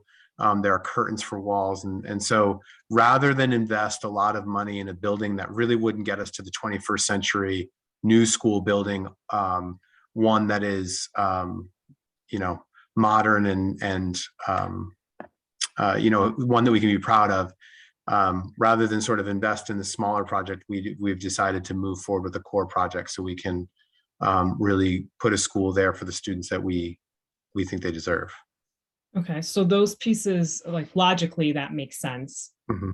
So then I'm thinking, if I'm a student there, or if I'm a parent who has a child in that school right now, who has been here giving public testimony about how they have curtains for walls are we saying that for that school community, in order to address those very real concerns that we're seeing now, we're not really going to see a change potentially, should this be approved for the, for the next 8 possible years? Yeah, what this will likely mean for the school communities, there will be multiple years of design. And then when we're ready for construction, the school will enter swing space. And so, I think the frustrating thing about all of these projects is they take so long to complete that the students who are in it, the families that are in the school now, unfortunately won't benefit from that. But it's sort of the nature of major capital projects, and why we're excited about launching 2 projects this year and continuing to increase the pace of new construction so that this is not seen as a sort of drips and drabs of our projects, that we're on a more predictable schedule of opening new schools. Okay, I know I'm up on time, but this is a curiosity that I have because I drive around and I think about this. For parcels that the city owns, is there conversations about where potential new schools can go instead of also waiting for like the raising of a building? Do we just look at school properties, or do we look at holistically city property? I'm thinking about just driving around the city with a stake and a flag on it and just starting to put it on all empty parcels. No, we have, and I don't know if I said this at the start, but I'll be kicking myself if I didn't. Carrie Griffin and the Public Facilities Department at the city, Dion Irish, the Chief of Operations at the city, they are excellent partners for us. And in particular, they are adding to their team. They have a new person on their team whose role it is to help us think holistically as a city about projects like this, and think not just, because right now it's the fire department's doing their firehouses, the police department's doing their police stations, we're doing our schools, when really we should be thinking, as you pointing out, holistically about the city. And so we've had some of those conversations, but I think we're in a better position now with the new administration and that team to have those holistic conversations. I just started to list out some other properties in Roxbury that are currently being used by the city that I think we could have a better use for a school. But so if you have ideas, we'd be open to exploring them. And I think it's going to take a citywide effort for us to get the parcels we need for our students. Thank you for that. Hey, Nate, just to go back to the Blackstone, if it is accepted by MSBA, similar to the Carter School, they will move out to a swing space much sooner than 6 years, right? I mean, so I think yes. Right. So it's like, once they accept it, we identify the space, then we identify the swing space, and then we can move them in the swing space while we're still going through the design phase and the build phase. Yeah, we just have to acknowledge that we have Yeah. challenges with swing Good. space as well. Yeah. Yeah, I think so, but I think that there would be opportunity, and that's why it's important to get this on the books now, so we can identify that, so that we can move quickly once we do actually get get the approval to go ahead and move forward from MSBA. The difficulty with the Horace Mann School was we hadn't closed 3 middle schools. Now we've closed these 3 middle schools. We have spaces available to us to kind of move things around. And so as we think about all of the properties, as well as other properties that we can lease, like we've leased for EMK, that gives us the opportunity to continue to look for, so that they don't have to stay in their facility as long, if we can identify that swing space as soon as the project's approved. I will hold the rest of my questions for the next go round. Thank you. Okay. Mr. Cordet Hernandez. Thank you again. Just before we start on these current projects, I have a question about a previous project. What is the status of the Horace Mann School, particularly given that we heard from them this evening? I believe it was submitted last year as an MSBA core program. The Horace Mann School that proposal was not accepted by the MSBA. And so we're looking now, working with the city team to do that as a city-funded capital project. Of course, the focus right now is getting the swing space in Charlestown ready, and then to do the site study in at the current Jackson Man site for us to evaluate a K-6, the Horace Mann School, and the community center that's there, making sure that we understand those three current uses of the parcel and how they could work together in a project. Mr. Cooter, are they clear on that? Like, has the community been engaged around this? We've notified the community about that and indicated that we're still pursuing the core building project, but I think for a variety of reasons related to the way that the project has gone over the last few years, I can understand why they are still nervous about commitments. And in particular, I just want to acknowledge they were told when they moved into the Jackson Man building in the 70s that it would be swing space. So they are looking to see some public commitment around the new build that's separate from just me saying it here tonight. And I should also note that the city's capital budget will be submitted to the city council, which will include the FY23 capital commitments next week. And so that's when everyone will see what is in the capital budget for us and what projects are moving forward. I think it's also really important to note that the city just got its triple bond rating, and it's gotten its largest bond sale in history. I think it's nearly $500 million in bonds. And so I think that that's encouraging for us, and hopefully we'll have some advocacy on the mayor's side and on the city council side to do more around facilities for our kids. So I'm excited about that. We do anticipate coming back to the school committee with some more recommendations around our facilities in May. And we have been working with Mayor Wu. She has expressed her similar interest in ramping up the city's commitment to our children and to really taking care of some of the crumbling infrastructure that we have in a very real way.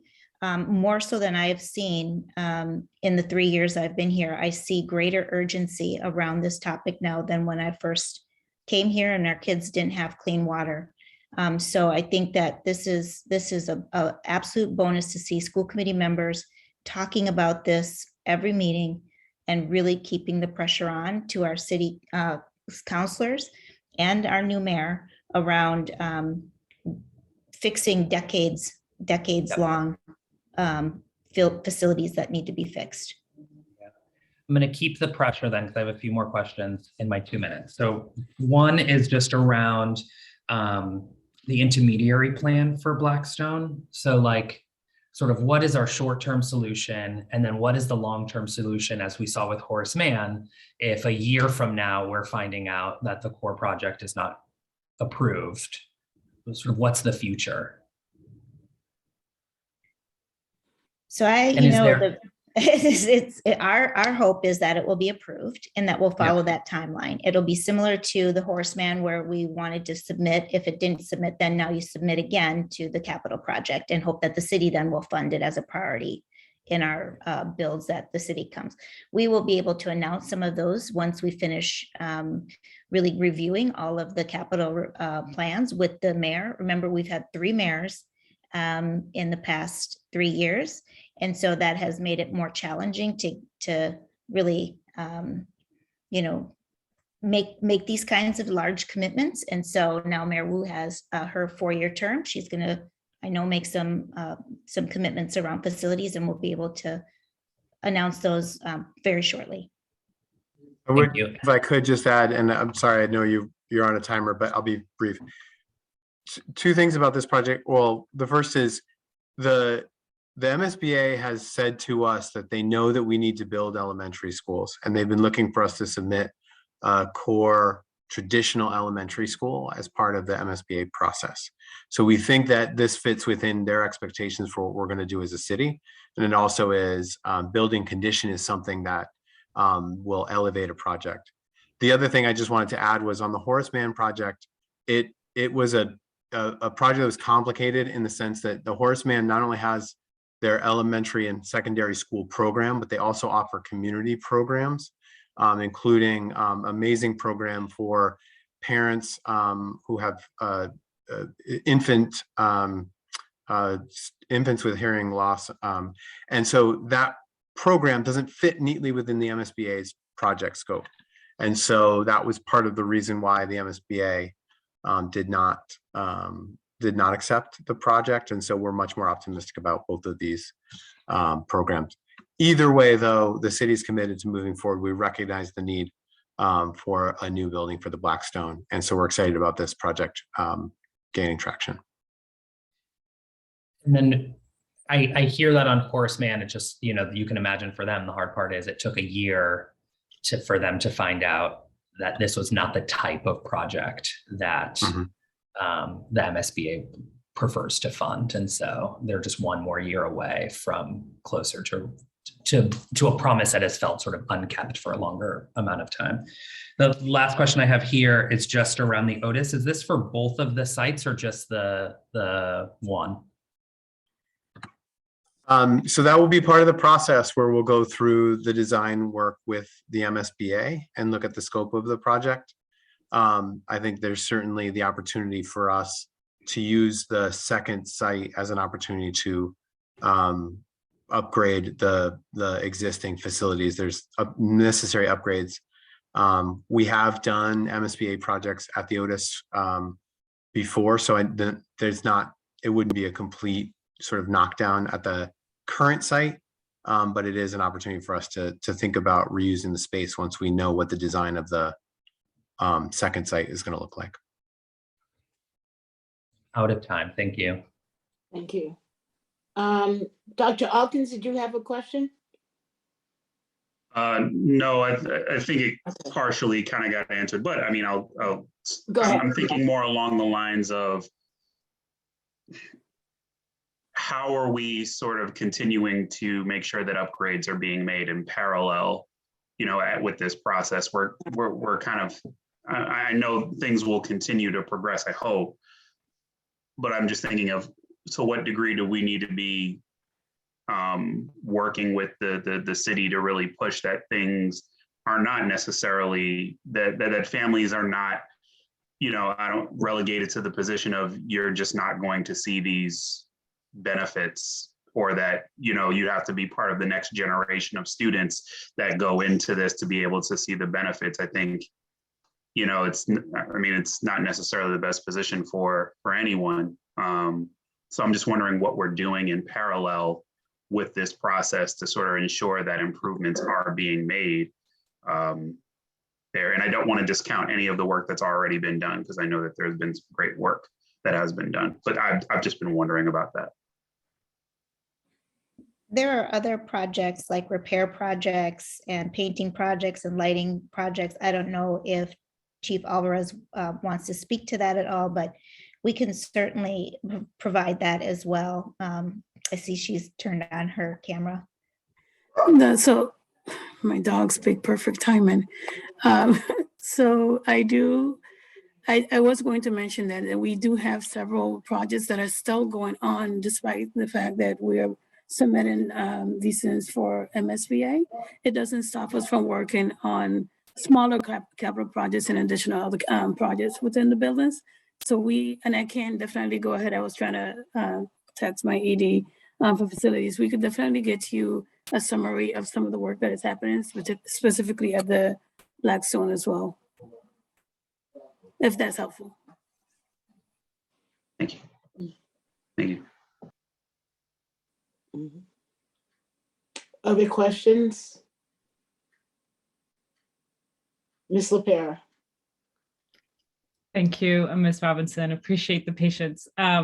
So I know that this is a complicated question, but I'm just gonna word vomit and hope that it makes sense.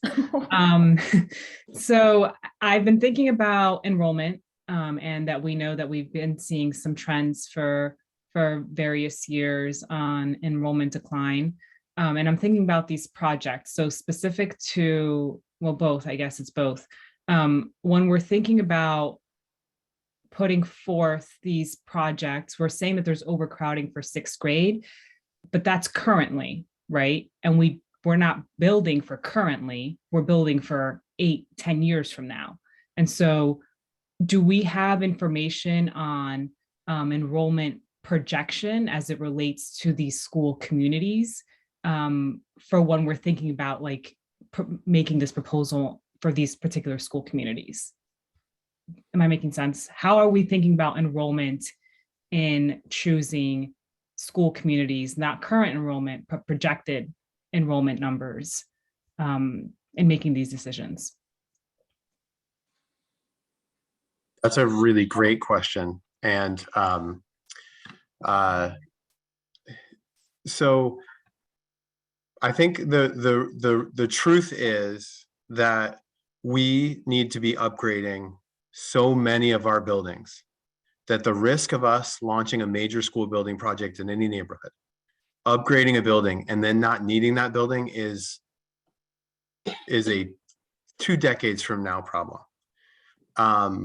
We can start to look at, in any given neighborhood, the relative demand of the schools. And you can start to estimate that if a particular population declined, would the Otis be the school that had declining enrollment? In this case, the Otis has been a popular school. It is where it's located. East Boston is a place that we know we want to operate a school for a long time. And because we're talking about upgrading 21st century spaces that don't exist, we know that it's going to be able to help that school community not do things like ESL classrooms under a stairwell, things that have been unacceptable and existing in our buildings. In the case of the Blackstone, they've been a longstanding community. It's a large school by Boston standards, right in the middle of the South End. It's a building that we know we need a parcel that's perfect for us for the long term. So these are very low risk projects. And I think that's the case when we start to look at new buildings in Roxbury, when we look at new buildings in Dorchester and Mattapan, which we've already announced we're doing. We need brand new buildings in every neighborhood. We're not at risk of opening a building that won't have students in it. We may be talking about merging multiple school communities into a new building, which we've already talked about with the Irving project in Roslindale. But that's an opportunity for people to get something new and be part of an exciting new project. That's fair. And I think that makes sense. My follow-up to that, 2 follow-ups. One is right now, I just got my notification that I will have 2 children in BPS next year. So very exciting. And I've already accepted that. But there are folks who are accepting their invitations to schools without perhaps knowing what the future of their school will be. And so you just mentioned the possibility of mergers in some communities. For these 2 particular schools, let's go back to the mergers. So do we have information that families should know right now around any potential facilities changes that could impact their current school community and their enrollment decisions? All of the decisions, all of the things that will impact the school communities for next school year have been vetted by the school committee already. And part of the work we're trying to do is raise the sort of any changes that we're proposing early enough so that families have time to respond. But, we're always, in a place where we are trying to provide the community with as much information as we have when we have it. And so we're not withholding information, but we will be launching community engagement around other school changes, likely in the next few months and over the next year. It's been a topic for the entire budget season was how are we going to respond to enrollment declines? And then my final question as it relates to these particular school communities, has there been a community engagement process? Like, are those school communities aware that they are being proposed for this? Are they excited? Have they been a part of the process? What does that look like? And I'm wondering if Indy or Megan may want to talk more about the notification. They've been notified that they'll be part of the process, but I think, to be honest, these school building projects feel very abstract to families until they start to see things like the designs. It was really when we started to show the designs of the new Carter School to the school community that excitement really starts to ramp up about their involvement. And so, right now it feels pretty abstract for school communities about a new school building. I'm sure that there will be some relief, but still some frustration about the current conditions. Yeah, and I'm also more thinking about the impact of potentially having to have swing space or what that could look like. Like there are implications, even though they may not necessarily see the fruits of it while they're in that building, they will be impacted by the fact that this is happening. So that's more where my thinking is. I think that Ms. LaPera, the issue here is like looking at the entire district comprehensively, making a recommendation on the projects that will be on the project plan, then being able to go to the school communities and talk with them. The normal BPS outline and timeline that we gave last year was that we would make major announcements in May. We would take all of May and June and July and August and September to engage with the community around those announcements. And then the school committee would take a vote in October on projects. And that's the normal timeline and time frame. And so that's what we hope to do here as well. Got it. Superintendent, I do want to add a couple important tools that I think we're also investing in. I think Chief Alvarez has shared the building list, that we're working from and using the best information we have, but her team is also leading the work around the facilities condition assessment. And, we do have a lot of information right now to know that a number of our buildings need major investments, and we need to engage with communities on what the options might be. But I also think that we're also investing in stronger tools that are going to better inform future decisions as well. And, I know that folks are rightfully impatient. I think we all are, including the superintendent and including our mayor.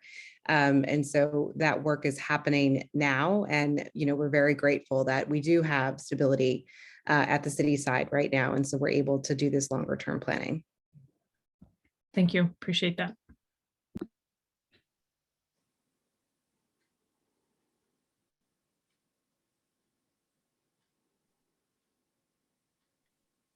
Madam Chair.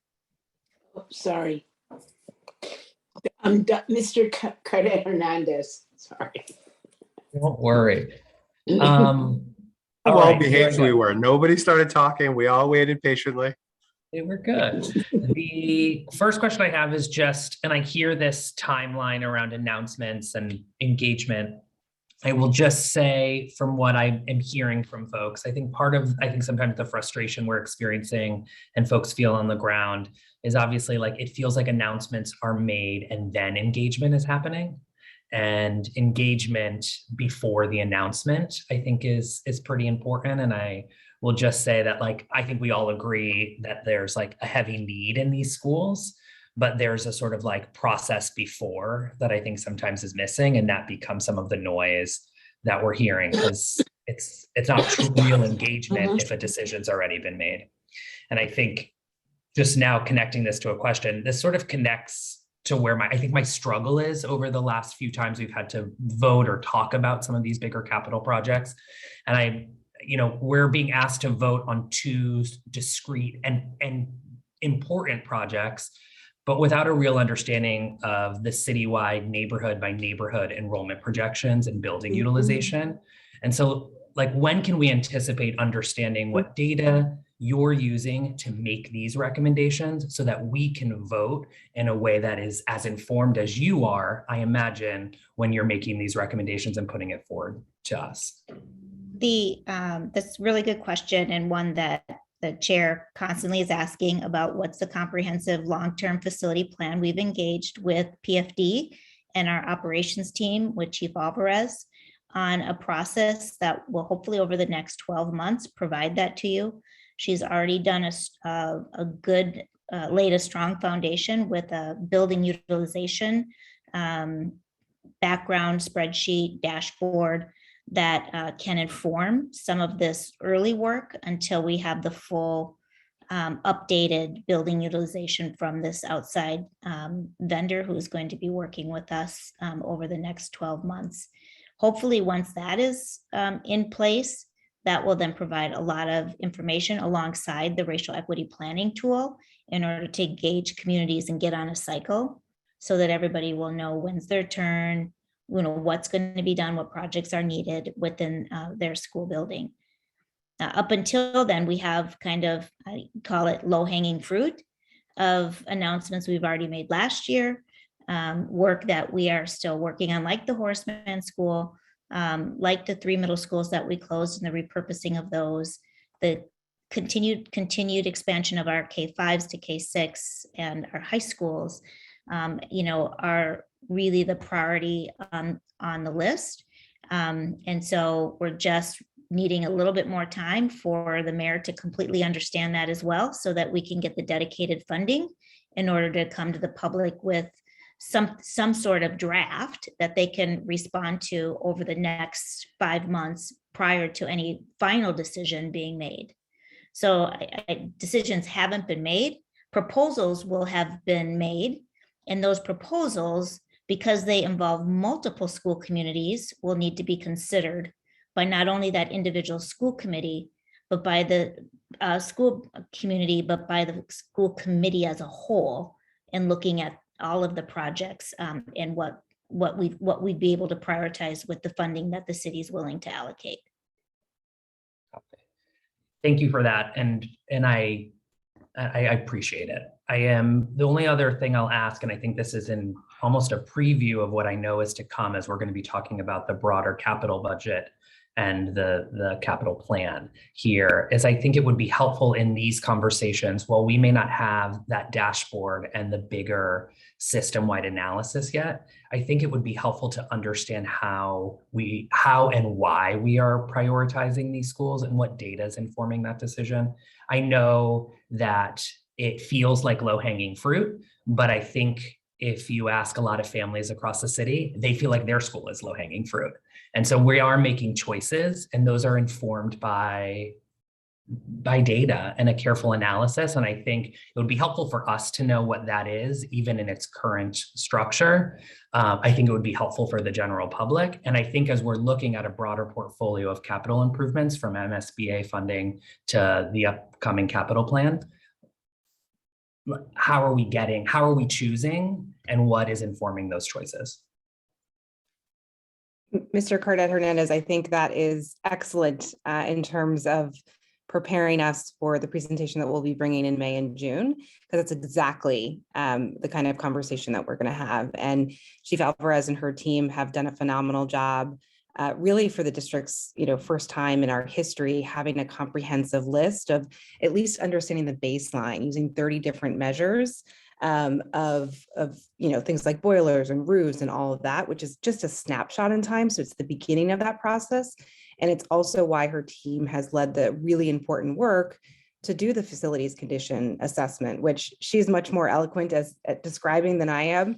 I will butcher it if I try, but it's something that all large urban districts do, and Boston hasn't yet. And that's where we're really falling behind. So that's the work that we're doing right now to be able to bring something forward in May and June.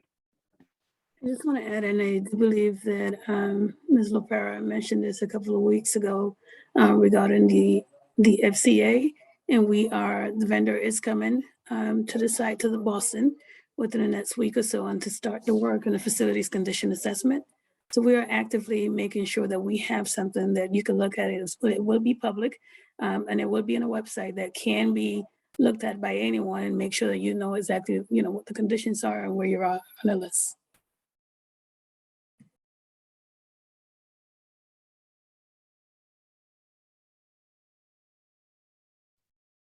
I'm at my time. Other questions? Mr. Neal.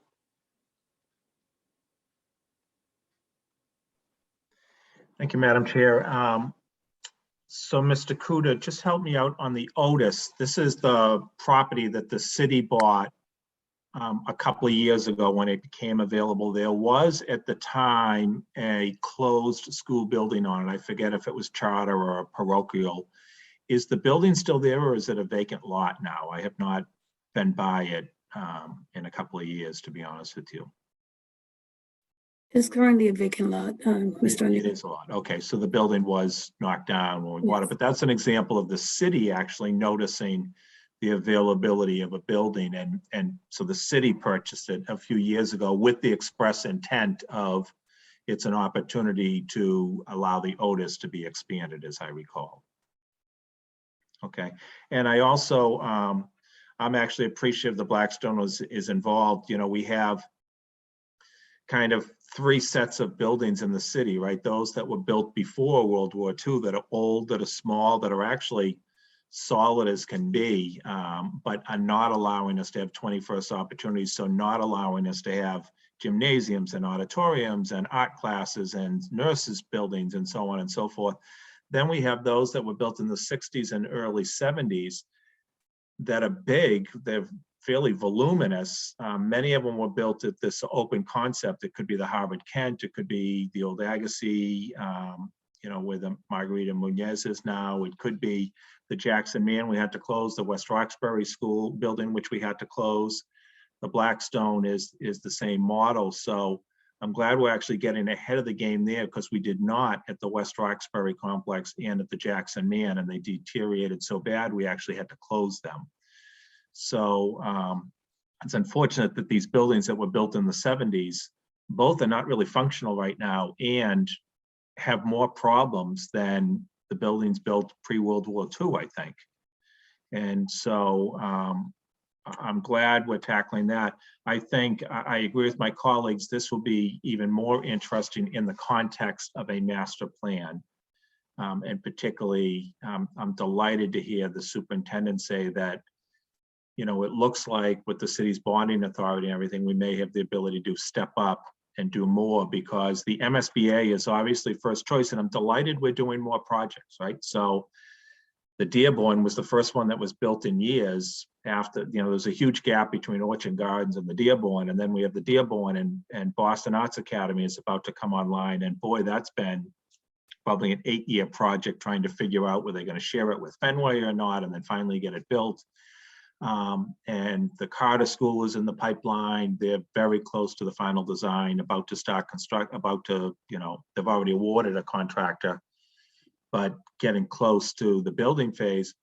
And yet, I want to caution my colleagues, you know, the Carter is a perfect example. They're seeing huge cost increases because of what's going on in the general world right now. So cost for steel and construction materials and all that is going up. And it's affecting that project and will affect other projects as well, because the MSBA caps what they pay. So the rest, we got to go back to the city and say, okay, the cost just rose 5 million. We need the city to pick up that 5 million, et cetera. So these projects take so long, but they're worthwhile. And I agree with the assessment of Mr. Kuda that, you know, we need new buildings in every neighborhood of this city. History has proven in other cities that when you build new, parents want to be there because the students, their children are getting all the amenities that we know are needed for our students to survive in school, not survive, thrive, excuse me, in school. So we need to see the master plan and what are the goals all across the city. I think that will allow people to buy in more versus thinking of, well, how did they get the project and we didn't? And that is clearly, you know, something we will hear.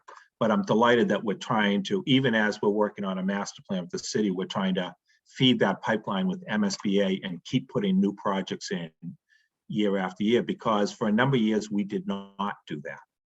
And so we missed a gap of years of getting the MSBA to approve, because why shouldn't the MSBA approve in 1 to 2 projects per year for the city of Austin, considering how many schools we have versus, you know, the one-off in other parts of the state.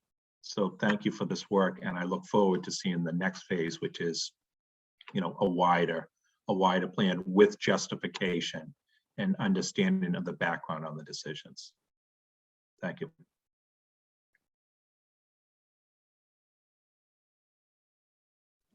Just checking for any last questions, comments. I just have one, and again, probably in our next phase, we'll be able to answer questions like this. You know, a school that we've often heard mentioned around the needs for a new plan has been the McKinley Schools programs. Where do they fit into this as we're going through this next iteration? So when we present on the capital budget, you will hear about some of our major prioritization of schools. The McKinley School is on that list that you will hear about, as well as Madison Park and some others. That would be my So, other one. Yeah, you will hear some of the names that we've repeatedly heard, where there's major upgrades needed at those schools, either for program or, you know, just for building. So you'll see that. Well, thank you. A little bit longer, you gotta wait, just. All righty, thank you. And the committee looks forward to taking action on these proposals at our next meeting. Our final report is the renewal of the TransDev transportation contract.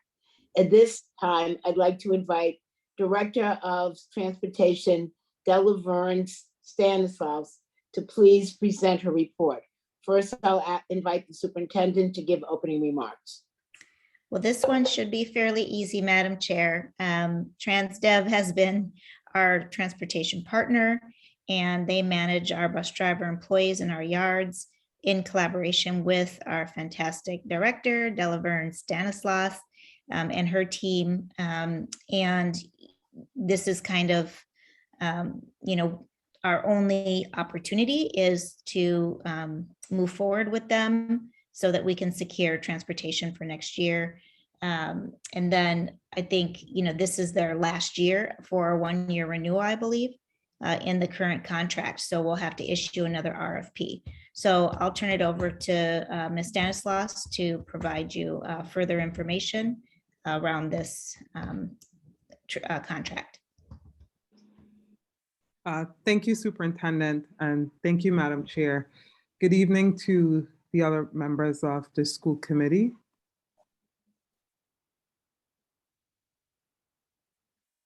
The Boston Public Schools Department of Transportation recommends exercising its final 1-year renewal option on its bus driver contract with TransDev. This would extend BPS's contract with TransDev, currently set to expire at the end of this school year through next school year. TransDev provides management of operations, fleets, safety, and administrative services to ensure safe, reliable, and on-time transportation for students who reside in the city of Boston to both BPS and non-BPS schools. After a competitive bidding process, we entered into a $95 million contract with TransDev on July 1st, 2013. The contract was a 5-year contract with 5 1-year renewal options that could be taken at the city's discretion. Our current contract expires on June 30th, 2022. Exercising this final renewal option will extend the contract through June 30th, 2023. Next slide.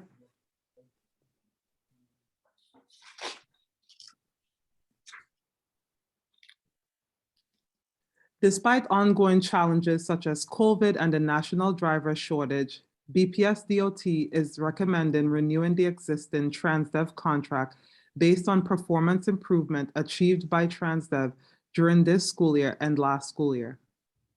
At present, we have completed 80% of a new IFB to select a vendor to manage our yellow bus operations beginning July 1st, 2023.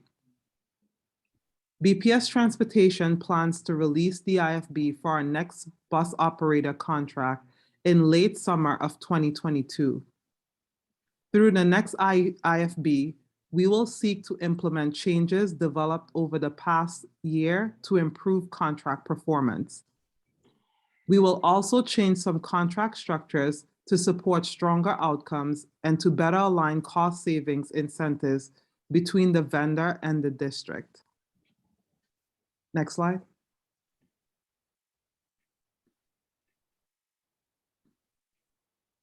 In the interim, we will continue to work closely with Transdev to ensure our students receive safe and reliable yellow bus transportation under the existing contract.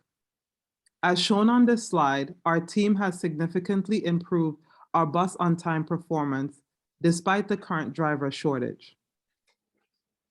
Regarding on-time performance, our progress this school year has been largely driven by monthly performance reviews with Transdev, focused on identifying areas for improvement and developing and executing data-informed action plans.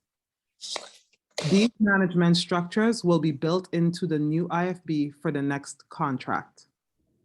Thank you.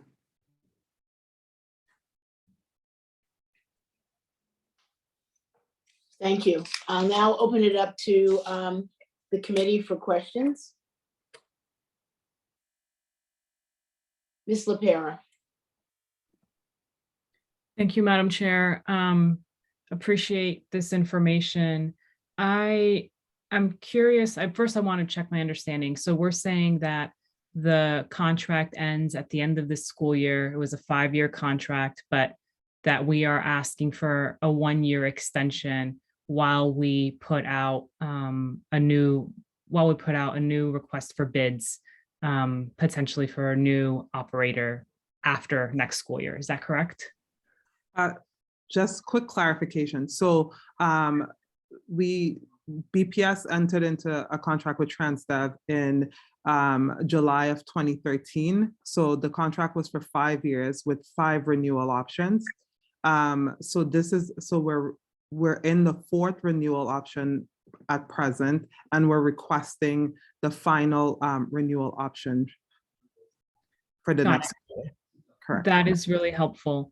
I know that this hasn't been just unique to this year, because I know I've experienced it myself as a parent with some of the challenges that we see, especially towards the beginning of the school year, and then in the fall again, when there's like the rebidding process.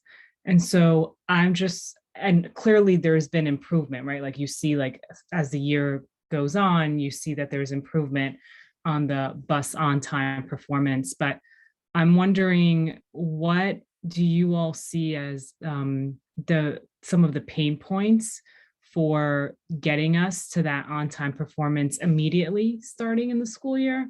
And what are some of those pain points that are within the district's control, and what are just a part of, the other end of the bargain?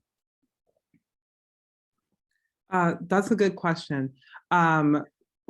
We're working through a few different things that's like within our control as a transportation team. So one of the things that we implemented, as stated on this slide, is the monthly performance reviews. So we have audited, we had Transdev audit the entire operations, and we found 109 functional areas of improvement, and so far has been able to work through 66 of those functional areas. Internally in transportation, we're working, doing a lot of cross collaboration work with some of our different departments, with IT, welcome services, special education, on tighter timelines and deadlines for sharing data, because getting the data at a certain time to route students is really important.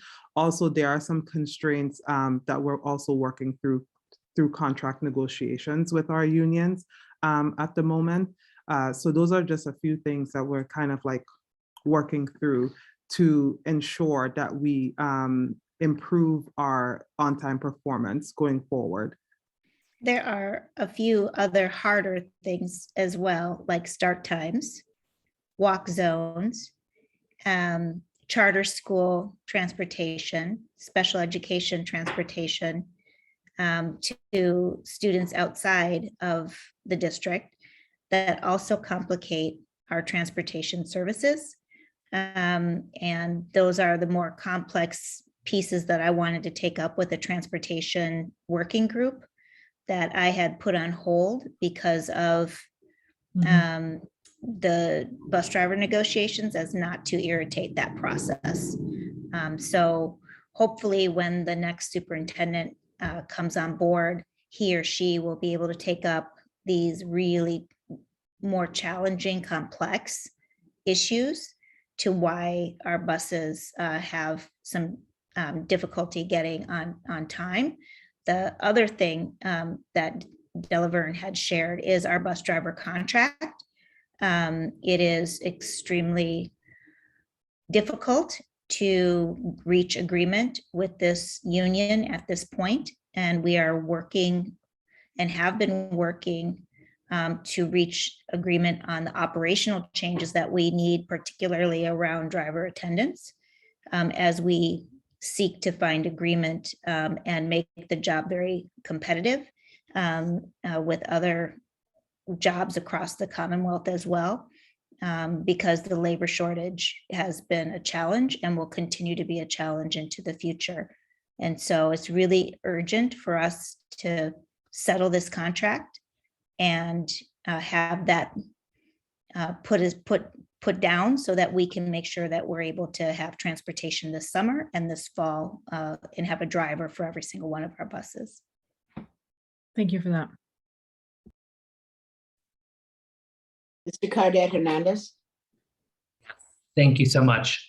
This is obviously complicated because I think anyone who talks to any family who takes a bus knows that it gets better, but it starts off really rocky. And it can sometimes feel really unreliable, particularly for some of the most vulnerable students, like our young people with disabilities. And at the same time, we sort of have our hands tied behind our back, right? Because this is not the time to change vendors. We are not in a position of power to be able to handle this sort of turbulence given the pandemic, that's the national staffing shortage, and of course the departure of the superintendent. But I do think what probably is coming up, at least what's coming up for me, are like things that we want to be thinking about for the RFB in the future, and also you know, a sort of perfect world contract negotiation with the union. So I'm saying sort of, this is less question and more just sort of like naming the fact as where I'm going to move into a process where I'm voting yes in a second, where I'm also voting yes on something that I know hasn't actually been that great for so many of our families, and it's complicated. And I'm sure everyone in BPS is feeling that way who's bringing that forward today. What question here though? I think I need to be clear though that it's not our contractor necessarily. Delaverne and her team, alongside, you know, Pat Brophy when he was there at PFD, really helped us work on our operational effectiveness with TransDev, and they had a full turnover from CEO, their general manager, their yard managers, and they have been working and have been good partners with us. It is a challenging it is challenging to manage the transportation in Boston Public Schools because of its complexity. I would say that it is our contracts that need to be settled. And it is the harder decision that the school committee is going to have to make around start times and pressuring the state around charter school transportation, and also looking at our assignment system within Bill PPS. Those three things highly contribute to our on-time performance. That's why I'm saying this is so complex, but I don't think it's the TransDev contract that is at issue here necessarily. Certainly there are performance reasons, and we work on those with them around managing their employees. However, I don't think that that's the biggest thing. Now, I don't know, Delaverne, if you would disagree, and I welcome disagreement, but you know, for our decision tonight, I don't think that this is the number one thing that's impacting our on-time performance. No, the one thing that I want to name, Brenda, and just to everyone, so we did have issues with the contract before. I'm not going to say like it was all peaches and cream at all. We did have significant issues. There has been reorgs both internally at BPS and on the contractor contractors and which I've led a few different processes. We got a new general contractor on the Transdev end, and I think the audit, the bi-weekly working group, and the monthly performance reviews for accountability, like transparent accountability, has led to like major visible improvements. However, I think I know that the driver shortage this year has really impacted a lot of that work, right? Because a lot of people is like not seeing it clearly because they're like, we're still having these issues. However, at this, where we are right now, it's definitely not it's not the contractor. But don't get me wrong, there's still room for more improvement. I totally get it. I have two questions, more pointed. I'm just curious, the on-time performance data that's released, does that include pickup and drop-off, or just pickup to drop off to school rather? I mean, is it including AM and PM drop-off, or is it just AM?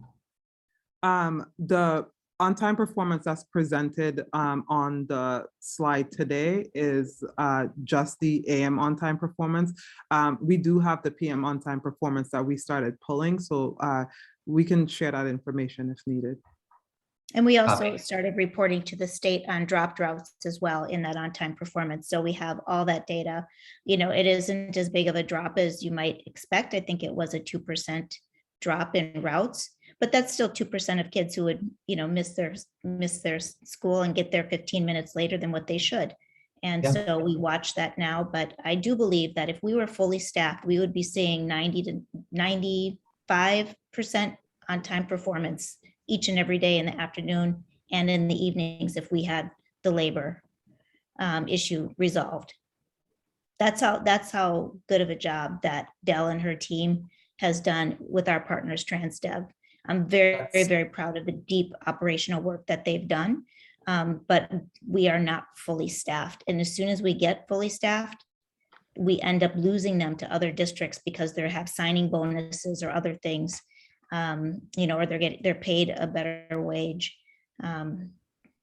Well, I will make a plug for our own schools here. Anytime I'm hearing that we are experiencing a staffage shortage somewhere, I think of an opportunity for our own career and technical programs to be able to fill that shortage. And, you know, these are good middle-class jobs. And oftentimes are the sort of the jobs that break cycles of poverty for many families. So I think there is a solution here that we can have a conversation about at another date. But we could be filling these jobs by training our own students to take those on after they graduate. Yep. I think that's a great point. And in the background, we're doing some of that work. Like we're talking to, we've started talking to the director of the city fleet. Today I was at Madison Park. Like we're having conversations. I definitely agree with you. Yeah. Thank you. Thank you so much. One last thing, so I don't have to do another round, and I'm sorry. Are we doing trial runs before the start of the school year, and how many days do we currently have? Yeah.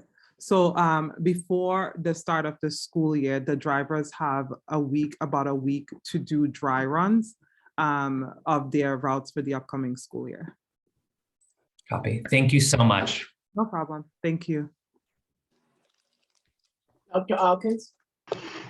And thank you for the presentation. Mine is actually just thinking ahead more along lines. I'm very curious about the process for the development of the next contract and when that process starts, and you know when you all are starting to put together all of the data that's going to influence that description. Yep, we have already started. We're actually 80% complete with the drafting of the next IFB. And we're hoping to get, well, not hoping, we have to get that out by late summer of this year. Another piece, just to be fully transparent, is because of the reputation and the challenge in Boston, you know, we engaged a professional team to help us with that IFP. So Delaverne has been working with this group so that we could make it look as advantageous as possible to other bidders, because we anticipate we may not get other bidders on it. That's why, another reason why it's so important to get this driver contract settled so that we can then have a successful bid. Thank you. And I mean, along that line, is there a space for community voice in this as well? Yes. So as part of the process, the consulting group that we're working with has interviewed like some of our community partners. There's still some conversations that we have to have in order to complete the process. So yes. Thank you.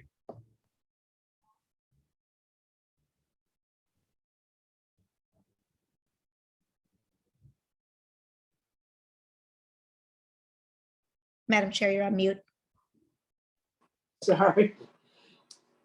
Any final comments? Okay.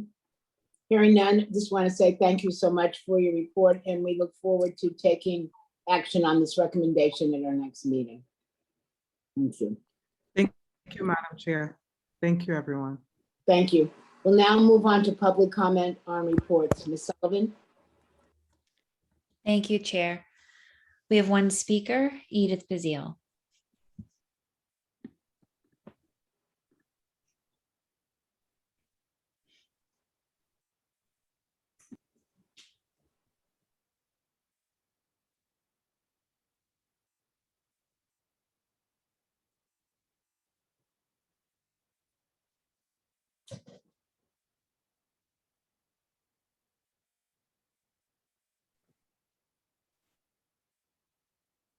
Thank you. Madam Chair, you cannot expect a new superintendent to hit the ground running if there is not a strong plan for the next academic year. If you wait for the superintendent to arrive, due to BPS's timelines, they will be stuck in an unworkable plan for the upcoming year that will be difficult to change. BPS must hold itself accountable to create an academic plan based on the results from past years with a focus on academic acceleration of students. BPS must also begin by resolving the BTU contract. Special education must be reconstructed now. Inclusion must have appropriate staffing, inclusion facilitators, research and job-embedded professional development with a clear focus on racial equity. Early childhood content must be research-based and structures for universal screening, interventions as needed, and progress monitoring. BPS must build a literacy infrastructure that includes reading interventionists and adopt anti-racist curriculum, as well as expand ethnic studies. There must be a systematic approach to emotional wellness rooted in restorative justice, including targeted supports for students who need mental health supports. Madam Chair, thank you so much for asking about the McKinley schools. It is disappointing that the district still has no answer. Mr. Cooter, you go from a $5 million project to a new school plan to be submitted to MSBA that may take up to 10 years. When there is unfinished business with long-term neglected facilities like McKinley Schools, Madison Park, and finding a permanent home for Horace Mann. You have no answers for this. Mr. Cooter, notification is not community engagement or racial equity. I'm not going to even address the Otis except to say you lack transparency, and this pits school communities against each other and drives parents to look for alternatives to BPS. Lastly, it is clear that the racial equity tool is insufficient to meet the goal of BPS becoming anti-racist. BPS must create an equity infrastructure with supports embedded and aligned with racial equity that impacts all policies, practices, and procedures with real support at each and every school, guided by a high-performing, dynamic, multi-ethnic team that gives voice to culturally responsive community engagement and best practices. Will you do this work? If you don't, you'll just be setting up the next superintendent for failure. And we will continue to fight you until we get the racial equity and justice that our students and families deserve. Thank you so much and good night. Chair you. Robinson, excuse me, Chair Robinson, that concludes our speakers for public comment on reports. Fine, thank you. Is there any new business? Madam Chair, may I strictly say, I hope that Ms. Mercer can give a college update at our next school committee meeting. I know it's getting to be that time of year, and you know, on behalf of all the college seniors who have getting their acceptances and making their decision come May 1st, look forward to hearing from Ms. Mercer what her plans are. It's pretty close. All She right. has a lot of good options. Yes, great. All right, so that concludes our business for this evening. The next remote school committee meeting will take place on Wednesday, April 27th at 5 p.m. There's nothing further. I'll entertain a motion to adjourn the meeting. I'll move. Thank you. Is there a second? Second. Ms. Sullivan, will you please call the roll? Dr. Alkins, Yes. Mr. Cardad Hernandez, Yes. Ms. Lopera, Yes. Ms. Polanco Garcia, Mr. Tran, Mr. O'Neill, Yes. Ms. Robinson. Yes. Thank you. Thank you and good night.